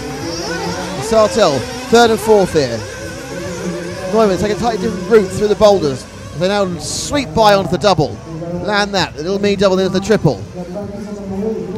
Over the triple, and Neumann trying to cut the inside of Sartell, and he's got him in, and there's an accident ahead of them. So I think that was Bayer who's gone through, and Hex breaking loose there again. And that was, well, when that one winds out, I don't know what happened there, but I think we've lost our leader. So Battle's had a problem. Battle's no longer in the lead, and the top 5 cars are bouncing together. Those are your 5 cars in the lead, and it's 3 from 5 from 4 from 1 from 2. This is remarkable stuff with 4.5 minutes gone. The top 5 are covered by a single shot. 1, 2, 3, 4, 5. There are the order. Sartell looking for an unlikely victory here. As he looks there, but bounce slightly on 2nd. It's Bayer who takes up the lead. Sartell in 2nd. As they all land the double together. And it's Neumann now who comes out. He's bouncing to 2nd. 3rd is Battle. 4th Igon. 5th Sartell. Sartell had a problem with the double there and dropped back from 2nd to 5th. And it's a much more action-packed result because the little mistake by Battle is suddenly he was consumed by the 4 cars behind him. So Bayer, the X-ray, moving ahead. Now suddenly Battle's all over the back and it almost lands on the Durango as they go round there. So it's 1 from 4 from 1 from 2. And Igon is making some progress as well now. So it's Bayer comfortably ahead as they go into the boulders. Behind him, it's Durango, and then behind him is Battle. So it's obviously Bayer, Neumann, Battle. Hopping down behind this is car 2 of Yannick Igon. And now slightly further back is Sartell. Sartell's actually dropped to the pace entirely. The pink car way down, but he's still in 5th, which is a qualifying for the final place. As Bayer tries to get some distance himself and Neumann, and the reverse is happening. They're now equidistant, and we are getting near. We're 6 minutes down when the 2 stoppers will stop. So Bayer being caught up, the Czech Republic driver, the man who is the large-scale touring car champion. Behind him, hunting him down, it's Jörn Neumann. And behind him, definitely hunting him down, is Robert Battle. He must be kicking himself for the error that took him out of a comfortable lead and put him into his pack of fighting banshees. Over the logs again. Around bottom bend. We are now 6 minutes and 40 seconds down. So if you're going to make 2 stops, you'll be thinking about it now. They're getting closer and closer, and indeed that's what happened. Our leader and our 3rd place man have made a stop, and has Sartell. 1, 3 and 5 make stops, but Neumann and Igon do not. Off they go, and that is, and the 3 cars that lead out, so we need to wait for a lap to shuffle out. But there is Bayer, right up the behind of car number 9-3-1. So that's not Bayer, it's 9-3 and 1. So those are your, whoa, roll there coming out of the,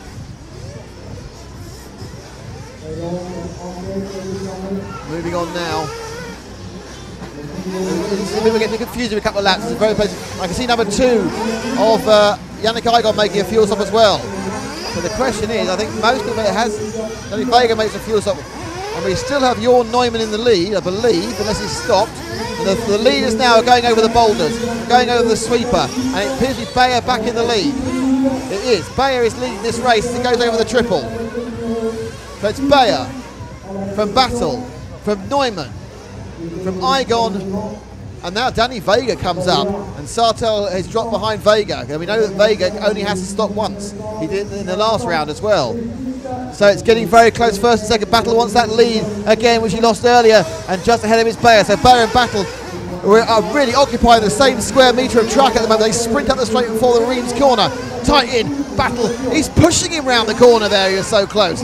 Now through the sock, up to the boulders. They were looking at the top corner. Oh, and a bit of a semi mistake there. But he's just close behind. Didn't lose a position. The Durango was waiting to pounce, driven by, of course, Jörn Neumann. Whereas the Mugen just put down its power, but again, straight away, Battle can get back on the tail of Bayer. But this is a very difficult track to overtake on. If Bayer doesn't make a mistake, then you have to try and out-jump them, and we see people do that on various parts of the track. It nearly always ends in tears, especially here on mini camera. As we now go over Champagne, over the start-finish, 1st and 2nd all together.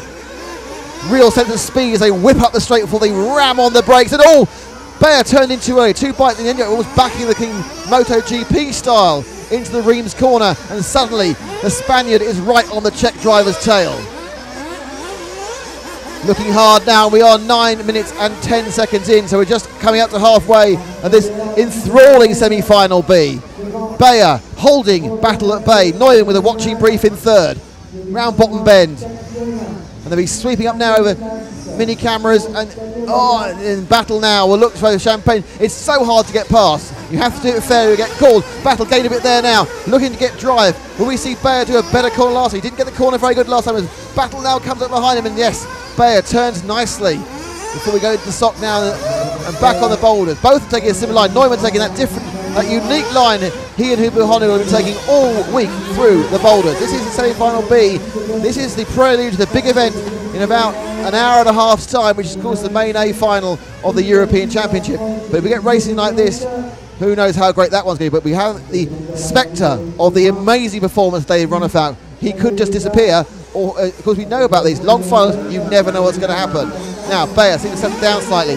That lead is slightly greater, and in fact in many ways 1, 2 and 3 as Neumann comes towards him. 4 now is Yannick Igon, who's been dropped slightly. 5th is Sartell, 6th is Vega, and 7th is Christopher Svensson off that very bad start. And another little problem there, a little bouncing, and up again goes Bayer. He's had immense pressure from Battle. All these guys stopping twice. Battle now look at the inside. Doesn't quite get the drive off the triple, but he's got it now on the inside. But no, suddenly Bayer picks up some speed and gets to drive back over the log. 1, 2 and 3 on together. And you can see that Jorn Neumann is sitting there saying, just waiting for those two to crash. As Battle gets him on the jumps and he's under-jumped. There's a brilliant passing manoeuvre there on the Bayer. And we're now looking with Battle. Now Bayer gets a chance. So Bayer gets a chance to carry on going. But he's now got the Durango on his tail. Oh, Battle an accident, and this resulting in picking up the pieces is Jorn Neumann. Neumann picks up the pieces. That's remarkable. Neumann now has the lead. So he comes around the bottom bend. There's second and third, and suddenly, after all that work, Battle finds himself behind Bayer again, and we are 11.5 minutes gone. The German leads, the Czech Republic driver is second, the Spaniard, the world champion, won it in Argentina in December. Robert Bataille is third, and in fourth now, it's Yannick Igon who's beginning to catch these guys up because they're hitting each other. So, can Neumann now take advantage of the fact the other two took themselves out and streak away to a semi-win? Car looked good in a couple of rounds, but didn't look consistently good for all 5 rounds of qualifying. But now, look at the speed that Bayer got off that triple then. That was remarkable. Turning it round. And now Bayer is harrying the Durango for all it's worth. And that X-Ray with the prototype parts, got a new front end on it. He's certainly giving value for money to Bayer. No, what a brilliant move there. Up the inside, but they're still touching. But it wasn't always altered out, really, because Battle stops for fuel, so they've got the first and second. These two will be stopping as well. Bit of a ponderous turn there for Bayer as he went through Reims, lost a bit, and then lands. He's slightly out of rhythm, I think. He'll pick up the Durango of Jorn Neumann. Neumann, the German. Now, any minute now, the other two will stop, but I think that Bayer has made a couple of mistakes, which means if he stops this lap, we will see Bataille picking up the position. Robert Battle will be picking up the position because really, Bayer's had a really bad lap. Well, whether the Durango of Jorn Neumann stays ahead, I've no idea. There goes Neumann for his fuel stop. Let's take him out of there. Let's see where he comes out. Res with Robert Battle and the Mugen car. He's out. Where is Battle? And the answer is, I don't know. He's right behind him. So they've come out quite close together. And they sleep now. So it's currently in the lead. In fact, no, Battle managed to take Neumann during that period. So great out. No, it's not bad. That's Yannick Igon. So Yannick Igon hasn't stopped. Is moving to second. Bayer hasn't stopped. As his first. Neumann is in third, and Battle is in fourth. Sartell is in fifth, and Christopher Spencer now in sixth. So we're waiting though, and as Yannick Igon and Neumann tip over each other. I'm not sure whether Bayer took fuel then. He did. So Bayer's in the pits. Where will he come out? And the answer is not in first. The answer is in between second and third. And Yannick Igon, who I'm not sure, but may not be stopping as we've got 6 minutes to go. May only be doing a one stop. No, it's Yannick Igon who takes it in. Until then, and we've got another problem for Battle. It lands that one, and 3 and 4. Sit each other's heads basically there. So it is leading now. Coming down bottom bend. It's Jorn Neumann leading from the X-Ray of Martin Bayer, from the Mugen of Robert Battle, and then behind him the Associated of Yannick Igon. But it's a surprise to see the 4 and the 3 car ahead of the 1 and the 2 car.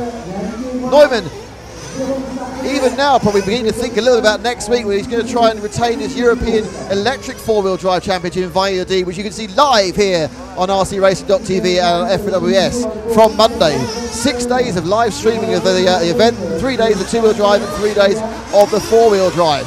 And they come round the inner S and they're going over the logs. And this is first, second and third in the same frame. First and second, sweep round bottom bend. Up they go now over the mini camera. Left and right, and then neck and neck. Bayer looking to land, tries to get the inside. They come round Vane Shadow. He's just dropped back slightly and more into the clutches of Robert Bataille, and what is turning out to be an absolutely epic semi-final. It's Neumann, Bayer, Battle, Igon, Sartell, Svensson in that 6th place, but he's quite close to Vega. They've had their final stops. These cars are racing to the end, and there are 4 minutes and 30 seconds to go. Currently, it's advantage to Neumann, the German.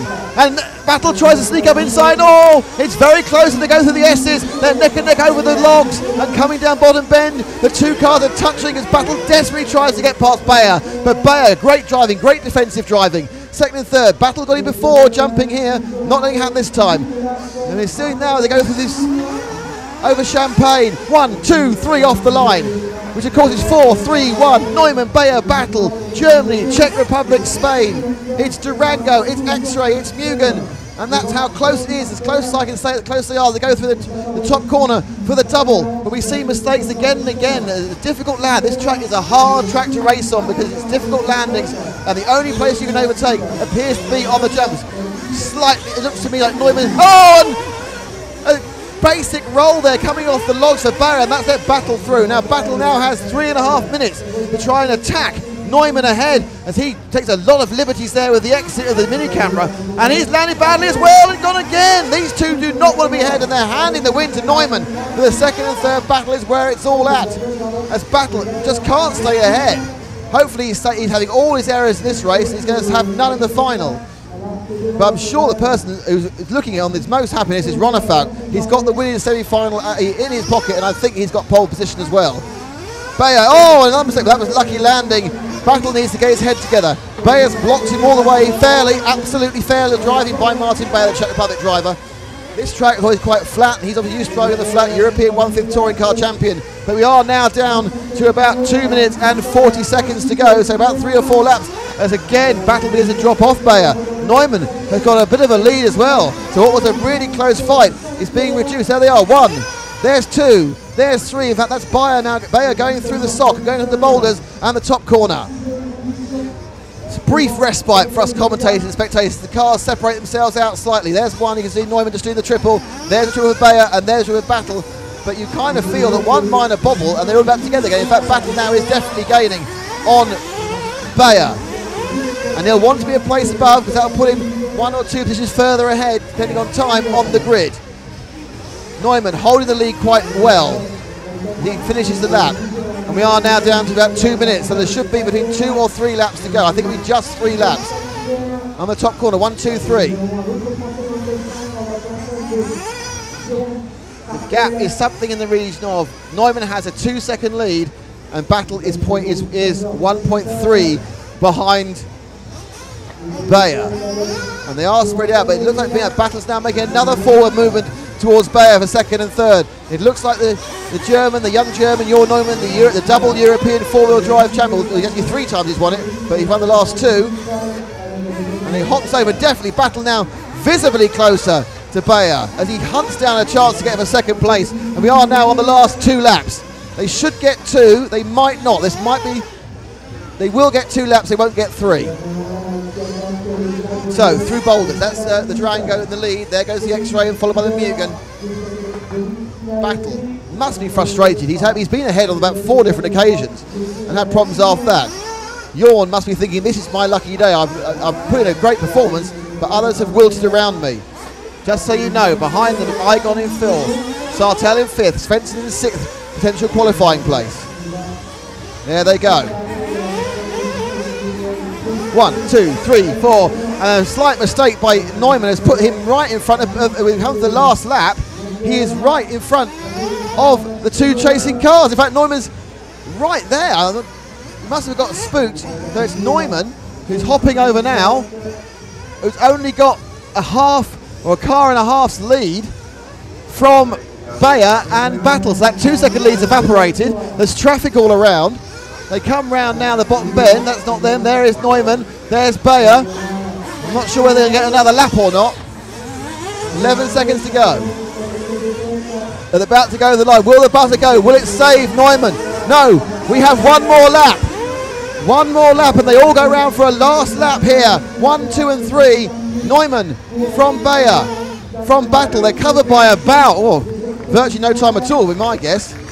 And they carry on going. Yes, they're covered by, they doesn't make it. They're covered by 2 seconds to 3 of them. They have to finish this lap. This is the end of semi-final B. Neumann, he is just half a yard now. There's a metre for all the rest of you. Ahead of this, the charging Czechoslovakian driver, Czech Republic driver. Here comes Bayer. Bayer hunting down Neumann. It's got mini camera only, no mistakes here, and a great jump there. One more jump to hit the win. Here comes Durango. There we go. Neumann takes it. Bayer second. Battle's going to be third. What a fantastic semi-final. All the way close. Yannick Igon fourth. Jerome Sartel was fifth. Christopher Svensson sixth, and Danny Vega seventh. Neumann's probably more surprising, but there's Neumann in the blue shirt and the grey cap. He's probably more surprised than us. What a fantastic performance. Battle just can't. Must be going, what the heck went wrong there?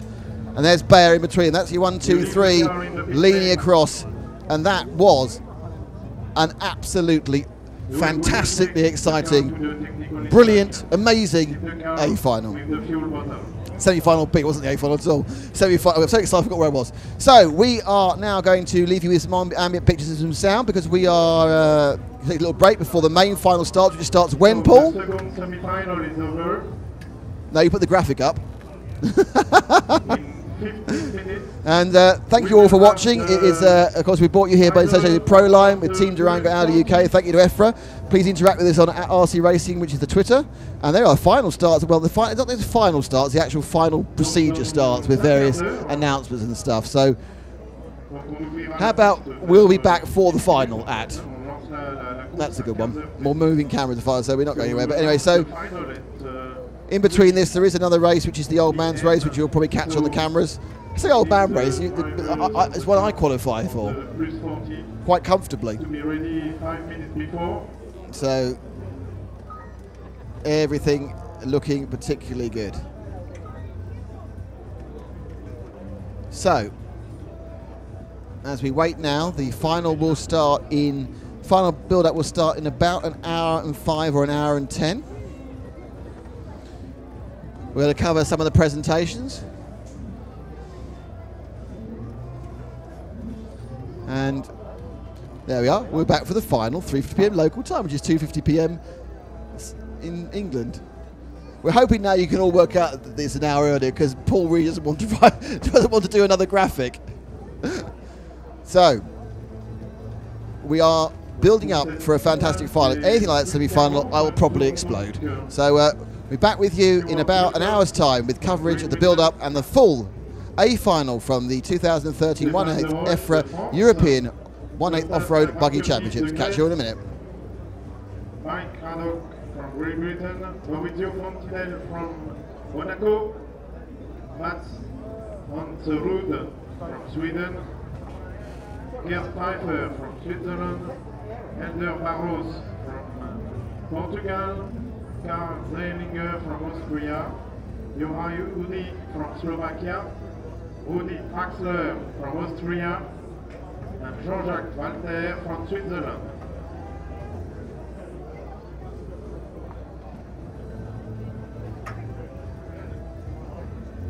Alors pour cette finale des plus de 40, nous aurons donc Stéphane Wilcox de Grande-Bretagne, Stuart Wilcox from Grande-Bretagne, Stéphane de Roche de France, Kostas Agrafiotis de Grèce, Mike Haddock de Grande-Bretagne, Maurizio Fontinel de Monaco, Mats Hanserud de Suède, Gerd Pfeiffer de Suisse, Ender Barros de Portugal, Karl Zeilinger d'Autriche, Johan Udi de Slovaquie, Rudi Traxler d'Autriche et Jean-Jacques Walter de Suisse.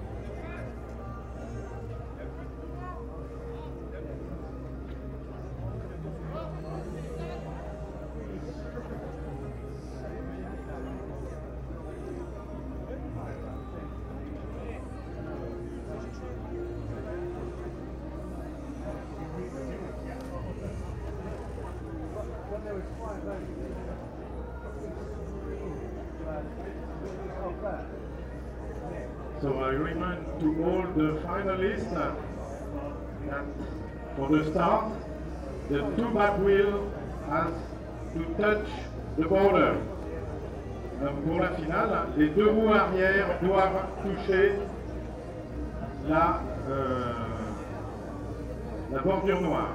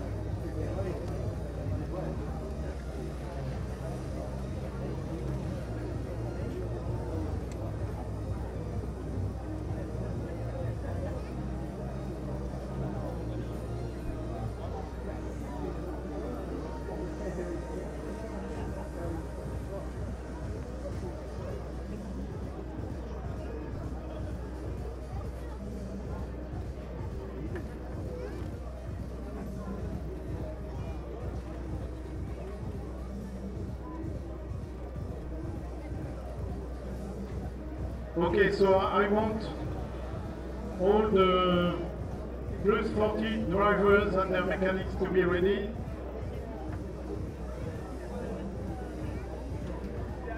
I want also the marshals for the plus 40 finals.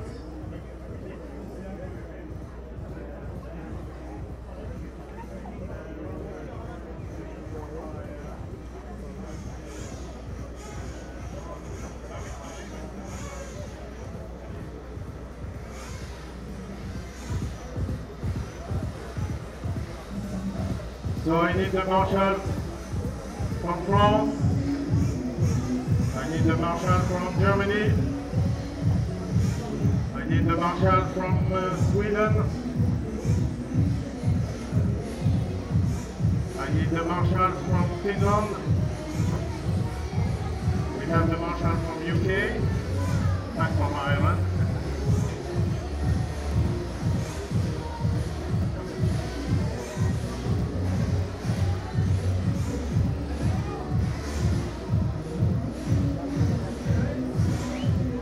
Ok, on y va, Richard. Hein. S'ils sont là, on les fait rentrer.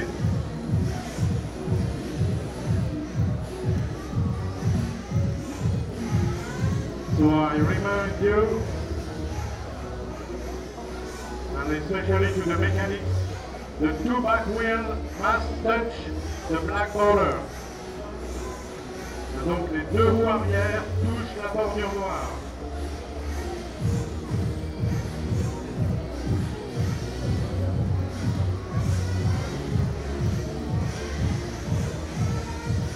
So I need the marshal from Portugal.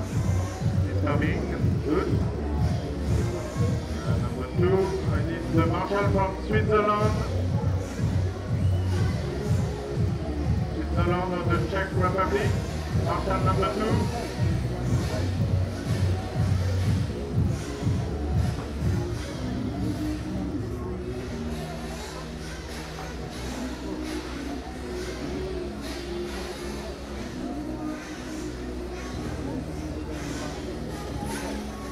Marshal number 2 from Switzerland.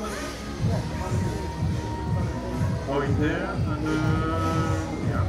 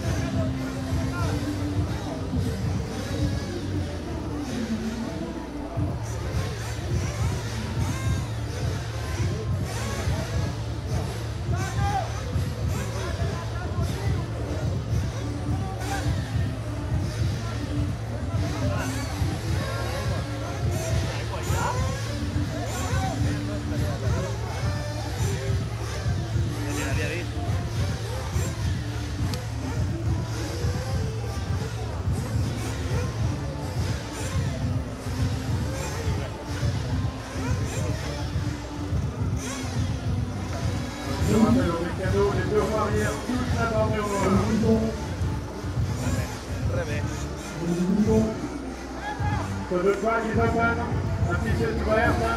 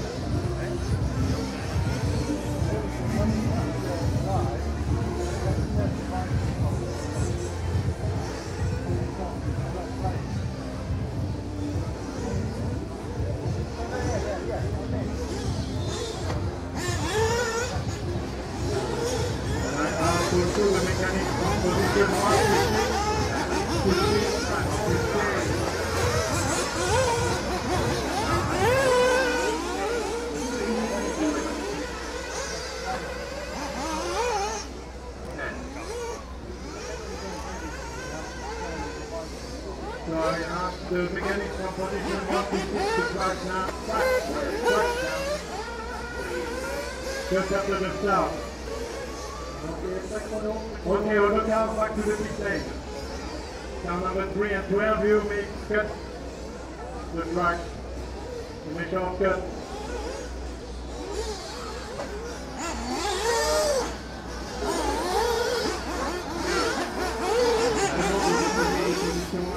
De rester à coup. Juste après le départ pour ne pas passer la visibilité sur la courbe. Voilà, pour le mécanisme from position 1 to 6 to squat. Just after the start to make the vision from the curve very clear from the front. Okay, the mechanic, you bring the car to the grid.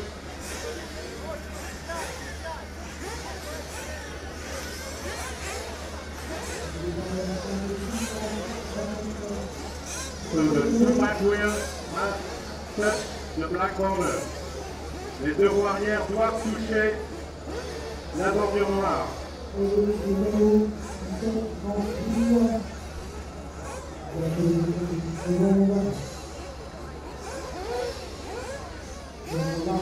Ok, bravo. Ok, on y pour ça.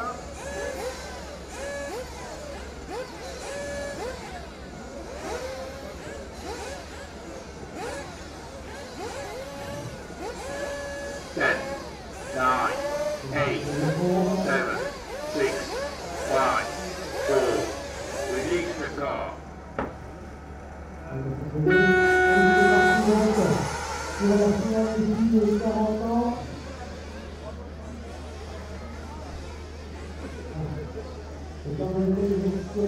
Very good.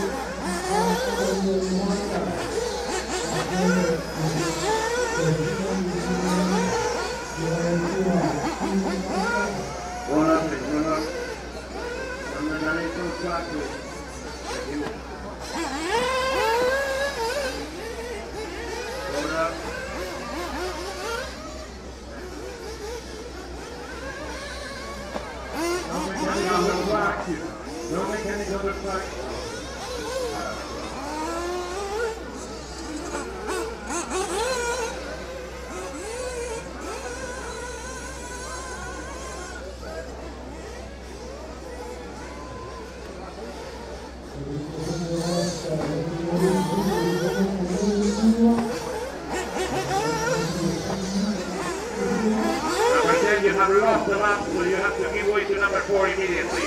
Number 10, give way.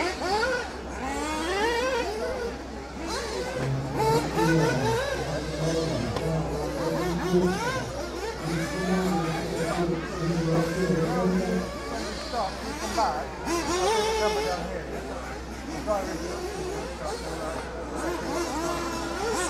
I'll be down here and you can just follow back to there. Any other camera? Step over here, right?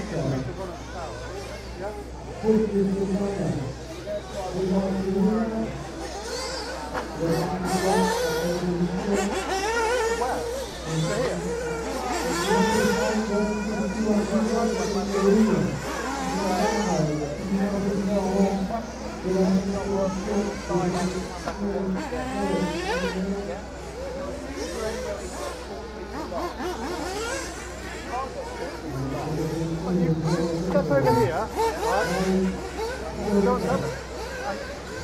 Oh, yeah. Go to another camera. I'll come down and get onto this camera again, on this lead. I don't think go as far as that. And just see what can happen, see as far as it can get. Oh, that is that as a weight.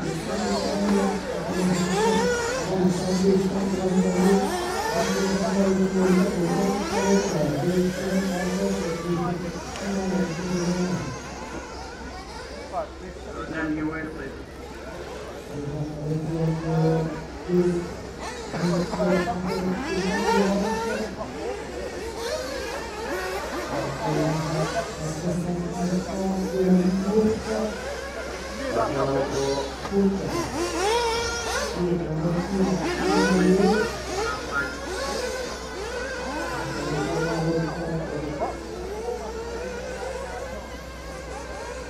Well, they're staying there.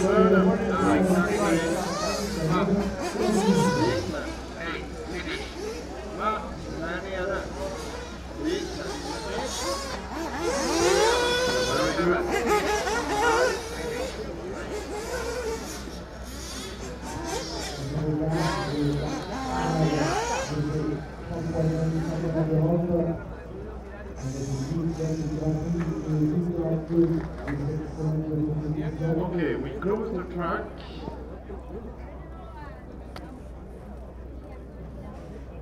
And the final will start at 4.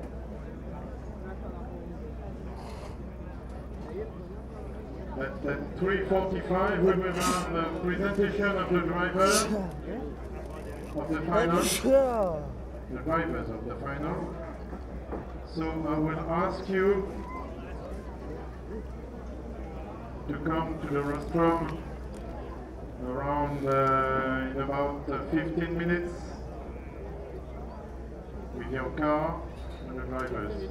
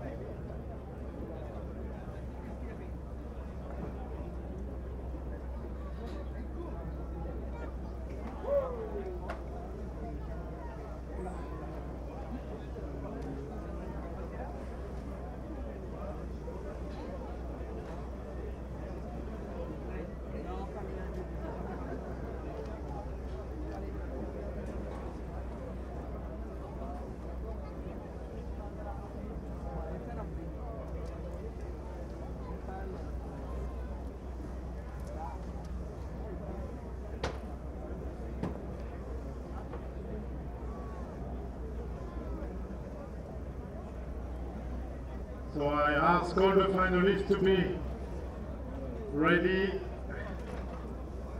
on the rostrum at 3:40.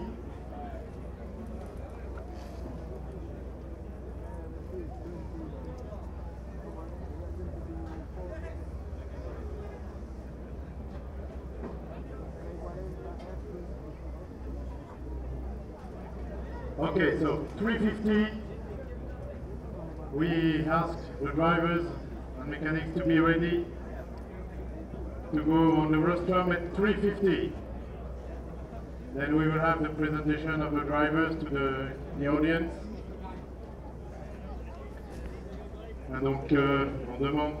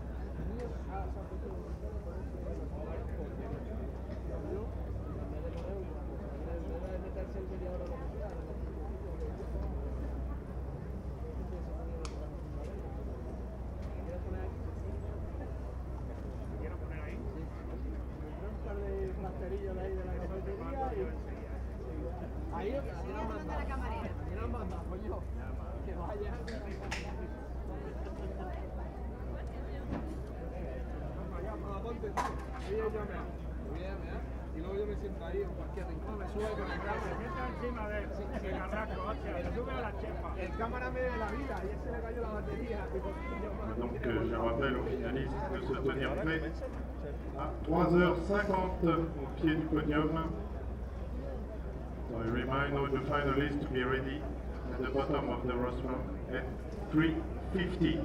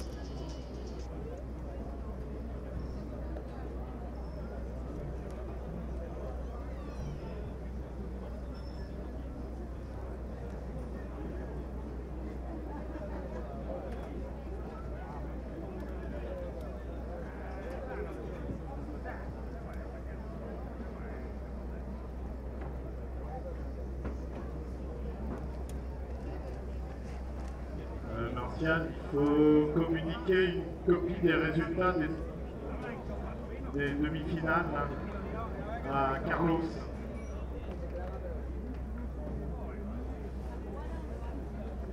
Oui. À l'issue des demi-finales.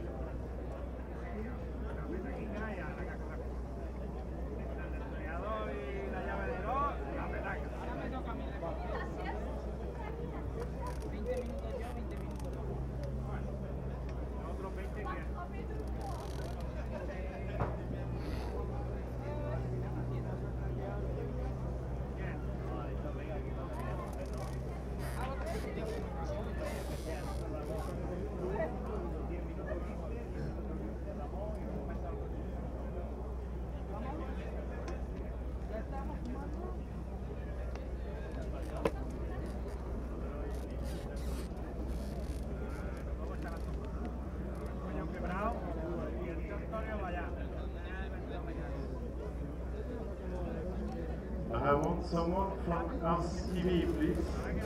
The one who installed the camera on the rostrum.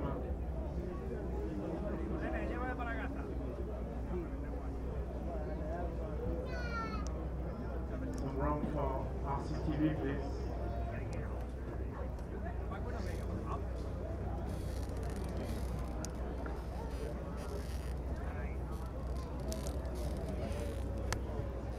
I would prefer that you put this camera on the lower bar. The pilot may complain of this on the view. Okay?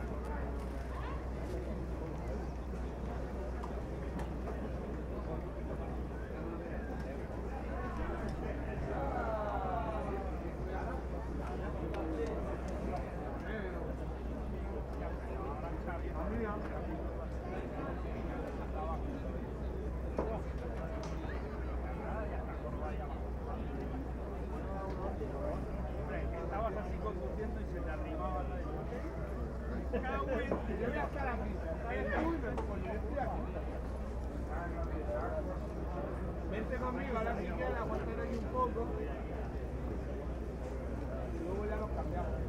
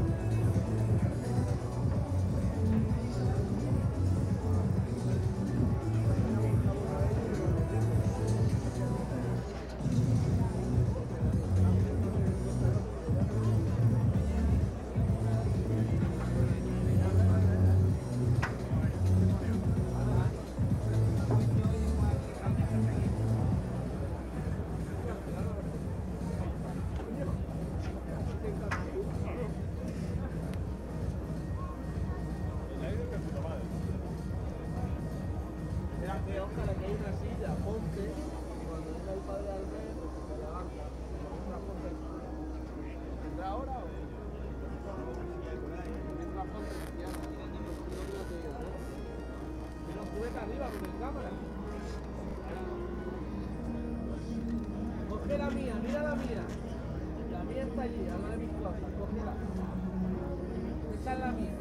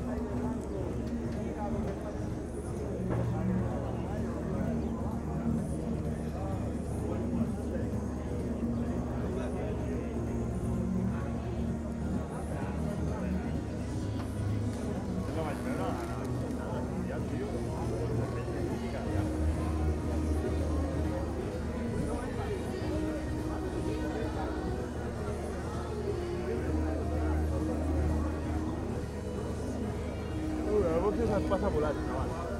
Bueno, seguro. ¿Con volar? ¿O con la falda? También la posición en la que va.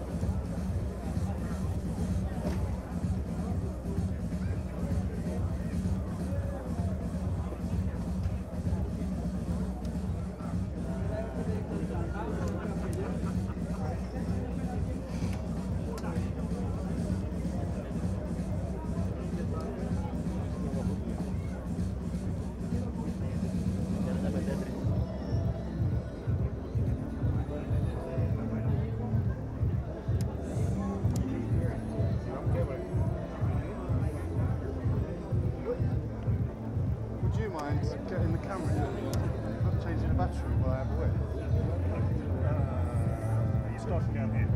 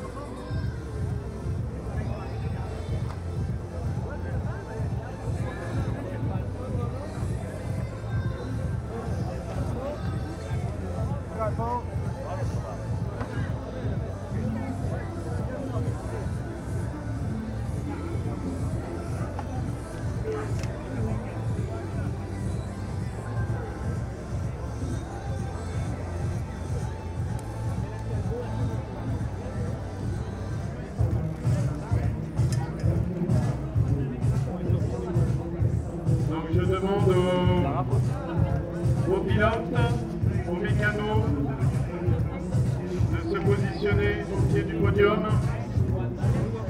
So I call the drivers and the mechanics to be ready at the bottom of the run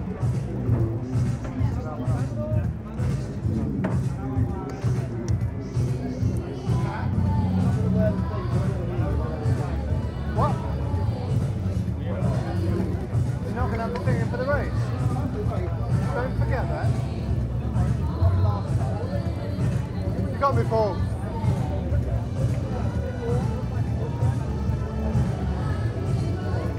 Oh shit. It needs changing up there, doesn't it? Sorry about this. So we are close to 350.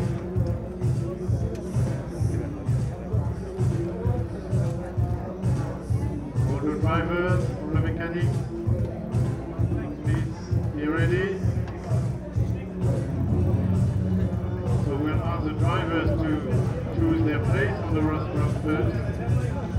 Then we will position the mechanics accordingly. And then we will call the drivers for a presentation to the audience.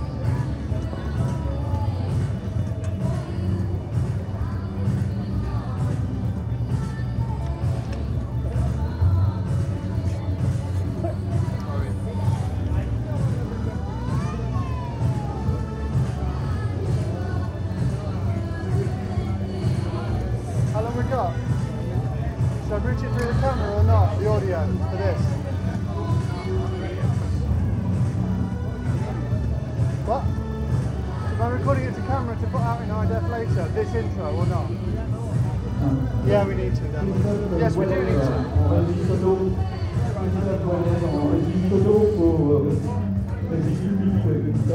The battery's alright, I'm down to 2 bars, is that alright? Did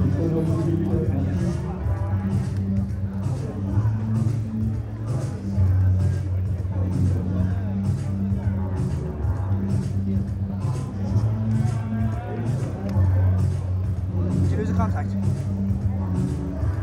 Fucking mine.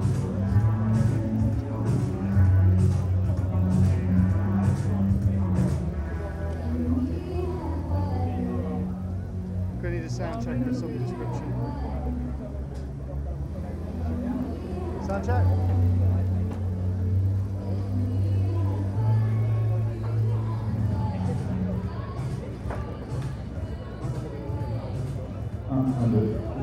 Le voile en réussi sono public.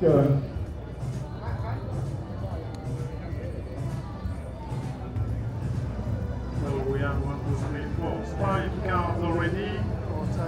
Gentlemen, we are waiting for you.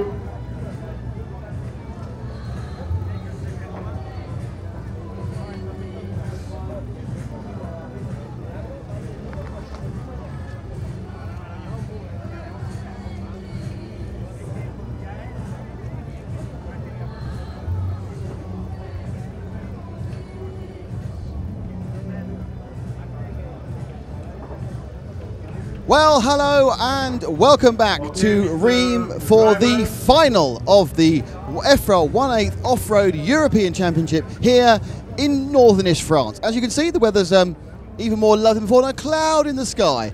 And in about 1 hour's time, the new European champion will pass these 2 red lines on the ground, which signify they have become the winner of the 33rd European Championship. Well, it's interesting that Matt's looking at the ground because the whole thing has been dominated by talk of the surface. If we have a look, this is what's been causing the drivers so much consternation. It's chalk. And even after 4 days of fun, actually it's held up very well, but there's a huge amount of dust. And just a quick word there. Pan back here, Matt. That's the press tent. There's young Paul in the picture. Now, every time a car comes out of the vane shadow hairpin, it puts its power down and showers us all with a vast amount of dust, which is never a good thing. So we're about to get down to the driver introductions, the traditional precursor to the finals, where the drivers are introduced on the podium to the vast crowd behind me. They will have their sponsors written out, and perhaps it's a nice time for us to talk about our sponsors and say a really heartfelt thank you to the companies and people who managed us to be here. First of all, I'd really like to thank Proline. That's Todd, that's Jessica, and that's John. I'd also like to thank Team Durango and Stuart, and of course Audi UK and all the guys there in the marketing department who actually did literally get us here in the SQ5. I've obviously a chance now to thank Matt McCallum behind the camera. Thank you, Matt, for your work this week. Thank you to Paul Bateman, who's cutting the pictures. And we have a special guest cameraman for this final, none other than Phil Mortstead of Neo Buggy, who I expect currently actually is probably, there he is. That's our special guest cameraman. So Once again, the RC Press working together to give you the best possible coverage. You will see 2 moving cameras, a couple of stadiums. We hope we have some replays. We're hoping to have a race that's as exciting as semi-final B and nothing like semi-final A, which was very dull. But as ever, these proceedings are slightly overrunning. It's my chance to say, well, don't forget you're watching this on rcracing.tv. Please visit our website on www.rcracing.tv. And also, don't forget, basically, it's RC Racing TV, so it's the RC Racing TV website, it's the RC Racing TV Facebook page, and you can follow me on Twitter on @RC Racing.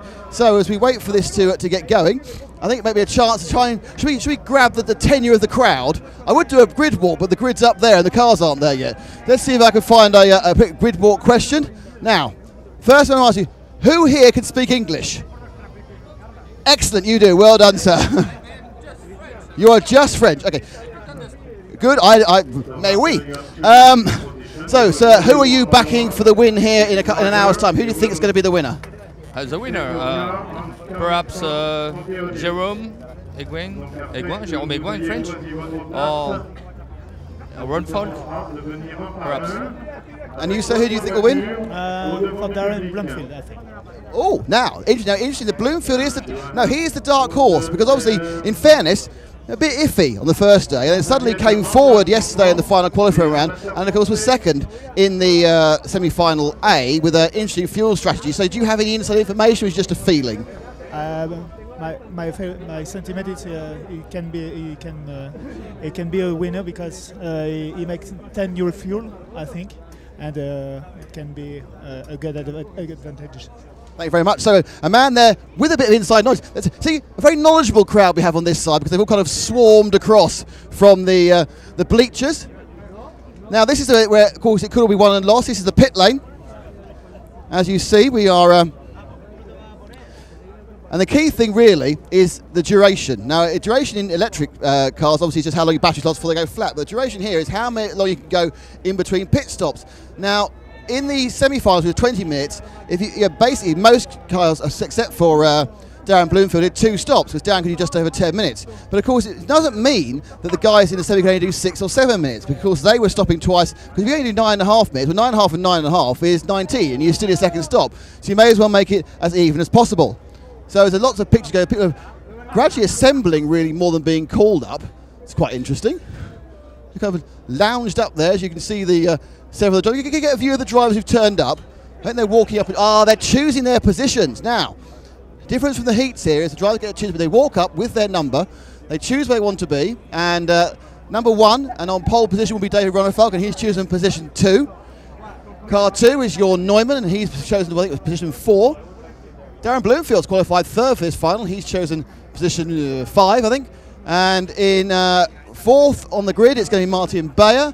5th on the grid is Robert Bataille after a messy race. 6th is Lee Martin. 7th is Renaud Savoia. 8 is Jerome Igon. And there's 4 people who turn up yet who haven't come. Because basically they get a number and they come up and they choose one of the 12 slots. During qualifying, you get 1 to 12. They choose one of the 12 slots. Now, before we go any further, I do think it's a chance for me just to grab our erstwhile cameraman quickly for a quick word. Phil, first of all, thank you very much for the work you're doing for us. Really appreciate it. Secondly, I'm going to ask the question you hate for a special reason here. Who do you think is going to win? I'm hoping Ronefalk doesn't. I'm hoping for a great final as well. Basically, it's Ronefalk or nothing for you, isn't it? As your Swedish blood rises. Yeah, to a certain extent, yeah. I mean, I've seen many of these guys win their Euro finals, and I think it's time for Ronefalk, and he's done fantastically well this whole week, and perhaps it's time now. Judging from the semi-finals, he should romp it, but of course we know he was equally dominant in the semi-finals last year, wasn't he? Yeah, that's true. I mean, things always change for the semi-final. I was reminded that in 2011, the same exact thing happened to Robert Bataille, so he could still be extremely dangerous. And of course, we have Bloomfield on the 10-minute strategy, and Neumann surprising everyone with his performance in the second semi as well. So basically, it's wide open. But Ronefalk, I suppose if we were bookies, did Ronefalk be odds on, or just out from odds on, or evens perhaps? I don't know. He's consistently, he's DQ'd, he's on pole. He's odds on, I'd say. You see the canny Swede backing the young Swede, and now he really hates himself having said that. Do you want to take it back and say somebody else? Thanks, Phil. Catch you later on. So it's a level of superstition. Let's see if we can catch one of the great and good. Mark, can we have a quick word for the the programme. Mark Pavardis from AKA. Mark, you've been in a number of these major finals. What are the drivers feeling right now? I think they're all nervous. You know, they're coming into getting ready for the 45-minute final. You know, they each had their own semifinals, kind of know the track a little bit. So, you know, I think they're ready to get the race going. So you obviously here representing the tyre company, AKA. I mean, does that just mean you bring along boxes of tyres you give to drivers, or are you actually kind of constantly talking about them, about what can be done, what's best? Yeah, a lot of the guys, a lot of our team guys will order ahead of the time, and we'll try to coordinate with our distributors, and it just becomes a logistics thing. And you know, they order exactly what they need. They know what tires have worked here in the past at the warm-up, and you know, we're here for support for stuff that they don't have. And in fairness, I mean, much like Formula One, where all anybody does these days is talk about the tyres, that's all we've heard about here as well, isn't it? Because this chalk surface has perplexed a number of people. It's a really unique surface. I think it's really caught a few people off as far as what works. But I think when our drivers come to me, I've had a chance to watch the cars all week, so that really helps them, like, hey, how do we compare to everyone else? And I'm able to give them that information. Thanks. So that's the word from the wise. Oh, there's David Ronefunk. David, just a quick word before we start. David, fantastic semi-final. I don't think you can have any more confidence you had before yesterday, but you must feel now, with the car working today, it's looking a bit good, isn't it? Yeah, it is. I really feel comfortable now, and I just trying to make the same as I race as I did in the semi. It was clean and it was good. It was in the beginning I was battling a little bit with Reno, but it was, and then in the end I was able to pull away, so it was good. Everyone's saying the thing to watch out for is the fact that Bloomfield's going a bit longer. Do you think he'll be able to get a stop out from you guys, or was it the fact that you were being safe stopping twice in that 20-minute race? No, maybe he'll get some advantage of pitting one last stop, and I think everything is about keeping the car on the wheels, and then it will be great, I think. Hey, best of luck. You're about to be presented to the drivers, but there's more presentation. Oh, see, they're all wandering over here. Do you see? There's a picture taken. It's always quite fun. We'll try to line up and see if I can ruin the lineup by grabbing a quick word with Lee. Lee, there's our lovely live camera. You're live on. There's actually quite a lot of people, actually. Surprising this live stream is going well. Lee, you look very confident in the semi-final, but Ronefat looks very quick, and even Bloom Darren's quite fast, isn't he? Yeah, I mean, the semi, it kind of went how it needed to. I drove around without making a mistake, really, and yeah, Darren was pretty quick. He had one less stop than the rest of us, so he did a 10-minute stop, so that bumped him up, and yeah, David was already gone after about 3 minutes, I think. So. Starting sixth, how important is the start position? It's interesting, actually, this odd start procedure where they're putting you vertically against the wall appears to be actually making the first corner very clean. Yeah, I mean, the start I don't think it's a super crucial bit. It's getting clean first lap is super crucial. If you get a clean first lap and get into a rhythm, then that's more important than starting first and maybe crashing. So. Better let you get back for the line-up. I don't want to upset the international. So I'm going to now take a chance to speak to the great and the good. I'm going to have a word with the race referee. Have a quick word with Dallas. Dallas, I mean, are you like a boxing referee? Do you take them all in the corner and say, right, no fighting, no gouging, no jumping over each other? What are the rules you give the drivers before the start of the European A final? For the drivers, well, they know. I don't need to give them any rules, anything like that. They know how it works. So. And how much have you? How many? We've seen a couple of stop and goes. I mean, has it been a difficult event to referee? No, it has been quite okay. There has been some minor things, but the racing quality is very, very good. The behavior on the track is good, and of course on this level you cannot avoid that people actually touch each other, but as long as it's not a clear hit or corner cutting, it's good. I think the great thing is we've had great weather. It's an absolutely fantastic. The organisation has been brilliant by the team here, and also no controversy. Everyone's just got on, done the rounds, done the finals, and it's all been quite unlike a usual international championship. Yeah, it's a very relaxed race in a way, and I think what they've done with the music in the background and things like that also ease it down. So I think people are very. No, I know people actually are quite happy with the organisation. Now this, of course, is the first stop on a huge EFRA European tour. I'm sure you're making. I know me and the team at RC Racing making. Well, obviously next Monday, so it's 2 days away. We're down in Spain in Valladolid for the two-wheel drive and four-wheel drive electric Euros. What other races are we going to see at Dallas? Where else are you going to be refereeing this year? Next week I will be home. The week after I have the large-scale buggy. Ah, that's us as well. Yeah. And then I'll be home for 1 week, and then I have the World Championship in Ostado. Immediately after that, back-to-back, I have the 1 to 10 icy track in Austria. And then, of course, America and Japan. So quite a quiet time then, really. Yeah, I feel. Let's hope it doesn't end the way it did last year after Thailand. For those who don't know, Dallas wasn't too well coming out of Thailand, but now, look, finally fully restored to health. Thank you. Thanks, Dallas. So the big cheer, I wasn't quite sure that big cheer was for. I think it was one of the drivers who are being presented. They have a bit of a cheer. He's really very lovely out here in the sun. I've got my French person doing interviews as well. That means I can probably do some. Right, I've decided as he's interviewing, I'll interview as well. Jorn, we were quite surprised you won that semi-final. Were you as well? It appeared the others were trying not to win it. I tried to make the final, and then Robert and Martin made some small mistakes, and I couldn't pass them, and then I stayed in the lead. So moving into this now, you're starting second. Is that a big advantage being further up in the grid, or is it in 45-minute final not very important? I think so, because on this track it's very close, and I think it's definitely an advantage to start in the front.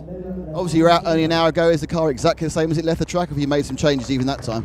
No, just I put new tires on and made no changes. Thanks very much. Well, as I'm now, remember, Darren, I can take you out of the line backwards, you see. Darren, you've got everyone talking with your fuel strategy. I mean, do you think it's just a case you're half-minute long, which made you go over the 10 minutes, or do you really have the very feather-light right foot? Yeah. I don't know about a feather-light foot, but I certainly got a bit more fuel mileage than most, I think.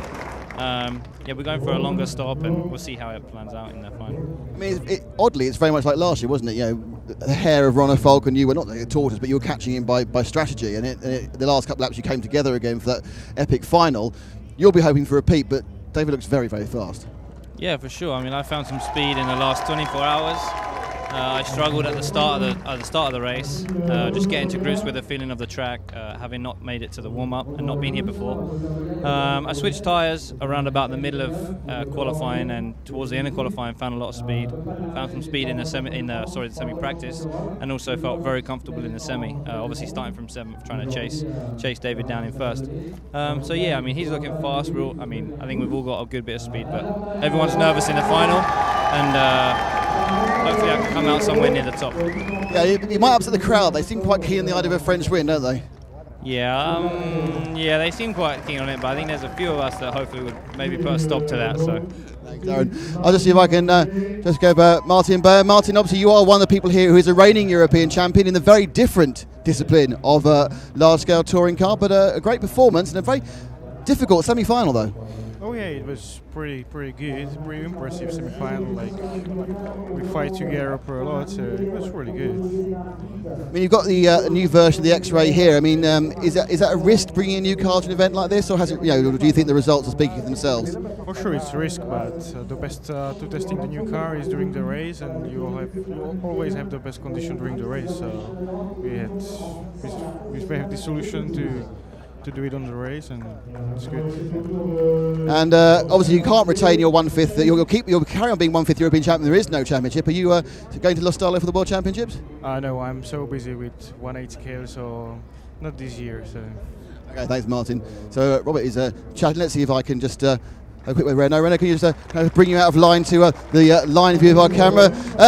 It's looking quite good. The local French crowd is quite keen on the idea of a French winner, aren't they? Yeah, I think it's a really good thing that we can take the most of the public. We don't have many Euros in France, so it's good to feel that everyone is behind us. I think the race is going to be really tight, so it could help. Now, in the semi, the first 4 or 5 minutes were great, and then it seemed to just go off. Was that mistakes by you, the car handling going? What was the reason for that? Because you were actually winning it quite easy at one point. I think I was leading the semi, but my car wasn't really consistent. I think the shocks became softer, and we worked on that to make it as much as consistent as we can for the final. And how much do you think the car's going to change over 45 minutes? You run a 5-minute round, 1 20-minute final. Now you're into the unknown with a 45-minute race. How different will your car be on lap maybe 45 as it is on lap 1? No one knows. No, I think the first 15 minutes will be mouse and cat play, and then we'll see how it goes after that. Well, thanks very much. Let's see if I can just go. Robert, goes pull you out to the live camera we have here. Robert, saw a lot of wrenching on your car after the semi-final. Oddly, a semi-final which you kept being in the lead and then kept falling back. Was that just driving or other people, or was it actually a handling issue? I don't know. As all semi-finals, everyone is so fast, so semi-finals are difficult always. but I had some mistakes. Then I had some crashes with somebody and nothing else. I mean, my setup was not awesome in the semi-final, but I think with the change we made, it will be almost perfect. We'll see now. Now the interesting thing is, I mean, you are the master of the final. You know, we don't always see you as TQ, but you've won Europeans. You are the world champion. Does that give you extra confidence? You walk in here thinking, I can. You know, it doesn't matter what happened before. I can do this. I don't know. All 12 guys are as fast as me. Or, I mean, everyone can win these Euros because everyone is so close. So it's not more confidence. I just have to drive as fast as I can and as comfortable as I can. And we'll see. I don't know. Anything can happen. Well, thank you very much. So as we continue our road, let's see if I can grab a quick word with Jerome. Can I grab a quick word? Just over there with young Matt's camera. Jerome, it's a good showing of Frenchmen in the final. I mean, the crowd wants a French winner. Do you think you can do it? All the drivers very fast and it's so close on this track. I don't know. I hope to win. How much do you think that luck will play a part in this? Do you think is luck the key thing? Not luck, but just don't mistake it. I think it's really good. Yep, big about the cameras. I think now the still cameramen are giving it a go. So we've spoken to a lot of people. I think we've got as they all gather in together. Elliot and Boots there on the far right in 10th. You've got Christopher Svensson, of course, who's qualified 12th, and Yannick Igon, who's in 9th. So I think we've got a good feeling. Everyone seems very happy, quite confident. There's a good chance I think we're going to see some great action. They're going to have these final pictures, and then they will break, and we'll start with the procedure of the finals. The finals are going to get underway probably about 20 past, so 20 minutes past where it was, so they're ending about 5 past 5. We'll stay with it the whole way. Hopefully at the end of the race we'll be able to get the reaction as well of the drivers here on rcracing.tv in association with EFRA, with Team Durango, and of course with Proline and our friends in Audi UK. And a special thanks to Proline, who are supporting us throughout this European EFRA season. It's much appreciated. So as the press get their pictures and the drivers now break for the track, I think that's the end of our pre-show. A fantastic response from the crowd, a marvellous build-up. And let's get back to our positions. Heroes welcome. So now we'll be in the countdown to the 33rd EFRA European 1/8 Off-Road Championship.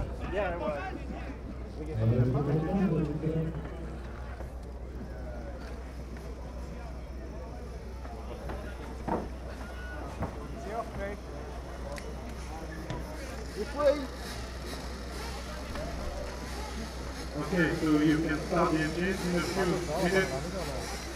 We will open the track.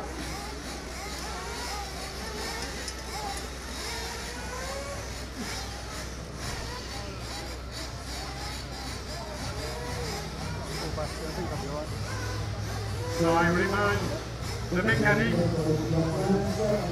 when you start, the two back wheels are touch the black roller.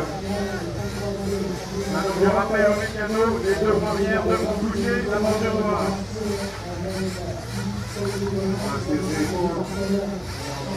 Un autre fois, I remind the mechanic from 1 to 6 to drop down during just after the start.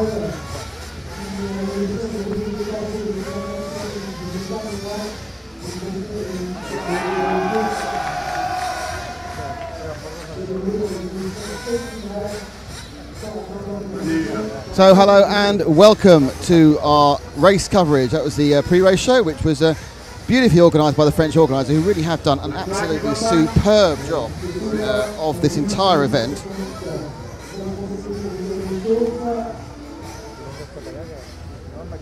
One thing I haven't got at the moment is the grid. Let me read it out, sort of.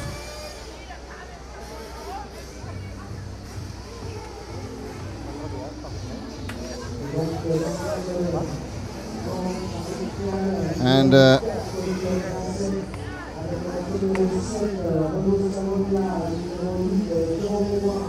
as we all fire up and the cars run around in their warm-up for 2 minutes, and young Matt has got himself back up to the rostrum as I pull out my audio link with Matt out of my ear in a clumsy moment. So, this is the warm-up before the start of the 45-minute final.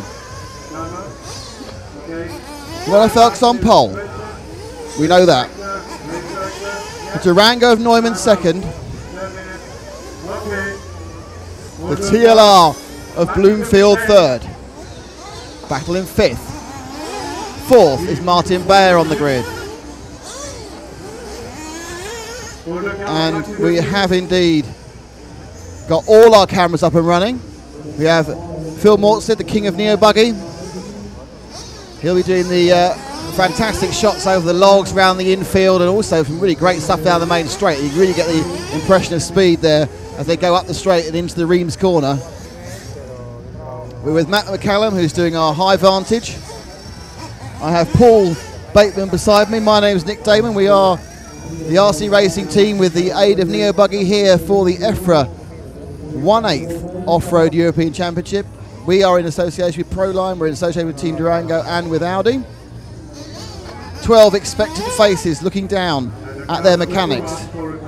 And once again, we will be looking.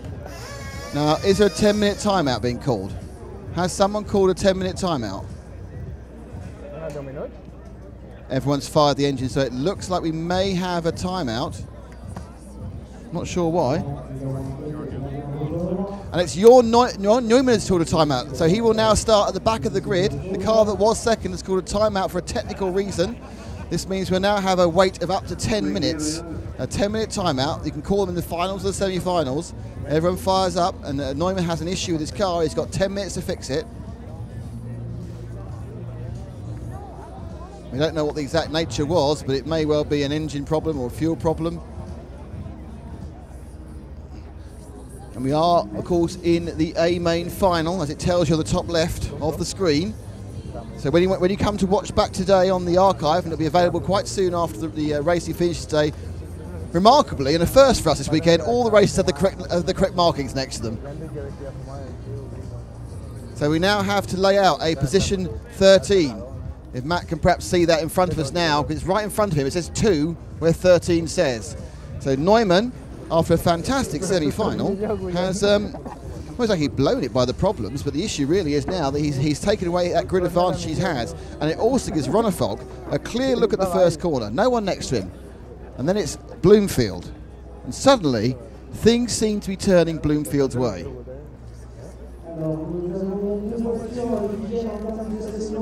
The drivers relax in the sunshine. It's been very, very pleasant weather here. The first couple of days were possibly a bit too warm, and then after that, it's been very pleasant.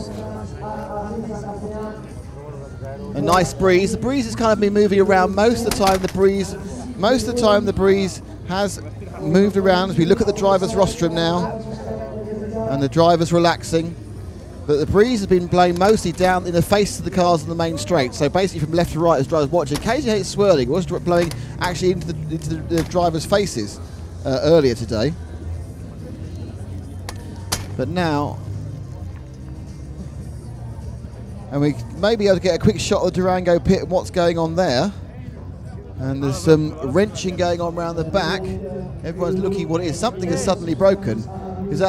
That's Hupo? Is that Hupo? Yeah, Hupo Hongel, and then I'm sure it's Gerd Strange who's leaning down looking to fix the car. This is obviously this. Not wishing to oversell it. It's a model car race. It's not a tragedy, but it's certainly a disaster for Njorn and Team Durango. Hopefully, it's something that's fixable. He ran the warm up. The car now looks like it's coming back. Whether it will come back in a position to race, I don't know. Perhaps he cracked a wishbone. Perhaps there's a problem with a diff. We'll find out at the end of the race for you. But what we do know is Neumann will not be starting second. He'll be starting 13th in a 12-man race, which is quite impressive, really.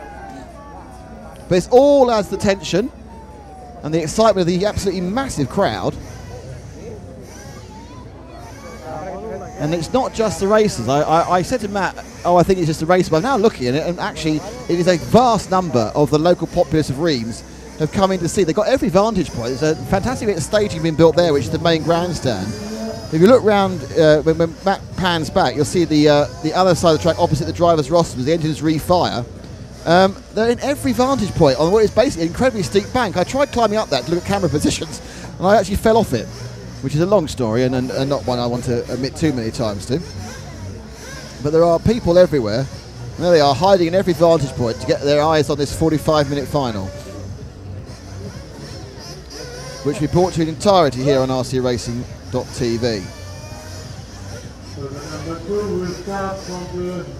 And the official announcement that the Durango of Jorn Neumann will have to start from 13th after a technical problem. It's going to give him a major headache because it means he's got 11 cars in front of him who won't be massively keen on letting him past, in fairness. Now we pick up, I'm not quite sure whether they now get a bit more, a couple of laps of warm-up again, or whether they go... Yeah, they're getting another lap of warm-up. Now my understanding is that no one else can call a timeout now. If you have a problem, that's it. We had timeouts in a couple of the European finals last year. I remember that Kalari, the multiple world champion, called one before we won the track final. The cars now, that just adds to the tension. If they weren't nervous enough already, my God, they're nervous now.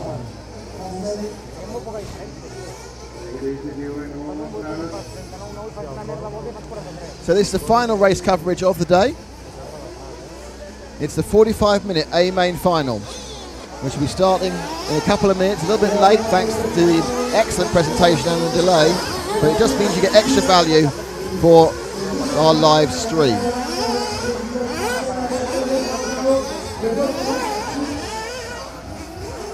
And we've always liked to do whatever, we have certainly done that, and someone's gone for an extra lap, and they gave a lot of some cheering as the race begins to build up.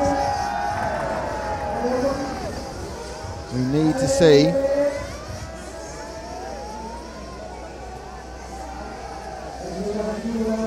where we will be.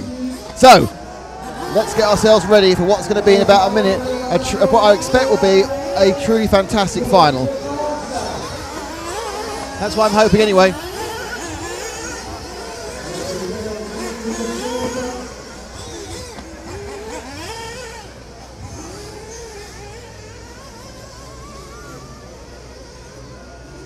Now the driver's rostrum, they get an extra 2 minutes of practice just to warm up the cars, get the brains in gear. We've seen a couple of races run where drivers didn't have their brains in gear. But this is building up their fire. They've been called back to the pits. They'll receive a splash of fuel. The mechanics will pick them up. The mechanics will take them across. In front of me, Ronner Falk takes the pits. The Durango now working of Jorn Neumann takes the pits, but he's got to start 13th. The Igon brothers make for the pits. Number 10, Elliot Boots makes the pits. There's Savoya behind the pillar and Jerome Igon. Two Frenchmen on either side of the pillar. Furthest away, Robert Battle. Ronner Falk in position 2. Neumann, Bayer, then Neumann. As we wait now for the start of the race. The cars will be taken across and placed perpendicular, 90 degrees. Two wheels must touch the back of the curbing on the opposite side of the track. They'll be released. The flag will go down, the count will start, and then the raising of the tricolour, the French flag. The final will be underway and will be over for 45 minutes. So the grid is Ronner Falk in pole. Neumann was second, he's now 13th. Bloomfield in third. Bayer in fourth. Battle in fifth. Lee Martin 6th, Renault Savoya 7th, Jerome Igon 8th, Yannick Igon 9th, Elliot Boots 10th, Jerome Sartel 11th, and Christopher Svensson in 12th. And look, he's almost starting in a different postcode, he's so far behind. There's Ronner Falk. Down they go. The nerves and the revs rise, the flag goes down, flag's up, and they're off. And Ronner Falk makes an easy, clean start because he had no challenge to him. But it's a clean start, and second it's going to be Bloomfield, and third was Bayer, and fourth is Battle. So they've gone off in the order, with the fact, of course, that we have lost from that front of the grid Jorn Neumann. So first and second, Ronner Falk, Bloomfield. They go around the bottom bend. Sprint now for the first time up the big corner, now through mini camera. Those very difficult multiple jumps. People have been quite circumspect around the bullseye, over Champagne, Vane Shadow. 1, 2, 1, 3, 4, 5, 6, 7, 0. So Boots made a good start, moved up 3 places, and Neumann, and it's Jerome Sartell bringing up the rear after a problem. So Ronefalk gets that lap and gets away. He flies the double. Bloomfield, though, not being shaken off. This is no Sebastian Vettel at the front disappearing in the distance. Though certainly he's eking out a lead. And they go now across the logs. That's Bloomfield, they're just in front of him in Ronefalk, around the bottom bend. And this is where things go wrong at mini camera. Bloomfield slightly nose up as he took that off. Good jump and turn from the top 3, top 4. And I don't think much has been changed there. Car 7 now. So Savoya has managed to get past Martin during that lap. And Boots is fighting off Jerome Igon. But first and second now, the 4 car. Bayer now hassling hard at, in fact, Bayer's got past. So Bayer moves into second, having got past Bloomfield. So Ronefalk, Bayer, Bloomfield, battle. It's all the B's in second, third and fourth. So Ronefalk with his Kyosho is leading the X-Ray of Bayer, who's got the TLR of Bloomfield, and then the Mugen of Battle. There really are no bad chassis, are there? And they come round again. But making moves is Renault Savoy with the other X-Ray, so he's now catching up the back of this pack. Ronefalk, though, just drifting away at the front as they go round through the boulders. Bayer's trying to rein him in. Certainly Bayer has got more pace in the car than Bloomfield, who's just easing off the back at the moment. So Bayer is taking the fight to Ronefalk. Ronefalk leads by 1.1 seconds. Bayer's a second ahead of Bloomfield, and Bloomfield a second ahead of Battle with 2:15 down and 42 minutes to go. So we're a long, long way, at least 4, possibly 5 pit stops in this very hot weather, but it's looking quite nice so far. A good, steady start for Ronefalk. This is what he needs, chance to get in a rhythm.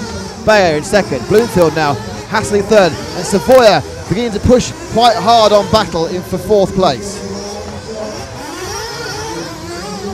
Second and third now closing up, and that's probably the battle we want to look at the moment. Second and third, which is Bloomfield and Bayer. Bayer got away last lap, but Bloomfield's coming back at him.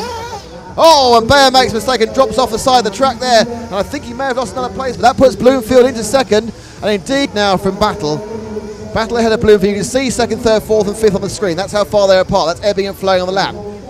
They fire themselves across the logs. Battle slides it down. He's managed to gain some time on Bloomfield, but he now needs to start eating into Ronefalk's time. Ronefalk looking quite comfortable. Completes another lap. Battle then follows behind Bloomfield. And then it's Savoya now who's taken Bayer, which I think is what was a big cheer as a Frenchman moves forward into 4th place. The early sparring parts of this race, the 45-minute race, is a proper endurance race because it's all about strategy. You need to be fast, but you need to have the right strategy. Ronefalk pulling ahead at about a 10th or so a lap. He's just on 3 seconds ahead of Battle at the moment. But Battle, of course, has just lost a little bit of time. I think he was, certainly Bloomfield now is back close to Battle than he was.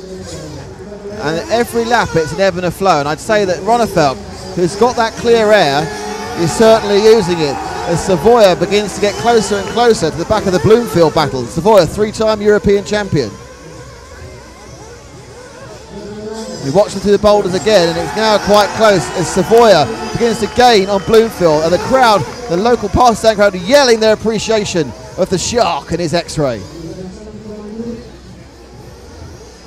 That lap goes through, and indeed 0.4 of a second faster for Ronefalk. It looked more like that was a slight error from Battle than anything else, but Ronefalk now 3.5 seconds ahead. We've done 8 laps. We're nearly 6 minutes in as Bloomfield challenges Battle. And just as a bit of action going, they're now slowing each other up. This is great news for Ronefalk because he is going to be gaining as second, third and fourth. And then back in the corner, back in the car in, MotoGP style through Reims corner. The 3 of them are together. Battle would love some clean air, but he's time to battle with Bloomfield. And Savoya, obviously the local favourite, getting closer all the time as they go over the triple, turn into the infield S. Work across the logs. And sprint down now the bottom bend before they sweep across and over the mini camera corner. Named because of this shot, it's near our mini camera. And over Champagne, these 3 together. And it's very close, slightly better. Savoya now comes up the inside, looking to him, but he's got the drive and takes third place. Huge applause, he takes third place. The locals love that, and he backs it in. And he now, but Bloomfield not saying no, but Savoy shuts the door going on the entry to the boulders. But now Bloomfield has a better run over the double. All this fighting, though, is allowing David Ronefelt, the young Swede, to get away. But Savoy now, as Bloomfield gets spooked slightly and drops back, the lead now is over 5 seconds for Ronefelt. He really is just marching away from the rest of the field as we thought or feared he might. And we are now 7 minutes and 25 seconds in. And Ronefelt has gone into the pits apparently. And there he goes. So he is stopping early. So he's got quite a short strategy. If he's stopping at 7.5, he's going to need to make 5 stops. So it is possible. Oh, he made a mistake, and that's Ronefelt on his back.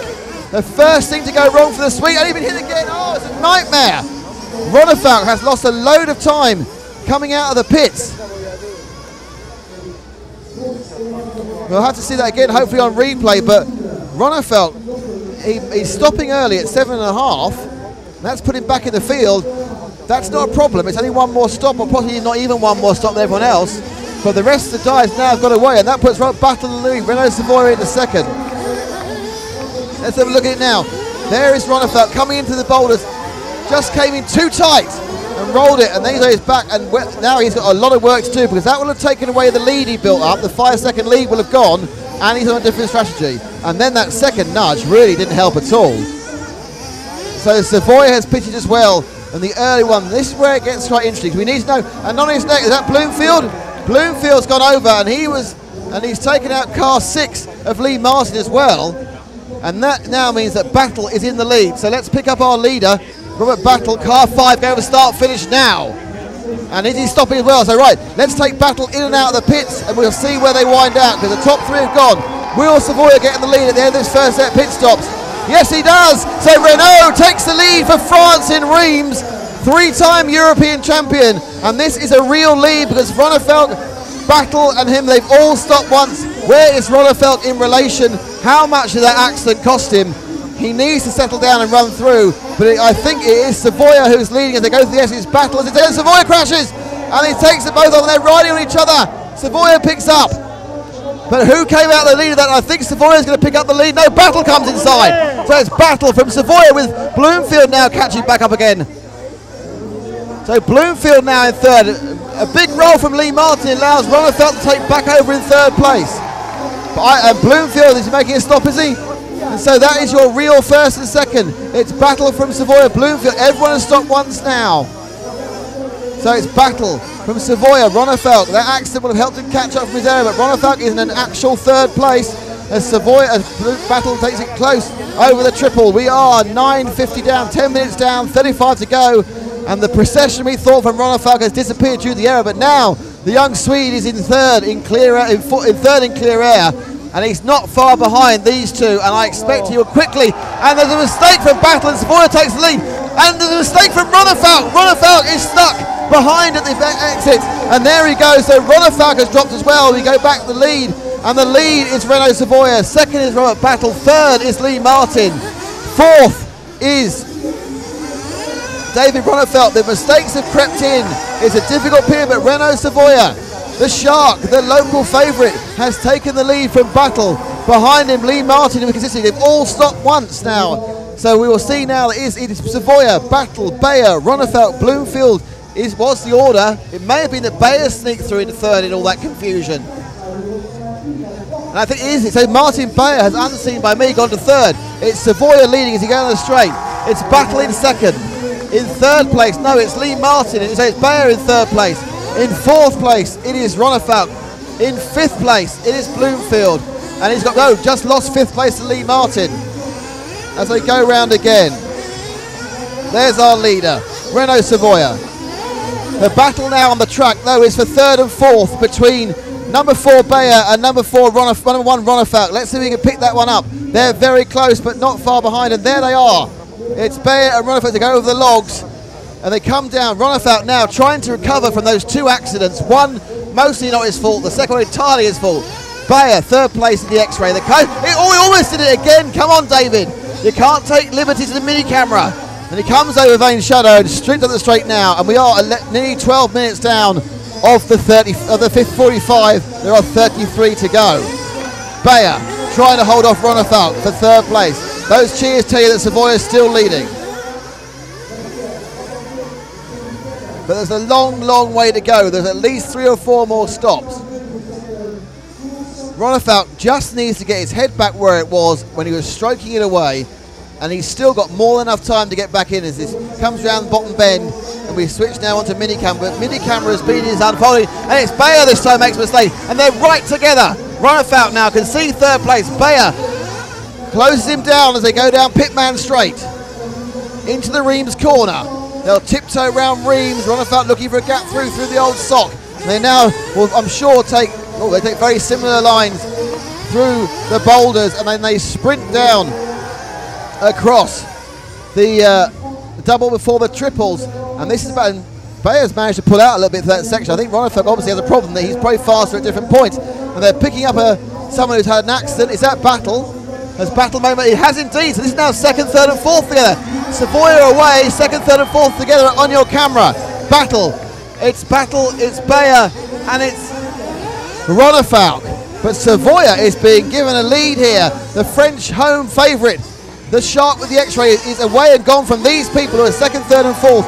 It's Battle, Bayer and Ronefalk. Ronefalk being get past Bayer, and Battle has the pace to take it to the Shark, to Savoy, to Renault, to the Frenchman, the X-ray driver. And another lap passes. They look for most overtaking takes place when someone's made a mistake. They take it over the logs, coming down to the bottom bend, just grabbing it slightly. Still looking as they jump now over mini camera. They all get through, but no, Ronefalk's got Bayer through mini camera. So now it's Battle from Ronefalk. He's got rid of Bayer, so it's Savoy, Battle, Ronefalk, and let's see where they go. Ronefalk now has a chance to start attacking Battle, and then he'll see his way clear to have a go at Savoy. But Savoy has so much experience, a 3-time consecutive European champion in 2008, 2009 and 2010. There they go, they turn across the logs. And a mistake made by Battle was that, so I think that puts Ronefalk. And in fact, Savoy's made a mistake as well. His lead's gone right down from 4 seconds. So Savoy now leads. Ronefalk second. It's Bayer third. Battle fourth. And the lead, which was about 5 seconds over Ronefalk, has dropped. It's now just a 3-second lead. So Ronefalk needs to find 3 seconds on Savoy, but the battle now is on for third and fourth in Bayer and Battle. Bayer and Battle go over the triple. And Battle makes another mistake. That car really doesn't seem to be his liking at the moment. He's made some changes to make it better in the long run. He doesn't get too far, but the top 4 currently covered by about 6 seconds. Lee Martin's in 5th, Darren Bloomfield 6th, Jerome Sartell 7th, Elliot Boots 8th, Jerome Igon 9th, Yannick Igon 10th, Christopher 12th, and Yor Neumann unfortunately is already retired or in the pits. And we have more fuel stops. So the second round of stops is starting as we are 15 minutes down. And I wasn't sure who went in the pits there. It was Bayer who pitted early. So that would have released Battle. As we look over the double and then move on to the triple. There's the Shark, there's Ronefalk, and there's Bayer. No, Bayer didn't pit, must have been Battle who pitted. So Bayer carries on going. Savoy certainly has gained a bit of time over the last couple of laps, and he goes into the pits. So now Battle get a chance. Ronefalk has pitted as well. Will Savoy come out in the lead? Let's follow Battle up the straight. So yeah, it's Savoy has come out in the lead as Battle's in second. I don't think Battle's stopped though yet. So it's Savoy. Battle got second while Ronefalk stopped. And it's Savoy, Battle, Ronefalk, Bayer. So Battle owes us a stop. And we are 16 minutes down. There are 28 minutes to go. Well, 28 and a half. And so let's see now the battle. The leader at the moment is Renault Savoy, and he passes the start finish jab. But second and third are so close. It's Battle and Ronefalk going over the start finish now. And they move down the straight, but Battle must be due fuel. He's running a lot longer than he may be able to keep a stop. So Ronefalk has second. Battle wants to get it back from him. And they're very, very close to the boulders. Back off, but it's Savoy who's leading, and Savoy who has a lead of 4.1 seconds. Oh, a roll there for Battle, and that again, as he tried to drop and turn, has released Ronefalk. These Ronefalk and Savoy seem to be on the same strategy. But Savoy at the moment, the car is performing brilliantly, and Ronefalk needs to make up a 4-second gap. But he looks fast. He's looking better after that error earlier on. And it looks like car 6 of Lee Martin has picked up 3rd place. He has. But and it's 6 from 5, from 3, from 4. So it's Martin from Battle, from Bayer, from Bloomfield as they go through. So it's the leader. So we drop back from to the next fight behind this of Ronefalk. These are 4 cars coming together. These are 3rd, 4th, 5th and 6th. They're about to go over the triple. And it's Lee Martin leading Robert Bataille, and he's got Darren Bloomfield and then Martin Bayer. I think there's different strategies at work here as far as fuel's concerned, but as far as the track's concerned, and it's suddenly got very close. Savoy's made a mistake, and they jumped over there, but Savoy's made a mistake, and we need to go to the end of the straight, to the Reims corner, because that in the infield there has got much closer. So that's the battle of 1st and 2nd over the boulders. Savoy made a small mistake, and Ronefalk suddenly has got to within 1.1 seconds of him. So Ronefalk had made his own mistake to lose the lead. He's slowly catching up on Savoya, and we are 26 laps at 18 minutes down, nowhere near halfway yet. Savoya turns around off the logs, picks up off in the bottom bend, and the other cars will sort themselves out, but this is the lead battle over mini camera. They go around Bullseye and we get to the Champagne. If you finish that jump in the lead, Vain Shadow. Savoya though is getting his head together, cheered on by the crowd who has seen that mistake. Sweeping down, and we've got over Bloomfield's flamed. We've lost Bloomfield as he gets run across. Bloomfield is out, the number 3 starter. Bloomfield, he wins or crashes or breaks, and that's going to be it for his. So we need to get back to the lead battle. We've lost Darren Bloomfield, number 3 starter, and they are on the triple. And they are, I think, on the triple. And indeed it is. It's Savoya who is just ahead, or is it? Yeah, it's Savoya's back marker ahead of them as they go round. There's a back marker going over first. They go now with a mini camera. That back marker is car 9 of Yannick Igon. Very rarely named a back marker, but he's way off. Savoya slightly lost momentum there, coming off the Champagne. They sprint up the straight, with a back it in and break it quite wide there from Savoya. They need Yannick Igon to get out of the way. He's a lap down. This is 1st and 2nd. Savoya with his X-ray and the Kyosho of young Swede David Ronefalk, and that's great driving there from Yannick, letting the 2 leaders go. Good refereeing over the logs. The difference was 0.8 of a second, 0.85 of a second last lap, and Ronefalk now basically is within jumping distance. And if he gets the lead, you have to back him to carry it, to strut it out. He's got the fastest car still, but they say catching is one thing, passing is another. And they begin another lap, and we're at 19 minutes. We won't expect to see them in for fuel. We're at 19 and a half, another 2 minutes. So we should see 3 laps of battling over the boulders. Similar lines. Ronefalk hunting down his quarry that is Renault Savoya. Left onto the triple. Both take it well. Ronefalk now is as close as you can be without going past. These boys battle for the lead 20 minutes into this race. 21 minutes almost gone. Round bottom bend, then we go to the top corner and over mini camera. Leaping as they do. And they come now over the Champagne jump, and Savoya just eked out a bit more late there. Took that nicely, and that lap was advantage Savoya, but not by very much. They come careering down Pitman Straight, hard braking into Reims, and certainly Savoya is very different in the way he takes that top corner. He's all about the flair, whereas it's much heavier on the brakes, and I'm sure a slower apex speed, but a shorter route for Ronefalk, and the distance at that lap was 0.8 of a second again. So, in fact, almost identical laps, so the second half was better for the Frenchman.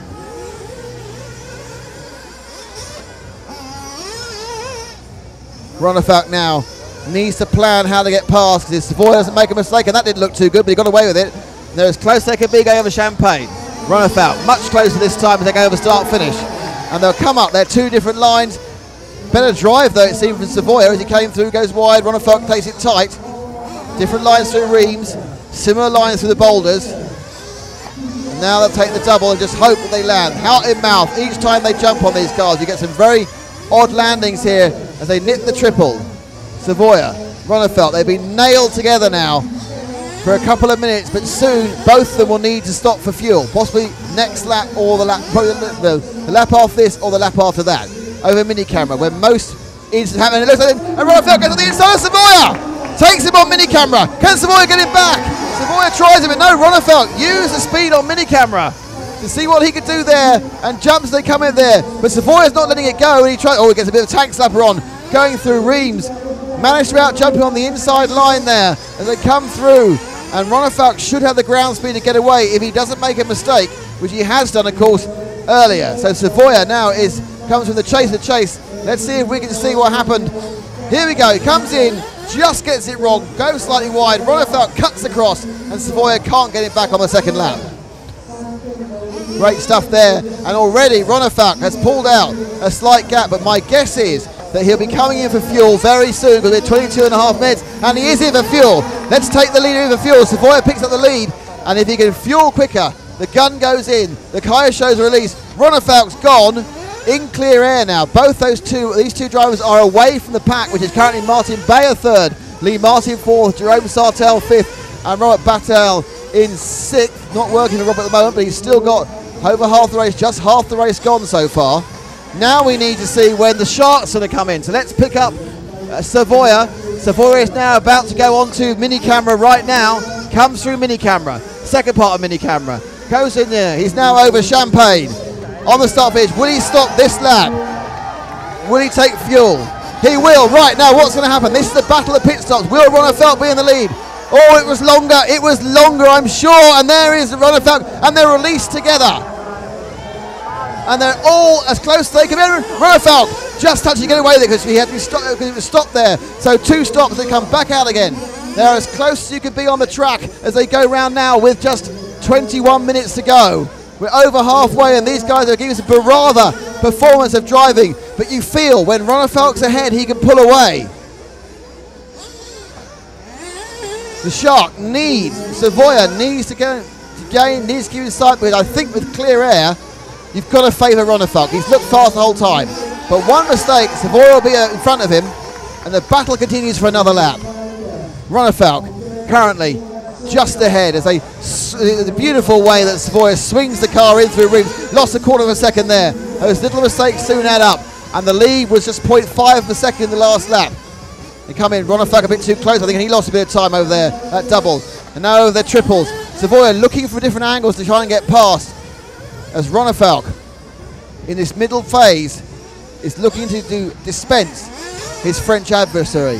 Lee Martin is 11 seconds back, battling back with Martin Bayer, and battled the further 2 seconds back in fifth. But it's all about these two as they're glued together for another lap. Savoia must be getting some momentum from the crowd, and again he just comes in so fast into that Reims corner. It's definitely the quicker way of doing it, but I don't think there's any way that Ronefeld could change his style now after we end. Ronnefeld's upside down. Ronnefeld's lost the lead.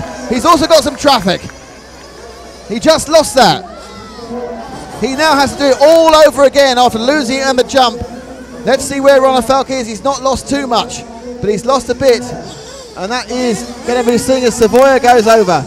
There's now, I think, is there a car between him, or is it him directly behind Ronefeld? Ronnefeld's already back behind him and chasing up. And they go over the start phase. Let's look at how Ronefeld lost it. He just lost it before he got there. That's amazing. He lost it before he even got there. Okay, let's go back to live. And it is Savoia back in the lead by 0.7 of a second as they battle again. That minor mistake, and Renault picks it up. He didn't actually capitalise on it too much. He himself had a couple of bobbles once he got in the lead. With 25:40 gone, we are less than 20 minutes to go. We're pushing up the 2/3 mark. And the crowd is loving this, and so are we. We're worried we were going to see a procession. We've been treated 25 minutes of absolutely superb racing. It's all between Savoia, and it's all about Savoia in its X-Ray, and Ronefeld, and of course the Kyosho. The one thing they share in common is Orion power. Hence the reason they're probably both doing 7.5 minute stops, or 7 to 8 minutes. The car's producing the power, it's not producing the duration. Bloomfield, our long runner, is long gone and out of this final, so we will have a new European champion, not necessarily a first time European champion, but a new European champion at the end of this race. You're watching the A main final of the EFRA 1/8 Buggy Euros. It's live here on RC Racing TV. I'm Nick Damon. We have Paul Bateman cutting, and we have Phil Norton from Neo Buggy and Matt McCallum on the cameras. We're here in association with Proline, in association with Team Durango, in association with Audi, and obviously with the help of EFRA themselves. But we are watching three-time European champion Renault Savoia lead after 27 minutes this 45-minute final. The young Swede, Dave Ronefalk, runner-up last year, is currently in that same position, but he is chasing down the Frenchman. And they have been locked together like this for over 10 minutes. They've swapped the lead 3 or 4 times, and it's over places like mini camera where time can run. Oh, Savoia loses time, doesn't lose the lead, but that's where you can lose a second, as I said there, and suddenly from a 1 second lead, he's got just the distance you can see there. He'll back it in again at the end of the straight, drifts it round. Ronefalk takes the tight line through the out and the boulders, they go the same way, and suddenly that little cushion for Savoia is gone, and Ronefalk can sense blood because he reckons he can probably out-jump him here. And we have seen a number of overtakes in the air, through the infield S's, over the logs, as the tension builds as we count down to just 17 minutes to go. We are entering the last third in a couple of laps. Ronefalk looking really close, and again to fend him off, Savoia has to go right to the right-hand side. It's so close. Discretion about part of valour there for Ronefalk, because he possibly could have gone for it, but he knew an accident would need a stop-go, and of course he got a stop-go last year when he tried to be too aggressive getting past Bloomfield in the last minute. But they are tied together here for first and second. Coming round the inside and driving up, and can he get him in the air? Landing well, and and a little thing, but no, they go down. Now the triple. Good landing from both the cars through the infield S. Over the logs being the problem, but Ronefalk really is almost tied together by him. There's a commentator in Britain who'd say they're so close they could be on the same frequency, but I'd never say that, of course, as they go over start-finish for another lap. And the lead that was just 1/10 of a second is probably 2/10. Ronefalk taking that tight line into Reims, the top corner, whereas Savoia has been drifting. Oh, Savoia touches it, can he get through? No, that mini mistake wasn't enough to let him go. Savoia jumping in again, and Savoia cutting him off. There's going to be a coming together, and it won't be anyone's fault, that's for sure, because they are just so close. The level of precision of driving here by these two champions, well, one's a champion, one may be a champion, is quite awesome. Savoia has Ronefalk following him within 2 cars length, and Ronefalk's going to get the lead, and Ronefalk does get ahead, again through mini camera. Savoia will be looking there, but Ronefalk, as Savoia just got unbalanced, unsettled, it's Ronefalk who takes the lead again with 15 minutes and 15 seconds to go. It is easier to follow than to be followed, and suddenly now it's Savoia. The shark perhaps not used to being the hunter, but certainly being hunted, but certainly used to being the hunter, and that's what he is now. As Ronefalk looks to extend the lead, he's got ahead. He has got, we think, the fastest car in ground speed, but as you've seen, it's half a mistake, and he's looking to stretch it out. 15 minutes to go. 1/3 of the race distance. Behind him, it's Bayer, Sartell, Battle, and Martin. Oh, he's gone over, and suddenly the lead's gone back to Savoia. Let's see what happens. He just can't say it, and he can't hold the lead as we're now at half an hour gone. So there'll be fuel stop soon for both these guys. And I think Ronefalk may have taken a fuel stop there. I'm not sure, but that's Savoia in the lead. No, Ronefalk just took an accident. Let's see what happened there as he lost the lead he fought so hard for. Comes up over mini camera. It's happened every time. Oh, just too far right on the jump, and you don't get away with it.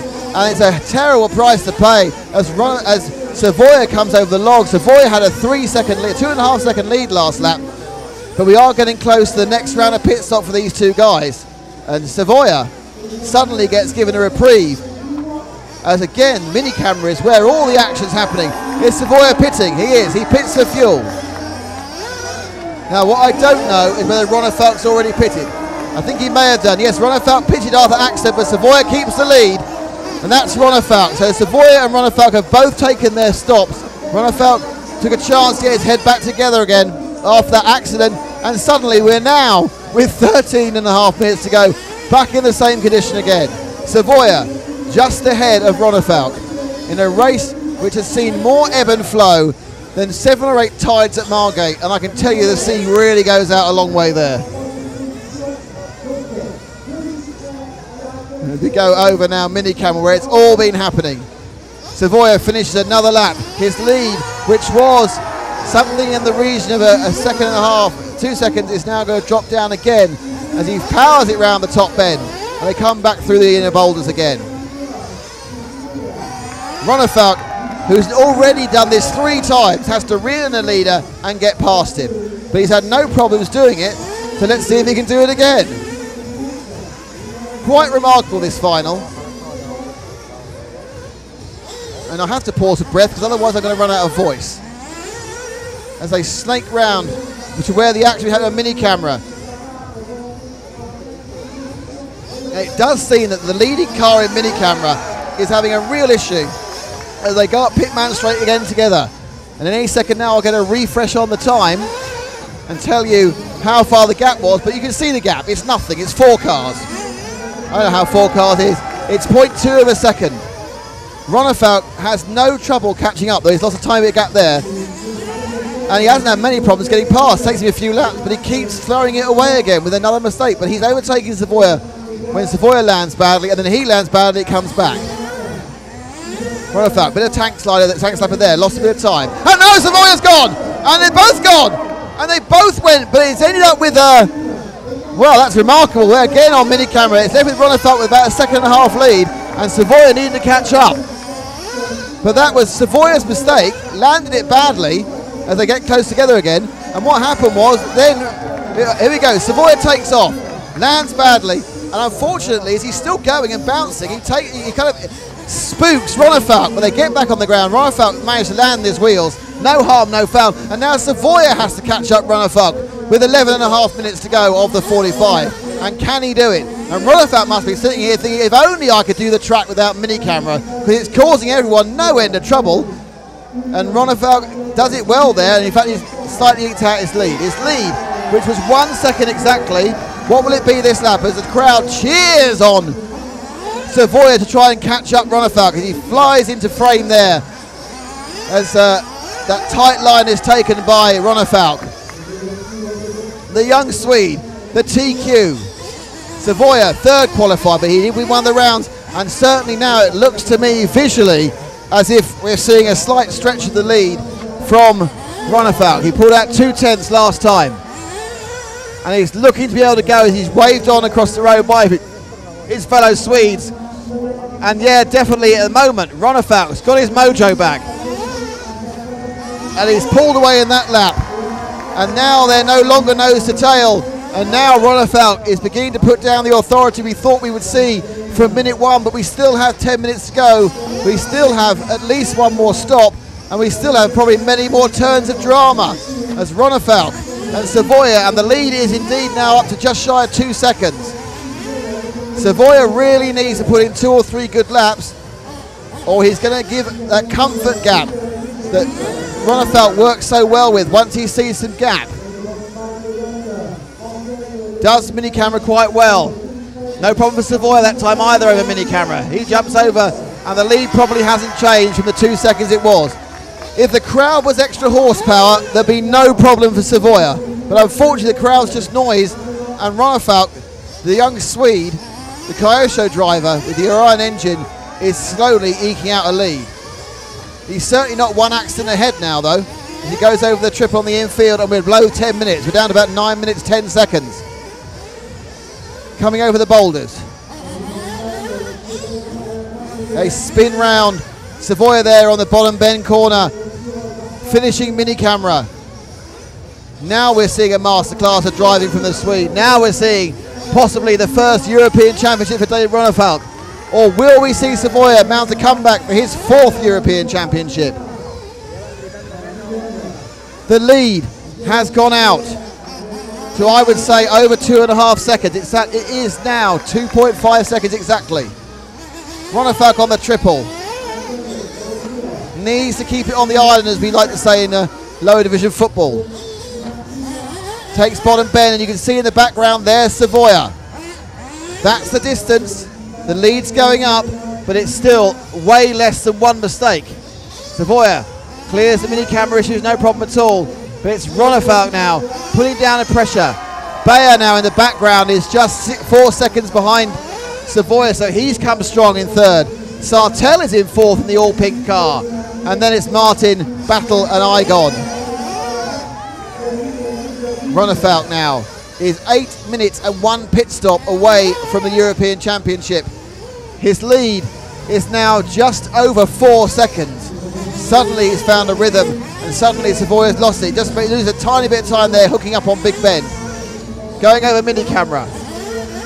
Coming to complete another lap. He's got the whole of the mini camera bumps ahead of Savoya, and Savoya really, it's now I think out of Savoya's hands, and Savoya needs Ronefalk to make a mistake. 7.5 minutes to go. Any minute now we'll see the Swede Ronefalk hop in for his last pit stop and the last moment of worry and danger. Because obviously when the car stopped, there are you up the number of variables at any pit stop. You only have to ask the poor cameraman who got hit by Mark Webber's wheel. And Mark Webber, who had to stop after his wheel fell off. And his car's rolling in front of him, but he gets out of the way, and that was one of the Igon brothers. And the lead has stayed pretty standard, 4 or 5 seconds. And has he got in for his last pit stop? So the last pit stop, this could be the last pit stop that David Ronefalk makes before he becomes a European champion. I think Savoya may have stopped at the same time. We may well be, so first and second stopped at the same time. So when they come round now, this is a genuine gap as we run for 7 minutes to the finish, 6 minutes 50. And it is all in Ronefalk's hands. I don't think we're going to see what we saw last year, which was Bloomfield having greater pace than Ronefalk. And I think that more importantly, Savoya is out of Ronefalk's eye line. And Ronefalk can concentrate on his lines. Last year he got spooked by the approach of Bloomfield. He tightened up, he went slow. But here I would say that Ronefalk is got to be just within himself. And he comes around now through the boulders, looking to go through the double.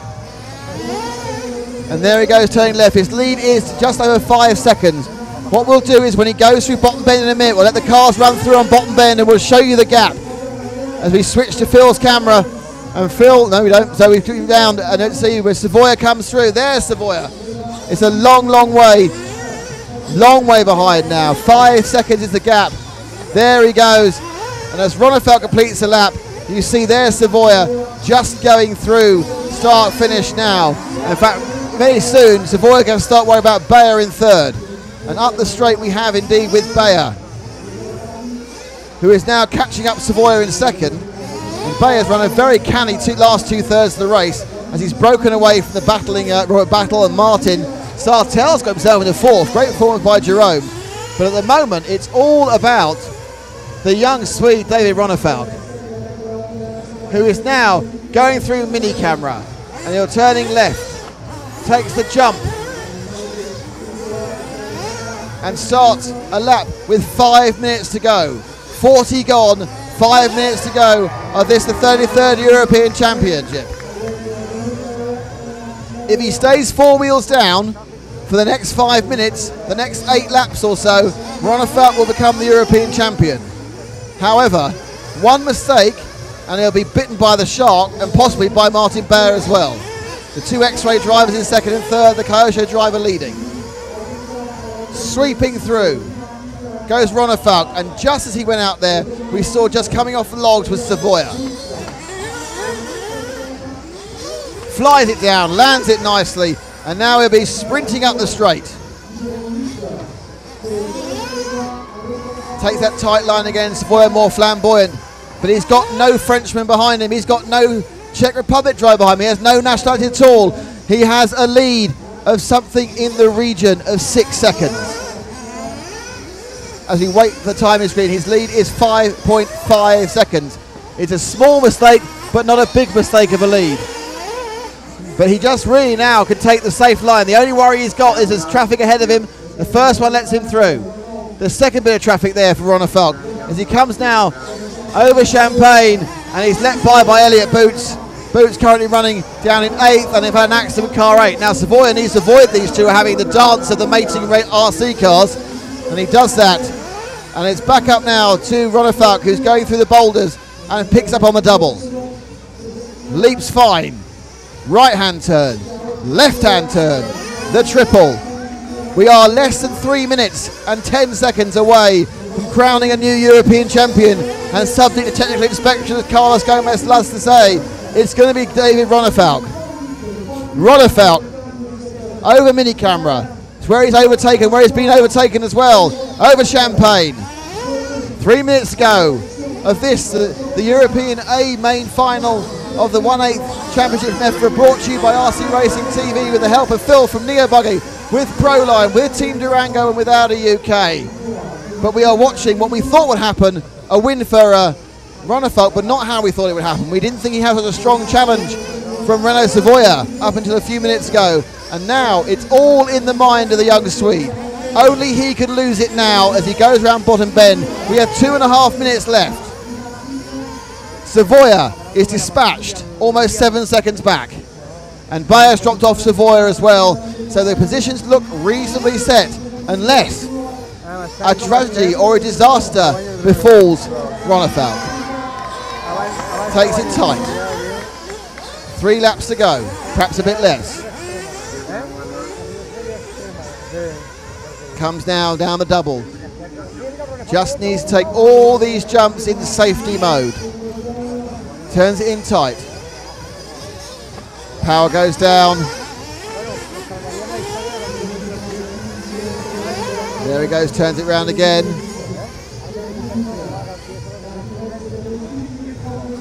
And he's going to jump over Champagne in a couple of laps time. That's what he'll be receiving, because he will be, we're in the Champagne region, and he will be the European champion. There is 1 minute and 30 to go this lap, and one more, possibly 2 more, but it may be that Savoia, who is now 6.5 seconds behind, may get caught by the timing beam, and we will see a lap of honour as we watch Savoia now going round a long, long way behind. 2 corners behind, because they're already on the infield S and over the log. Oh, he's upside down! He's upside down! But no, not enough!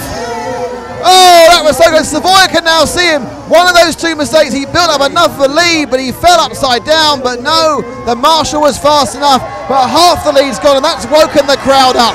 He's slow round there.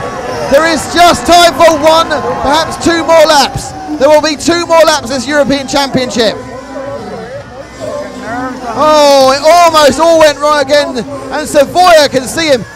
I can't imagine the heart rate that Ronefalk will have now. He must be on about 7,000 beats per minute, and he'll be going over the point where he fell over. And Ronefalk, he's got a bit wobbly, and Savoia is eating into his lead again. This happened last year. It was Bloomfield last year, but is there going to be 1 more lap? We are down to 20 seconds. What is happening? What is happening? It's going to be 1 more lap. So we are on the last lap now. It's Ronefalk. The crowd has gone insane as Savoia hunts him down. Ronefalk, that's the motor. We're on the last lap. Nothing else matters. Nothing else matters for these 2. Suddenly, it's all over. The fight for the European Championship. Ronefalk, the double. He needs to calm it. He can see Savoia coming for him. The shark is hunting his prey. It is so close. They are within touching distance under 45 minutes. Savoia, Ronefalk, he's just calming it down. He's just got to do mini camera. Can he do mini camera? Yes, he can. He now needs to go over Champagne, and he'll take the win. 1 more corner, and it's a win for Ronefalk. What a fantastic performance. You cannot write that. Almost at the end he lost, and he takes the congratulations of his fellows. But Ronefalk, what a fantastic battle. How he stayed together for those last 2 laps, I will never understand. Just the most incredible performance by David Ronefalk. Any second now he's going to get the trophy. It was just absolutely superb. I have no idea how he maintained his cool during those last couple of laps. It was just unbelievable, and we'll see if we can grab a word with our winner as the championship trophy has been presented, and Ronefalk is there with last year's champion. And let's just see if we can he's get the fame now. The 1, 2, 3, Savoia in second, as we just wait for our repositioning of the camera, and Phil comes over and he gets the congratulations of Adrian Bertine. And the 1-2, I shouldn't be in this picture. I'm currently in the 1-2-3 picture, which is a very bad idea. Up on the rostrum now as Matt hops over. Let's go and see if we can. I'll see if I can keep those. Guys, you stay here because we're just positioning our camera for the live feed. And let's go now. Let's get that. Okay, Matt, we are with the new. Let me get the congratulations. Let me just say, Dave Rullefelk, the European champion. Yeah, it's a great feeling. It's a big success for me, and I didn't expect it was a close one until in the end, but Reno kept it going really good, and I was just lucky to have him behind me over the finish line. When you made that mistake with 3 laps to go, given what happened last year, what were you thinking? No, I was just thinking, tried not to do the same mistake as last year. Being too nervous, maybe pushed too hard, and then I was just trying to be smooth in the end, and it worked out this time, finally. You had the fastest car, but for 15 minutes you were battling with Renault, and it was ebb and flow, and you took him over jumps, he took him jumps. What were your thoughts during that part of the race? No, I just wanted to, because I know some guys behind us had a great, better fuel strategy, so I just didn't want to tangle with him, just stay clean, and yeah, just trying to pass clean, and yeah, it was a great fight. David, fantastic, well done, congratulations, you are the European champion.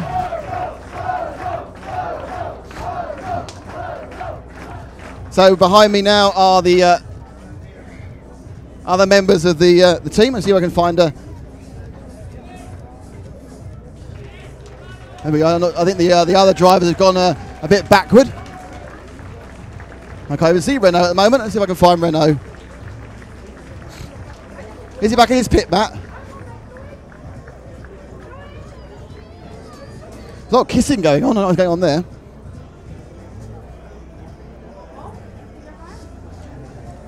Let's have a look, see what's going on back here. I think that's it is Renault in second place, and he's Renault.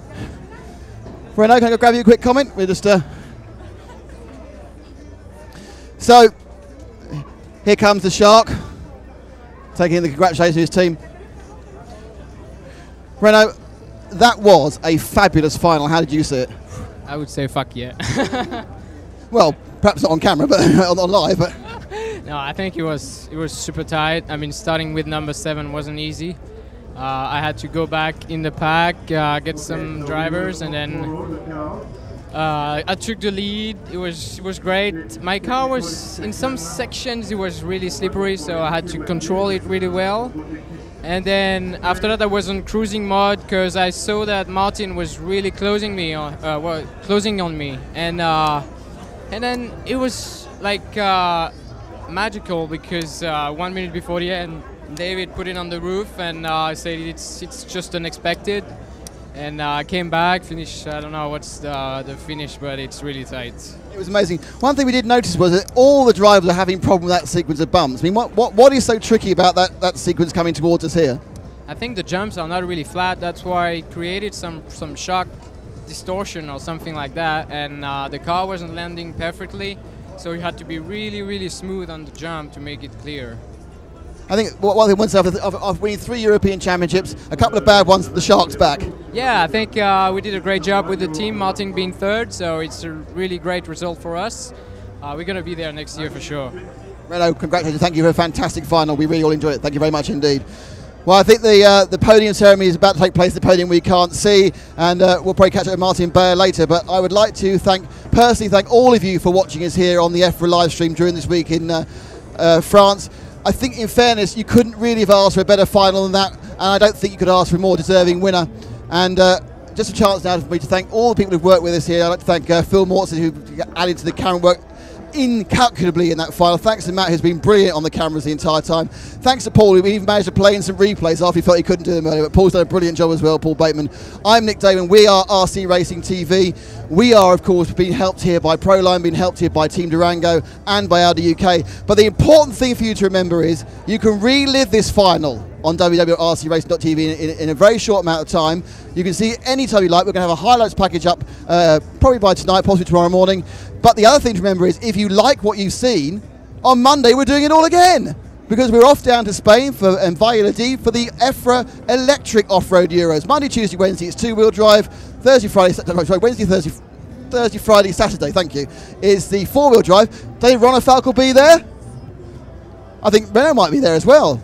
Martin Bayer might be there. I won't be there. It'll be Frank will be wiring your cameras, but Matt will be running all the technicals, so we're absolutely fine with James Parry. So please join us on Monday, probably about lunchtime we'll start on Monday, and then be all through the week live streaming here on EFRA.WS and www.rcracing.tv.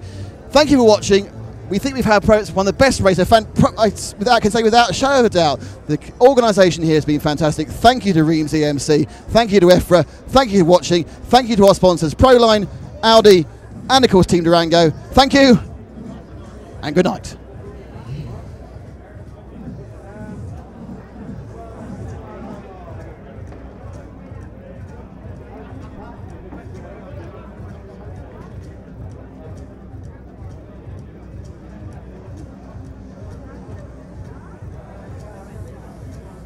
Drop frames right at the end.